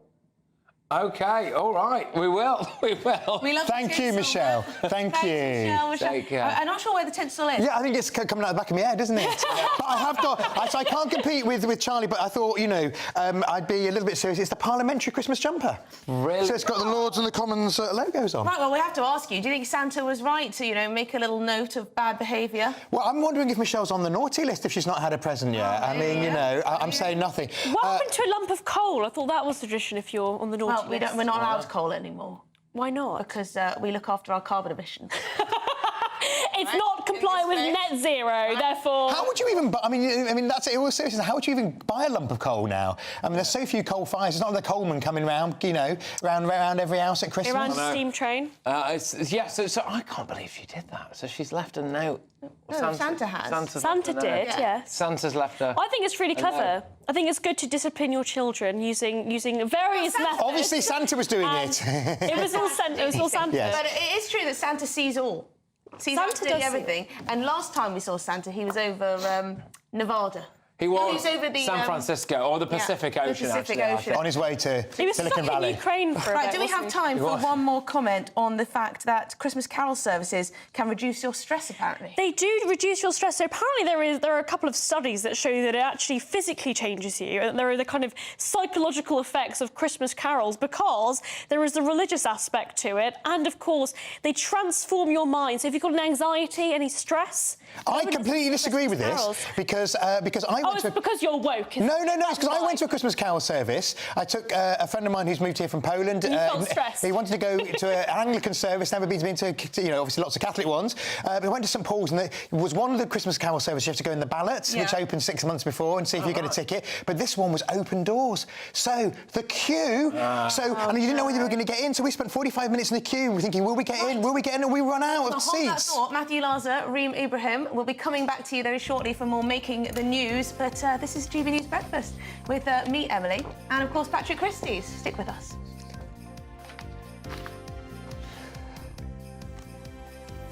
Imagine getting the call to tell you that you've won £50,000 in tax-free cash, our biggest cash prize of the year.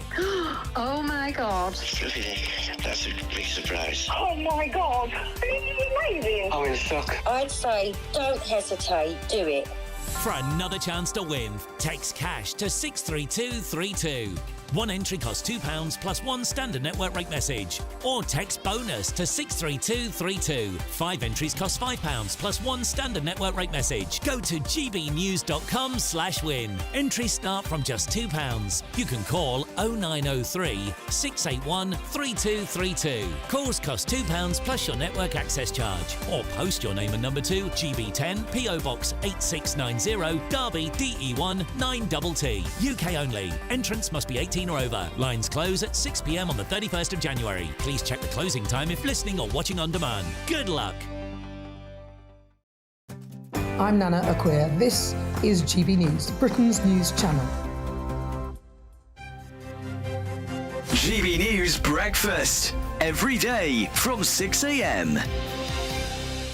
The way in which children are being driven online because we're not taking them seriously offline. And what we're tending to do is seeing the problems entirely on the social media, forgetting the fact that we've given up on children being able to work independently and play independently outdoors. We've basically created a world where the digital bedroom has become this go-to area for a lot of young kids. We've given up on old-fashioned parenting, where we try to cultivate their resilience. And now we blame everything, all the problems that occur online. You have to remember that if you take something like bullying, bullying doesn't have to only take place online. It happens all the time, offline, in everyday life. But yet we only see the problem on the social media. And there's this obsession with the social media where every single problem that afflicts childhood is blamed on it. And that distracts us from actually understanding what we're doing wrong with children. So for me, and I hate when I see children with digital technology, when I see them with smartphones. I'm not a fan. I'm much more concerned about the fact that parents, use their digital phones when they're having dinner with their kids and giving very bad examples in relation to that. But the real problem, it seems to me, is offline, and that's why we got to crack the issue. So for me, the banning issue is entirely a headline-grabbing political gambit. And I think that we should be much more focused on the real problems rather than delude ourselves that anything will improve. GB News, the People's Channel.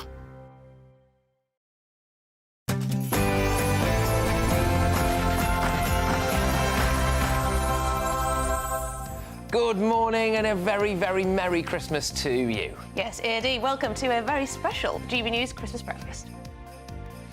Well, I was dreaming of a white Christmas, but sadly I'm going to have to keep dreaming because the Met Office is saying that actually it's just going to be a bit grey and cloudy instead, but I'm clinging to hope. You might not even need a coat.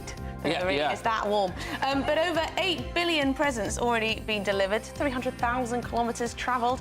Yes, we are tracking the rest of Father Christmas's journey as he finishes delivering presents around the world. And the King is set to break with tradition later today. Make sure that you catch this on GB News at I think it's 3 p.m. I could be wrong. Anyway, he's going to be delivering his annual Christmas message from a former hospital chapel. He is indeed. And the Princess of Wales, she delivers a message of togetherness alongside her family. It's been a tough year, and that was during her Christmas Carol service. Are you busy in the kitchen this morning? Well, one Christmas dessert is on the brink of extinction, apparently, but will it be on your table later? And from the turkey to the puddings to even the Brussels sprouts, we're going to bring you all the top tips on how to make sure your Christmas dinner hits the right spot. Oh, can't wait. It's the season of giving as well, and yet again, Brits are so generous because you're expected to donate more than £1 billion this Christmas season alone. We're going to have a little look at how we can help those in need. And of course, life does not stop at all on the farm as we check in on how our farmers are celebrating Christmas today. Are they still grafting after what's been a rough couple of months? And if you're just joining us, a very Merry Christmas from everyone here at the GB News Sports Desk. We'll look back at an action-packed sporting year. There was glorious failure for England at the Euros, the rise of teenage sensation Luke Littler in darts, another Wimbledon title for Carlos Alcaraz, and a sack full of medals for Team GB at the Olympic and Paralympic Games in Paris. Join me later.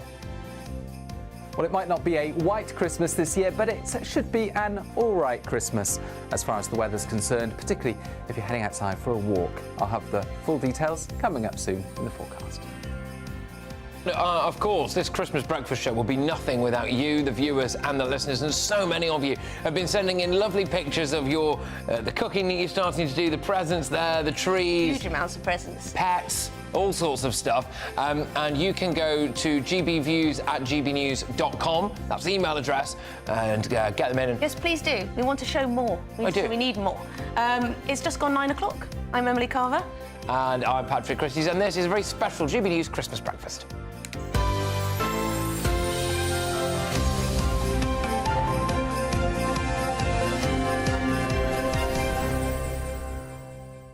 Let's check in on Santa, I think. I think it's about time we did. Where is he? Where's he up to now? So he's been whizzing all around the world, and he's just been to his final stop. Final stop, really? Okay. The Midway Atoll, a major US minor outlying island. Outlying. Outlying, thank you, Aidan. Outlying island. I probably would have got away with that. I probably would have got away with that, to be fair, Aidan. Thank you, mate. Not the worst error we've ever made. I'm glad you're here. So, anyway, it's in the Pacific Islands. And, yeah, he's heading back to the North Pole in about 10 minutes' time. So, well done, Santa. He's done his job. He's been working all year. Terrific. Come on, Mark, yes. There we go. Keep the Christmas spirit alive today. Absolutely, yes. Well, we have got Mark White here with us. Well, indeed, when you said we're going to check in with Santa, I thought, come on. I know I spoke about my weight issues earlier, but, you know, Patrick. Oh, no, yes, we're in starvation mode today, aren't we? Right. Well, Mark, you're here because you've got an exclusive for us. Yes, sadly, more in the way of migrants coming across the English Channel. We signposted this yesterday with the news that thousands were massing along the northern French coast in the various makeshift camps there to take advantage of good weather conditions, because we've had a week of horrendous weather that's prevented any launches in the Channel. Now it's going to clear up for 5 or 6 days, and they're expecting potentially 3,000 migrants to come across, and the first boatloads have already started. Just before 5 a.m. this morning, we had a boatload Border Force vessel come into Dover. You can see it there. That is, well, you can almost see it. It's very dark. That's the Border Force vessel Volunteer coming into the migrant processing centre at Dover with 110 migrants on board. So taking off, we believe, 2 small migrant boats in the middle of the Channel. As we speak, another Border Force vessel, Hurricanes, in at Dover as well, unloading, we believe, at least 100 more migrants, and there are other vessels out there as well. This is the pattern we'll see now for the coming hours in the next few days, with very significant numbers. So Christmas Day is a bumper day in the Channel, then? Well, a bumper day, and indeed the migrants were, or the people smugglers were advertising Christmas discounts. Seriously? Yeah, to get people onto the boats before the new year. It sounds just ridiculous. But on the messaging service Telegram, one particular people smuggler was advertising a Christmas discount, 15 places left on his boat. Hurry up, effectively, and get yourself to the UK before New Year. Discount. I mean, it does just make a mockery and apparently of our borders, doesn't it? The French have not turned up to work today, is that right? Well, that's certainly that was the situation earlier this morning. We think they've actually shown up now. Oh, good. But the early arrivals, these boats crossing from about 4 in the morning onwards, were being met by French lifeboats instead and escorted across. This is a controversial process that takes place in the Channel. Once these boats go offshore from the French coast, the French intervene to say, would you like to come on board our vessel and we'll take you back to France? And of course the migrants say, no thank you, we're heading on our Christmas discount across to the UK. And the French leave them because they say to intervene would potentially cause the vessel to capsize and a loss of life. So they just escort them across. But this morning seems to have been a bit too early for them on Christmas Day to come out, so they left it to the lifeboats instead. But we believe that the French Border Force vessels are out there now, as are the UK Border Force vessels. I mean, 100 just arriving already this morning. I mean, that's enough to fill one of these hotels, isn't it? Yeah, absolutely. So it's just a hotel after hotel after hotel. And it's a very good point, Emily, actually, because under the Labour government, remember, we had all these promises before the election that we are going to end the reliance on hotels to house migrants. Well, what have they done? They've renegotiated with more hotel chains and are actually housing even more people in hotels than the Conservatives did. Because the reality, the grim reality of it, despite their words about smashing the gangs and getting to grips with this problem, is that the numbers continue to build because we've had no slowdown. In fact, 20% more people have crossed this year than crossed in the whole of last year. So it's a problem. They need to be housed somewhere, and they're being housed in a hotel near you. Well, there we go. Well, Lamar, thank you very much. You're never off the clock.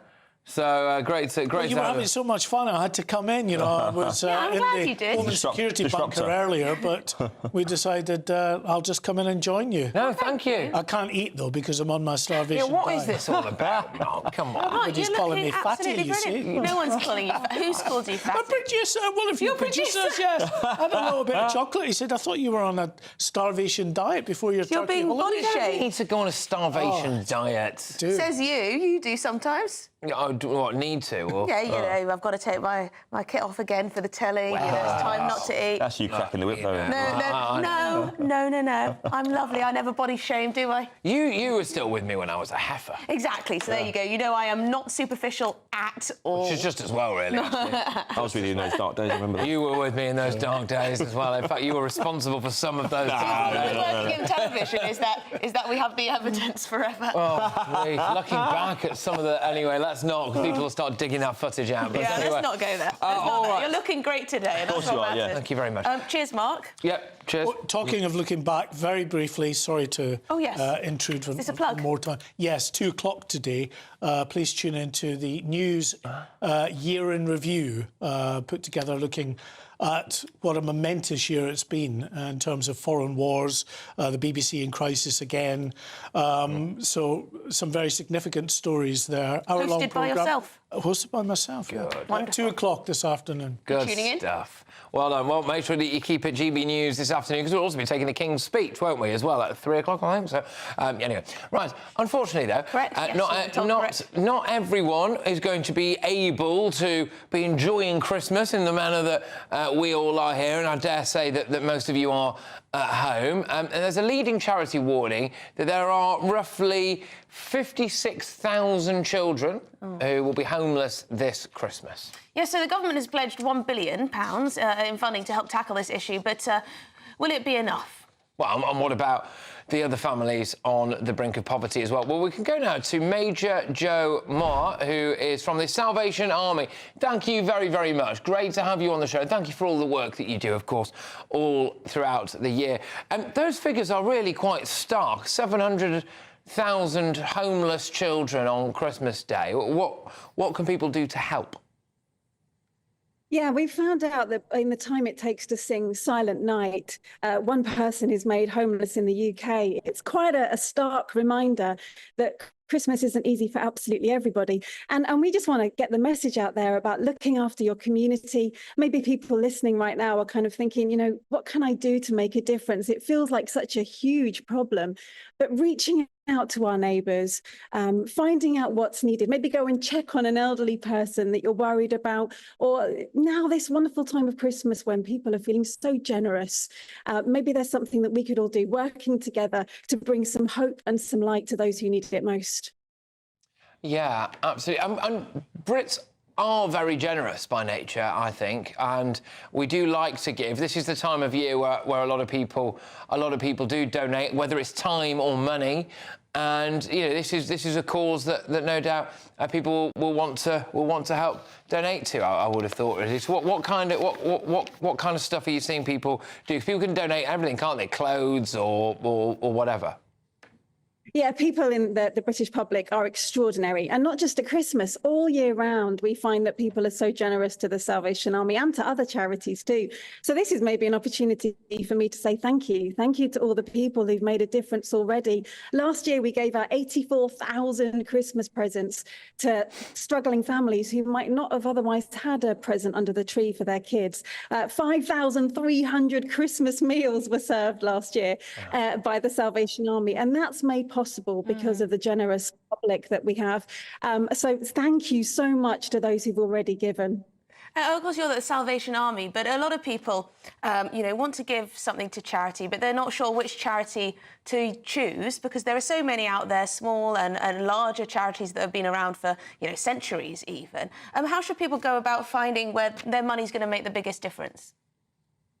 I think find something that's close to your heart. Is it pets? Is it the dog's home? Is it a charity specifically for children? Whatever it is that kind of connects with you on an emotional level. And don't just give. Go and find out about them. Go and find out what they do because they might really need volunteers, particularly in the new year. When it gets a bit quieter for volunteers, rather than going to the gym and losing weight, you were talking about that earlier. Why not make a new resolution to go and volunteer and make a difference in your community? Absolutely. Well, look, thank you very much for everything that you do all year round, and thank you very much for popping up and talking to us as well on Christmas Day. I hope you have a very, very Merry Christmas and a great year ahead as well. And it'd be lovely to chat to you again over the course of the year to keep tabs on all the good that you're doing and the people that you're helping. So yeah, thank you very much indeed. See you soon. OK, well, we're going to be back in a tick, but we're going to get a weather update in the meantime with Aidan. It's snowing.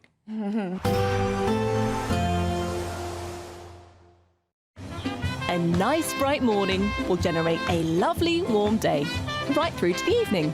Boxed Solar, sponsors of weather on GB News.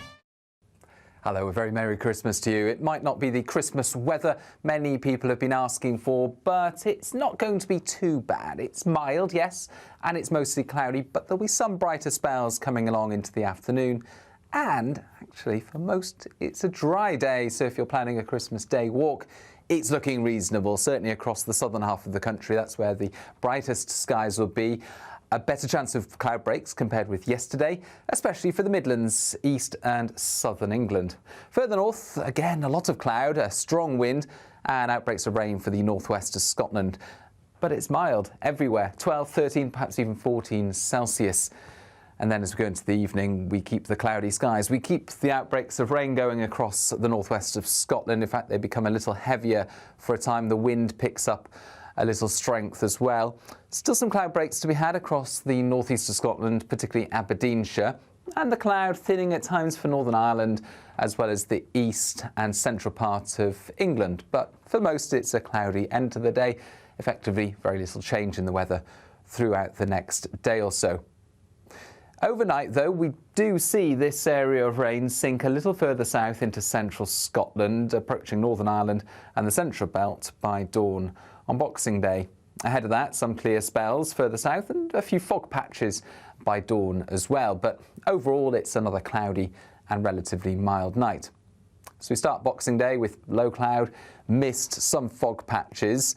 We'll also start the day with outbreaks of rain for much of Scotland, particularly towards western areas, and increasingly Northern Ireland. A few spots of rain coming into North Wales as well, but still some cloud breaks, still some brighter weather there for the Midlands into eastern parts of England. It's another mild day, but it's not quite as mild as Christmas Day. Highs of 9, 10, 11 Celsius. Bye-bye. We'll see a cold snap, which will quickly develop into a warm front. Boxed Boiler Repairs, sponsors of weather on GB News. OK, well, welcome back. I hope you're having an absolutely wonderful My hair's Christmas. looking a bit... Merry Christmas, and I think you look lovely. Thank you. We've got loads on, and we are here all the way through until 11 a.m. Look, thank you very much, everybody, for sending in all your lovely pictures. We're going to get a couple more of them on the screen. Yes, we've got lots shortly. actually coming through, and a special one from my family. A very special one from Emily's family. But should we just let you know as well about a Great British giveaway, because this is your chance to become our biggest ever winner. Look, 50 grand for Christmas. Fantastic. What a result that would be. Here's how you can make that money yours. It's our festive treat to you. Your chance to win an incredible £50,000 in tax-free cash. Our biggest ever Great British giveaway. What would you spend £50,000 on in the coming year? Spectacular holidays? A brand new car? Home improvements? Or maybe you'd just like to save it for a special occasion? £50,000 is an amazing amount of money, and it could be all yours. For another chance to win, text cash to 63232. One entry costs £2 plus one standard network rate message. Or text bonus to 63232. 5 entries cost £5 plus one standard network rate message. Go to gbnews.com/win. Entries start from just £2. You can call 0903 681 3232. Calls cost £2 plus your network access charge. Or post your name and number to GB10 PO Box 8690 Derby DE1 9TT. UK only. Entrance must be 18 or over. Lines close at 6 p.m. on the 31st of January. Please check the closing time if listening or watching on demand. Good luck.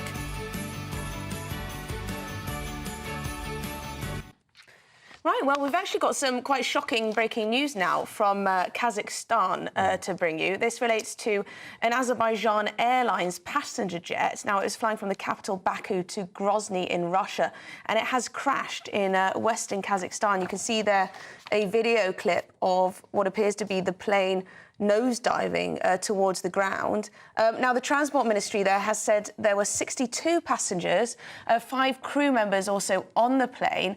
And according to preliminary data, it does look like 25 people have managed to survive that crash. I mean, that's incredible, really, when you think about it. Obviously, hearts go out to everybody involved, and there'll be a lot of people getting some devastating news off the back of this flight crash. But to think, when you see it hurtling towards the earth there, that 25 people managed to survive that crash, that is a remarkable thing, and probably, I would imagine, down to the skill of the pilot. We don't know if that pilot has made it, of course. Yeah, I mean, there's reports that it was diverted on its route because of fog. It caught fire at some point. But yeah, it sounds pretty horrifying. Well, absolutely horrifying. But yeah, again, just the fact I think that 25 people have managed to make it out alive from what was a very devastating situation is absolutely beggars belief, to be honest. But anyway, there we go. So we'll give you a couple of updates on that as and when we get it. But still to come, are you feeling the pressure as a hostess or host? A hostess to have the mostest. OK. Anyway, well, I just thought it might have been a bit sexy. I just thought it might have been a bit sexist to assume that the woman was doing everything. As a host to have the most. Yes, well, there you go. As a hostess to have the mostess. Yes, Mum, are you feeling the pressure?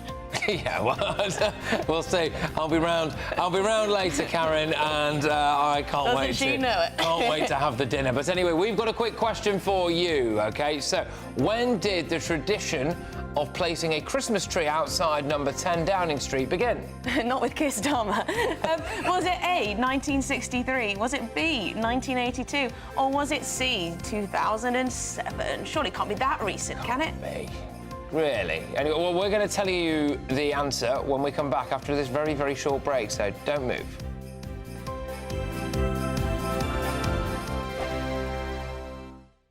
Hi there, I'm Michelle Dewberry, and I'm going to take a second to tell you all about my show, Dubes & Co. We start off with the issues of the day. We then bring in both sides of the arguments. We get rid of the disrespect, and then you throw me into the mix. And trust me, I'll tell it exactly how it is. And then, of course, the magic ingredient, you at home. We mix it all together, and what have we got? In my opinion, the best debate show in town. Monday to Friday, 6 till 7 on GB News, Britain's news channel.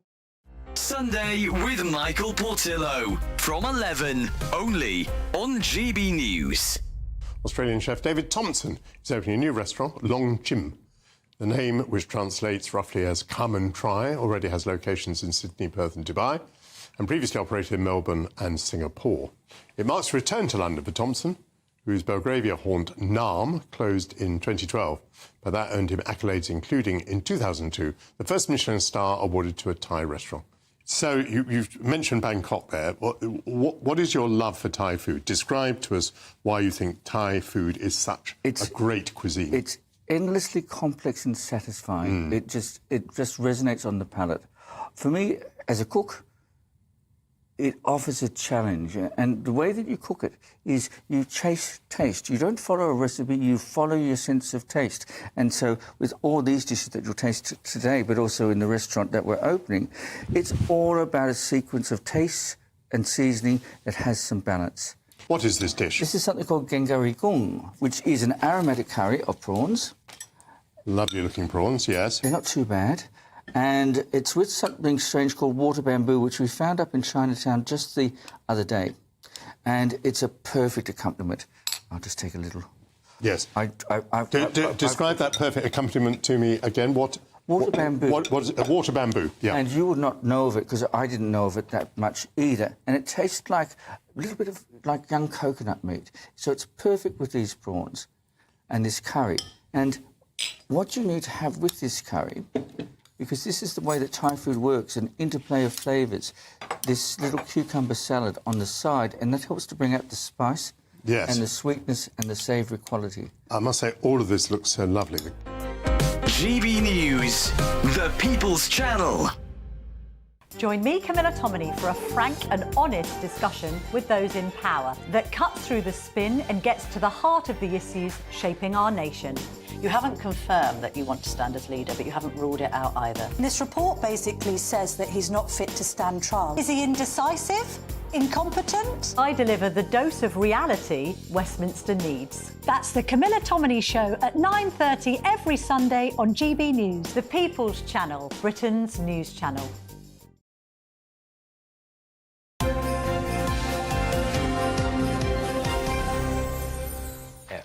Welcome back, everybody. You are watching and listening to Christmas Breakfast with Patrick and Emily.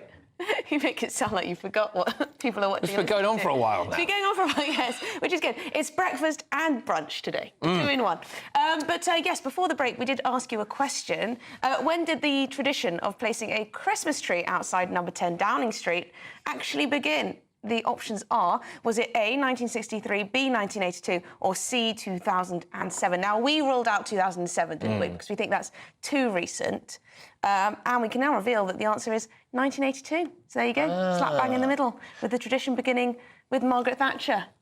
Ah, it's a Maggie Thatcher tradition. It's a Thatcher thing. Well, there you go. I think it's a good one. That's good. I'm actually quite surprised it wasn't always a thing. I don't really understand why people... Well, we found out the Christmas tree was around the 1840s, didn't we? Earlier, we did. From Martin Whittock, the historian. So there you go. He got stuck around the 1840s for a while there, but he did give us a very thorough job. I thought it was very, very impressive. It was. We're learning. This is an educational show, but I hope you're having a wonderful Christmas. We've been asking you to get in touch with some pictures of what's been going on inside your Christmas house, a Santa bean, for example. And there's some people that I think you might know very well, Emily. Yes. So last week, that's my mum with baby Ethan, who's a new arrival to the family. Very cute indeed. I hope my mother doesn't mind the pic. She won't. She looks lovely. She looks lovely there. Beautiful indeed. I think we've also got another one. We've got another one of the parents as well. Yes. Joe and Ellie with the newborn Ethan. Very beautiful. Very cute. This was at a Christmas drinks we had last weekend, wasn't it? Absolutely, yes. Congratulations. We hope First Christmas. So we've had Olivia Utley's baby.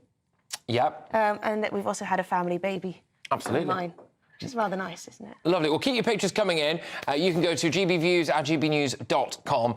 Send them all in, and we'll do our best to try to get as many of them on the telly as possible as we all celebrate Christmas together. But the pressure of entertaining at Christmas can get to the best of us. Not that I would know. I'm not the best of us. But anyway... Stress-free. Yes, well, I think we want to give people some tips, don't we? I think we do. Yes, we've chatted through cooking, but now we need to turn our attention to party games, because nothing beats sitting around a table playing board games with your family, apparently. I'm laughing because... Why am I laughing? Well, because it's not true. But it's just to put down those mobile phones that we're all glued to, and we can now talk to etiquette expert Liz Brewer, who joins us in the studio. Merry Christmas. Morning, Patrick. Morning, Emily. And Merry Christmas to you, too. I can't believe I've actually made it and I'm here. Well, thank you for making it, and you look fabulous. Done stockings. We all did stockings. We sit round my sister's four-poster bed and we do one present at a time, and it goes out, even the dog. And the dog has a stocking, too. Brilliant. And we do all that, and then I'm thinking, I better go. It's going to take me at least 10 minutes. Better go. And I'm here. Oh, bless you. Well, look, thank you very much for going to so much effort to actually coming on Christmas Day. And you look absolutely sensational as well.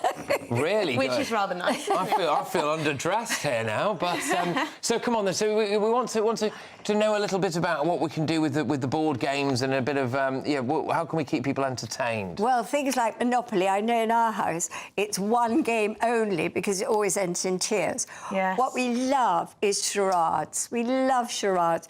Everybody groans when they say we're going to play charades, but in actual fact, you know, once you get into it, and especially inappropriate charades, once you get into that, it's hysterical and people love it. They absolutely love it. You're absolutely right about that, because I'm one of those people who groans and goes, oh, you're making me do something. Until you start playing. Until you start playing. And then when you play, the it's competitiveness absolutely comes out. wonderful. Yeah. So games, it's that kind of thing, and silly games, because people like to let their hair down, and usually this is after they've had their so-called Christmas dinner, which of course is really lunch, but it's dinner. And by the time you finally sit down, because it's such a huge, massive thing to do, you know, it's about 3 or 4 o'clock in the afternoon, and by that time you're full of good cheer. Yes. But you know, there's one thing, and I was talking to my sister Victoria about this, because when I arrived with everything, because we're staying there, so with all the Christmas cards, and I said, you will not believe it. I have got this year, this happens every year, I've got a James who says, and I'm really looking forward to seeing you in February. It'll be so wonderful because I'm away January. And no address. We don't even get a postmark now. And she said, well, look at mine. And there's this squiggle and this squiggle. And then there's a squiggle and a squiggle, and kiss, kiss, looking forward to seeing you. And these people have taken the trouble not only to have a card, put in an envelope, write your name and address, put a stamp on, £1.67 or whatever it is, but there's no address. You have no idea who it's from. Do they really think I only know one Chris, one James, one... I've got a John, I've got... well, squiggle. I've got a lot of squiggles. Well, what you could and have I done, feel so terrible because they've gone to all this trouble. You could have brought them in and held them up on camera now. And embarrassed. And then they could have then got in touch and gone, actually, That's mine. Yeah, this is it. Mine. This is Mark and whoever else has done it. But there we go. So you think it's important to maybe set a time limit on games so they don't go on for too long and people Well, not too long, because then people start getting a bit aggressive when they start losing, especially with Monopoly. Monopoly always ends in tears. I don't know why. But we've got a wonderful one, which is the really nasty horse racing game. And it's unbelievable and it's brilliant, and it's all a question of really, I suppose, betting on other people's horses that they don't know, so you might be holding back and their horse is going, and then I mean it is a really nasty, it's such fun, the really nasty horse race. That's a brilliant one. So absolutely do not get out the risk board. No. No. That game can go on for hours. I quite like the one where she was murdered in the drawing room with a knife. What's it called? Cluedo. I like that game. A good one, I think that's a fun game. I haven't played that. And then the other thing is, you know, it's the one time where if there are a large number of you, which invariably with us, because there's other family coming in, and, you know, it helps to sort of just offer to help. It may all be organised, but it does, if you can just offer. You don't want to start doing the washing up or anything. You want to leave that till later and enjoy the day. But, you know, it's the offer. And it's arriving with something other than just a Christmas present. So it might be, if you're joining a huge Christmas, you know, bring a good bottle or bring, you know, Brandy butter is always welcome. Yeah. OK, noted, Yeah. noted. Well, we're going round to Emily's families later, so we'll make sure that we bring something. Don't worry, we've hopefully. got a couple of bottles of champagne. Now you've warned them. We have. Liz Brewer, thank you so much for talking us through all of that. I do think board games, they can go one of two ways, can't they? Yes. Either it's the best thing of the whole day, or it causes a bit of a wobbly. Yes. But there you go, that's life. Thank you, and I hope you have an absolutely lovely Christmas with your family as well. You no doubt you're heading back off now to... I am. Get back I'm now on the going to the Bucks Serpentine, where they're mad enough. My brother-in-law, my daughter, Tallulah, Lucinda, my niece, they're going to swim in the really? Serpentine. Crazy. Well, at least it's quite warm. Crazy. At least it's quite warm, It could be nippier, yeah. It could be nippier. Well, you take care, Liz. All the best. Thank you very, very much. Gosh, I don't fancy that. A cold dip. Not really. Although I suppose it's something to do. Gets you going, doesn't it? Anyway, still to come. Aidan McGee is going to be here with all your Christmas sport. There is some racing taking place tomorrow, and this is GB News Christmas Breakfast with Patrick and Emily.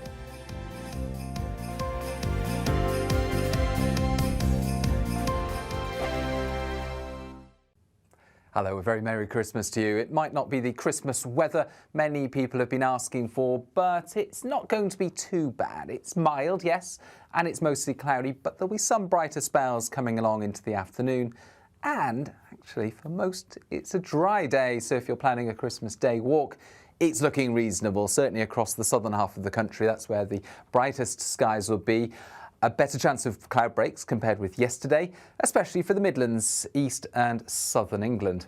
Further north, again, a lot of cloud, a strong wind and outbreaks of rain for the northwest of Scotland. But it's mild everywhere, 12, 13, perhaps even 14 Celsius. And then as we go into the evening, we keep the cloudy skies. We keep the outbreaks of rain going across the northwest of Scotland. In fact, they become a little heavier for a time. The wind picks up a little strength as well.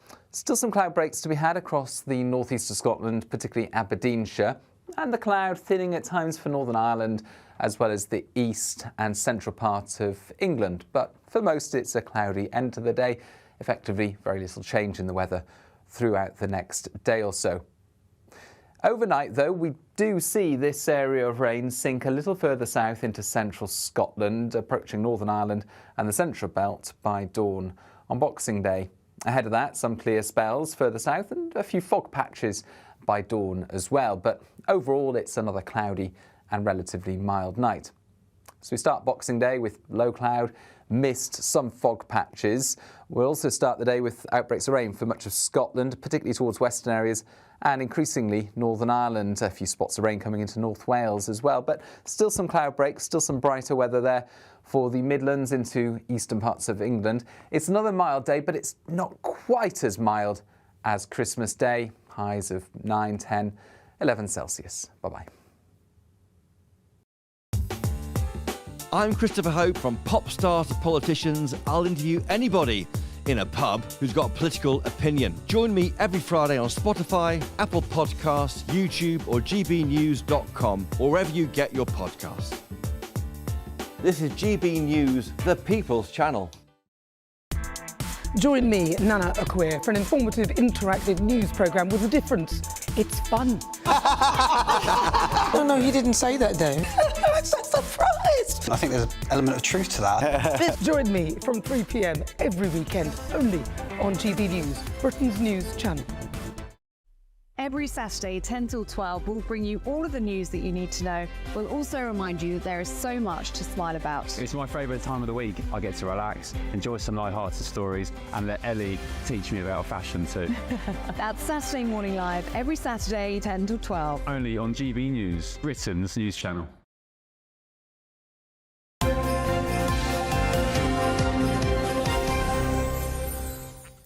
Right, OK, Merry Christmas. It's now 10:35 in the morning, and it's time to give you one of the gifts. So, OK, right, so we're gonna do a little bit of a present exchange. Yes, sorry, we should have explained, yes. Yes, indeed. This is a gift exchange because it is Christmas Day. Indeed. And I got you something because, so, we've had quite a lot of comments about how terrible your jumper is, and I did foresee that as an issue. OK. So I got you something that maybe you can change into. OK, well, thank you very much. All right. I wonder whether or not we've both had a similar idea here, because at our... You've got something that I could change because into. At our, That's a bit rude. at our flat, right. You always, there's a particular jumper of mine that you always like to steal. Oh, this is good. And wear. So I thought you should have We something. both got each other's You should have jumpers. something that you don't have to keep nicking from me. Yes. Aidan McGee's here, who's pulling all sorts of Aidan, faces. He hasn't actually wrapped it that side. Yeah. Can't be bothered. Yeah, Easy access. Easy access. There we How are. about that? All right. Well, thank you very much. Oh, this is lovely. Ooh. Oh, Very there nice. we go. Look at that. I'm taking the Thank price you very off. much. Oh, fantastic. It's a little bit dirty. Oh no, I wrapped it on half it. Don't know where you've been Yeah, very keeping nice. this jumper, but Yeah. anyway, that's that. Thank you very much. Good. Oh, look at this. Yeah, there you go. You see. Oh, well, there you go. lovely. Rate my jumper. Whose is better? A little bit cleaner than It yours. is. Yeah. Which is surprising. Yeah. Well, if it's been in the bar and bucket for a while. So there you go. And Well, thank you very I've much. got a few of these because everyone needs this at Christmas. Should we give this to Aidan? Aidan, yeah. Oh, there you go. Oh, really? Okay. Thank you very much. Cheers. It's not much. Okay. Great. That's low expectations. And you can there. actually have two. Oh, there you go. Oh, fantastic. Thanks so much. I still feel so bad. I didn't get you anything, but I got you some shit. You made us some soup earlier, true. mate. Yeah, so those are a nice colour. These have been worn. Yeah, I ran a marathon in there. Oh, I like this. This is really cosy. There you go. Well, I thought it was nice for you. I thought you'd like it. So there you go. I do like it. Good. And Oh, I hang on, hope you hang on. like yours, even though you're saying it's dirty. It's not dirty. It's just Oh, got a tiny lovely. bit of fluff Thank you very on much. it. There we go. So I You smell like everything. those? I do. Yes, I do indeed. Look what you've given away. No, I know. I could have had them. Could have had oh, them. Thank you. Oh, there we go. Well, look, Thank you, Emily. Very appreciate it. do send us in picture and whatever of your gift exchanges at home. Has Santa been? I hope so. He's finished his last That's so drop off. funny. We both got each other jumpers. Maybe we're meant to be together. Maybe. Maybe. There we go. Yeah. Anyway, Written in the stars. it's time to go through the latest sports news now Yes, with right, Aidan. Aidan McGee. How are you, mate? I'm very good. I'm still busting with energy. Bursting with energy, I should say. Sorry. yeah. I was busting earlier. Self-combusting. Yes, exactly. No, I've really enjoyed it. But listen, there's going to be a huge day of sport tomorrow. We've also had a huge year of sport over the last 12 months or so. Let's kick off from the beginning, the darts. Luke Littler, what a teenage sensation. 16 years old when he came into the worlds last year. He ranked at about 164th, got to the final. He's earned about well over £1 million over the course of the year. It's a lot of money for somebody of that age. He's now 17. He turned 17 in January, actually. I think it was while the World Championships were on. He's upgraded his mum and dad's So house. how much did he win? It was over. Well, he didn't win anything that time because he won. I think he won about 125 grand or something like that. It's for being runner-up, but he's won. His career winnings now over £1 million. I mean, he could. I mean, we could see a record amount of money that this guy could win over the course of his darts career. I mean, don't forget. I mean, he's got. I mean, look. It doesn't follow that just because someone's successful when they're young, they're going to follow that up for years and years. Yeah. Darts players peak at different times. You can get the yips of darts. I mean, it's called dartitis. You can get a situation where you can't release the dart. It can happen. We hope that doesn't happen to him. But it happens to a lot of darts Like players. Seriously. arthritis or something? It's not really arthritis, no. It's more of a mental thing, releasing the darts. People are watching it who are new to darts. They think that the player's wasting the audience's time. What they're actually watching sometimes is the disintegration of a player's career. It can happen. That's an extreme case. I think we mentioned it a couple of years ago on one of your shows, perhaps. Not sure, but it happens in golf when the golfer can't release the grip or can't release take the shot. But look, as I say, that's extreme. Let's hope that doesn't happen. There's no evidence that it will happen. Let's hope he carries on winning money and upgrading his parents' house. But the World Championships are ongoing as we speak. The action resumes on the 27th. So that's great. Let's look at the football tomorrow as well. Man City against Everton, hoping against hope they can end this run. One win in the last 12 matches, 9 defeats in that time. More defeats than they've had in the previous 106 matches. We went through Manchester City's last 3 months, didn't we? Yeah. Which was absolutely dreadful, which I think you enjoyed, especially after you did it on the back of Man United's tale of woe. Yes. They tried to keep the fixtures quite localised on Boxing Day to minimise the travelling for supporters, but Bournemouth v Crystal Palace is south versus south. But goodness me, it's going to take you about 2.5 hours to get down to the Vitality Stadium if you're a Crystal Palace fan living in somewhere like Croydon or Bromley. Southampton v West Ham, exactly the same. And I want to talk about the horse racing as well, a full card of horse racing across the country. Key meetings tomorrow at Aintree, Wetherby and Wolverhampton. We've got a huge King's George VI chase at Kempton Park tomorrow. Spillane Tower is my tip. Watch out on that one if you fancy Spillane lumping Tower. on. 11 runners in that one. A flat race, of course. Trained, this is Spillane Tower we're talking about, trained by Jimmy Mangan for JP McManus, ridden by Mark Walsh. 2:30, we're underway in that one. Oh, there I we love go. how Top there's so tip. much sport on Boxing Day. Loads, yeah. Yeah. It's a key thing. I mean, There's something for everyone, isn't there? Look, I had Frank Warren on the show on Saturday morning on the day of the Fury versus Usyk 2, and I said to him, why have we not previously seen boxing at this time of year? Not fights of that magnitude anyway. And I think, do you think the fight game has missed a trick over all those years, not having it? Why wouldn't it? It fits quite snugly into our sporting schedule, doesn't it? And he said, yeah, we probably did. We probably did. It was hard to get the fights made anyway, but getting them so close to Christmas. I mean, I used to spend time on Christmas Day with boxers in the past. I spent time with Anthony Joshua on Christmas Day 10 years ago today, in fact. And so that's because they're fairly inactive at this time of year. But let's get them in the ring. Let's get them fighting. Get them in the ring. There you go. We had a global audience on Saturday for Fury Usyk 2 of 560 million. That's over half a billion. McGee, we're sending you back to the kitchen. Yeah, I'm cooking for later on. Don't self-combust yet. I'm cooking later on. Yeah, Cooking good. later on. Well, we've tasted the soup and it is Lovely. pretty damn good, actually. Absolutely lovely. Aidan, thank you, mate. Good to see you. Always Merry Christmas a to you pleasure. both. It's wonderful spending time Thank with you you. so Merry much. Christmas. Have a wonderful Christmas. Thanks for everything you do all All year right, round well, we for still us. have a lot to come, including some festive cheer with Matthew Laza and also Reem Ibrahim. We're going to be seeing what's making the news. Absolutely. But first, if you are in search of some winter sun, well, here's where you might be able to find it around Europe.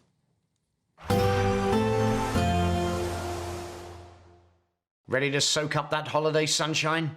Won't we need some cover? No worries. All sorted. All Clear Travel Insurance sponsors GB News Travel Destinations Forecast.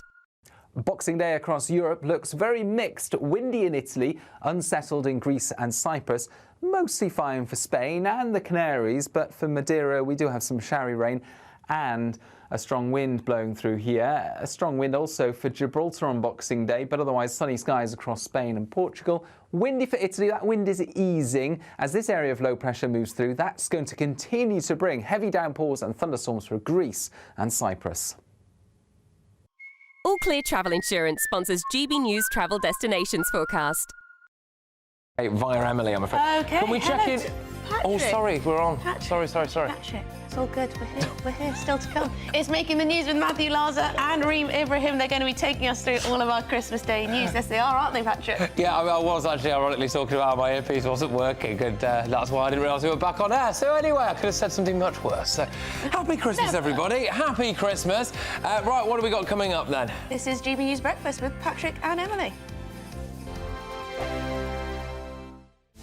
This is Britain's Newsroom, where your voice matters. It's just astonishing. With expert analysis and honest opinion, we don't just keep you informed. We bring you unique perspectives you won't see anywhere else. Can't argue with any of that. When the news happens, it happens here. On Britain's Newsroom, weekdays from 9:30 a.m. Only on GB News. This is GB News, Britain's news channel.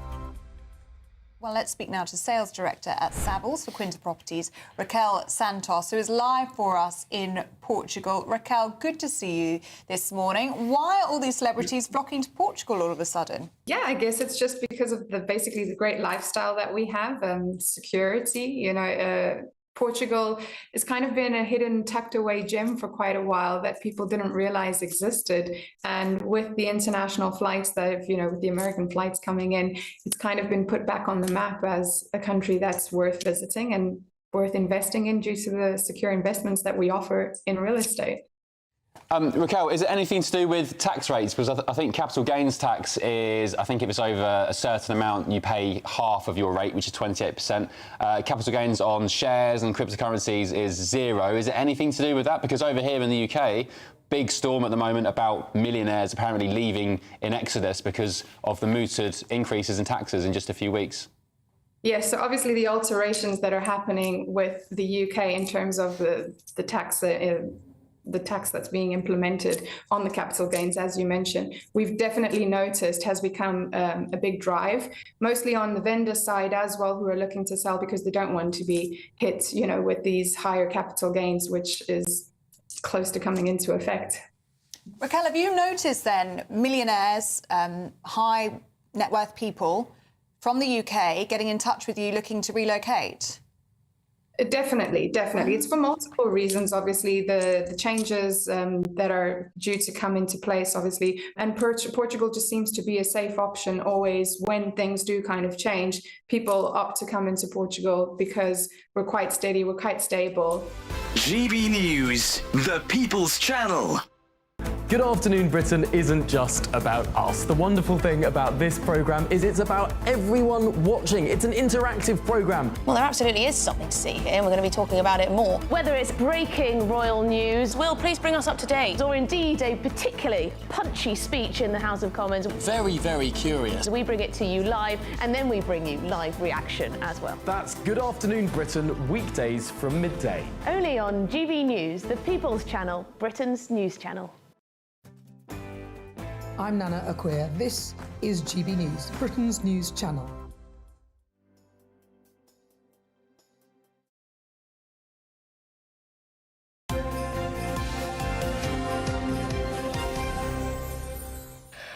Oh, well, there we go. A very Merry Christmas, everybody. You can tell we're getting to the end of the show, can't you? You can. It's been going on for a little while, this now. We're on for another 10 minutes or so. We've got some more of your pictures that you've been sending in. So, a very Merry Christmas from the lads working hard offshore in the North Atlantic Ocean. Well done. Oh, brilliant. That's a tough job, that is. Good stuff. GB News is out there in the ocean. I love that. We've also got Rob and Sarah, who are in Leeds. Oh, there we go, cosy. Very lovely cosy. tree set up there. Yeah, we're Strong. above the mantelpiece. Nice to see. Julie has also sent through this one. We don't know from where. Beautiful. Oh, beautiful. That's very nice. Very nice. Lots of Okay. presents, not opened yet. Well, thank you very much for allowing us all to see inside your front rooms, or indeed your offshore oil rig, as we just saw there. So, thank you. I hope you're all having a wonderful Christmas. Yeah. Well, joining us now to check out what's been making the news, because there is a little bit of news about today, actually, is former Labour advisor Matthew Larser and communications manager at the Institute for Economic Affairs, Reem Ibrahim. Thank you very much, both. Thank you. Merry Christmas. Thank you for having us. You wanted to kick us off with a bit of... Well, this is one that's been getting Reem and me going, and it's been in the papers over recent days, and it's sort of a head of steam is building about it, and it's the cancelling of Love Actually. So did you see that? So the most embarrassing political moment of the year, one of them, was when Keir Starmer was asked what's your favourite Christmas movie, and he couldn't think of one. Yeah. My job used to be to sort of tell them what their favourite Christmas movie and what their favourite song was. So bad. A bit of a personality is what you did. Well, I hope so. But I actually spend my Christmas day, when I leave you, I'm going to go spend Christmas day with friends, one of whom was the producer of Love Actually. But it's been trying to be cancelled because it's got a whole host of things are wrong with it in today's world. Can you guess? Can you guess what they are? I think one of them was Keira Knightley was only 17. Absolutely, and the Andrew Lincoln character basically stalks her. So apparently it's got stalking as a theme. And of course, Martine McCutcheon, the number 10 tea lady with her trolley, was fat-shamed throughout the film with the jokes which occurred... Hang on, the 17 thing. So was her character 17? No, just the actress. The actress was 17. She was character was older. The character was in her, must have been in her 20s. Yeah, because she was married. Yeah, so, yeah, I think it's absurd. And then the fat shaming thing is really silly because, I mean, I remember, so I watched it last week and I remember thinking, it's so funny what we considered fat in the early 2000s. That she was very, very, very slim. We have to admit that Love Actually is for you a retro film because it was before you were born. It was before I was born. I was born in 2002. But... You were born in 2002? And at the age of 4, you were on the GB News. And then we're 10 years older than Reem. Amazing. And I'm a lot older than everybody. So as the old person on the panel, the token oldie. Even a meteoric rise. Absolutely. And then there's a power imbalance with the Alan Rickman and Colin Firth characters because the objects of their affection are both employees. She's Portuguese. With all of these then, Reem. Is this a sort of a Guardian hit piece or is this just a collection of what it was? So there was one particular story in the Times by a interesting journalist who effectively outlined all of these arguments.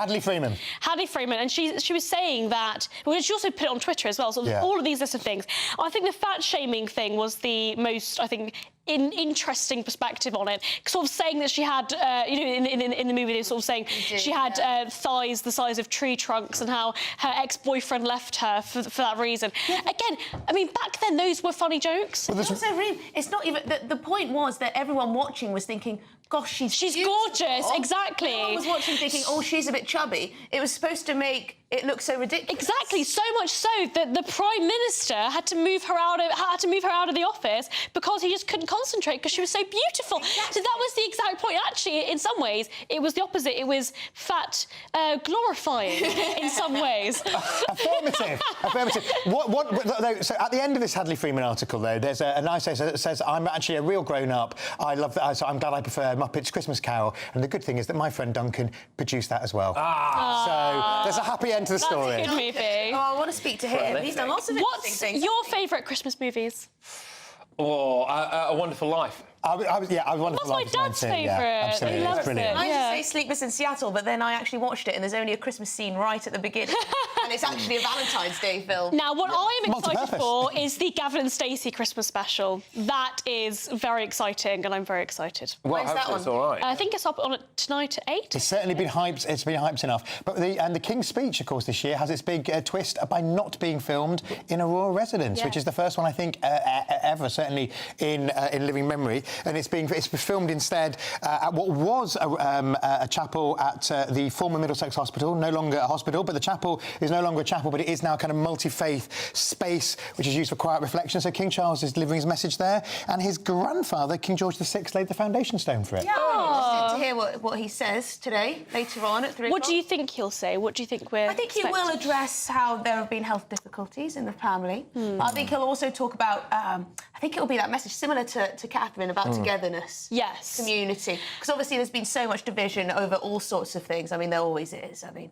but I'm not just... I think he's mentioning the riots, by the way. I got a sneak preview. Oh, OK. That's interesting. So I think he's going to mention... Well, he did go to Southport, didn't he? I'm not sure if I'm allowed to say this. I think you might now be sent to the tower. So your Christmas is cancelled. You're going to be in the tower. Sorry. Well, that'll be interesting if he does, because it effectively means that he's sort of reflecting upon all of the difficulties of the last year. I think what's interesting at Christmas is we tend to want to gloss over the difficulties of the year, when actually it's quite nice with the royal family specifically, thinking about not only the terrible things that have happened this year, but also that we can look towards a more positive future. Do you know what? I think that's a very thoughtful sum up there. Absolutely. Yeah, Absolutely. We shouldn't just gloss over the bad. We should address it. And I think particularly this year with the troubles in the Church of England, let's put it stronger than that. With just well-being. Let's just reflect. A year ago, the Archbishop of Canterbury was giving us his Christmas message and telling us all, what we should be thinking about and reflecting on. And this year, he's reflecting on his own position as he leaves office and isn't even officiating over a Christmas service anywhere. Never mind Canterbury Cathedral, but not even in a parish. So, and of course, the Archbishop of York, who's delivering the Church of England's Christmas message this year, is himself under fire. So more people returning to the King than ever. It's a complex picture. Well, thank you very much. Thank you. And Merry Christmas to both you two and everybody at home. Thank you so much. Merry Christmas, both of you. Thank you so much for giving up a bit of your Christmas day and coming in here. Yeah, really appreciate it. I believe that Sophie Reaper and Charlie Peters are here to tell you. Yes, there they are. Are here to tell you what's coming up on their show. Charlie, I like that tie. Thank you very much, Patrick. Recently borrowed. I'll return it to you later. It's a lovely Christmas gift from you to me, and Merry Christmas to both of you as well. Merry Christmas, and to everyone at home as well. Merry Christmas. Looking forward to joining you later. Merry Christmas, and Sophie, you had quite the drive. I have indeed. I've come from the northwest to be here this morning, self at 5 a.m. But it's worth it to be here with you guys and with Charlie, of course. Thanks a million. Got a busy show today, haven't we? Yes, indeed. We had breakfast and brunch, but we'll now have lunch with all the trimmings from Sophie and I from 12 to 2. Wonderful. Well, we'll have to sign off and leave everyone to Sophie Reaper and Charlie Peters. It's going to be a fantastic Merry Christmas, everybody. Merry Christmas. Merry Christmas. Expect a warm front, moving from the kitchen right through to the rest of the house. Boxed Boilers, sponsors of weather on GB News. Hello, a very Merry Christmas to you. It might not be the Christmas weather many people have been asking for, but it's not going to be too bad. It's mild, yes, and it's mostly cloudy, but there'll be some brighter spells coming along into the afternoon. And actually, for most, it's a dry day, so if you're planning a Christmas day walk, it's looking reasonable, certainly across the southern half of the country. That's where the brightest skies will be. A better chance of cloud breaks compared with yesterday, especially for the Midlands, East and Southern England. Further north, again, a lot of cloud, a strong wind and outbreaks of rain for the northwest of Scotland. But it's mild everywhere, 12, 13, perhaps even 14 Celsius. And then as we go into the evening, we keep the cloudy skies. We keep the outbreaks of rain going across the northwest of Scotland. In fact, they become a little heavier for a time. The wind picks up a little strength as well.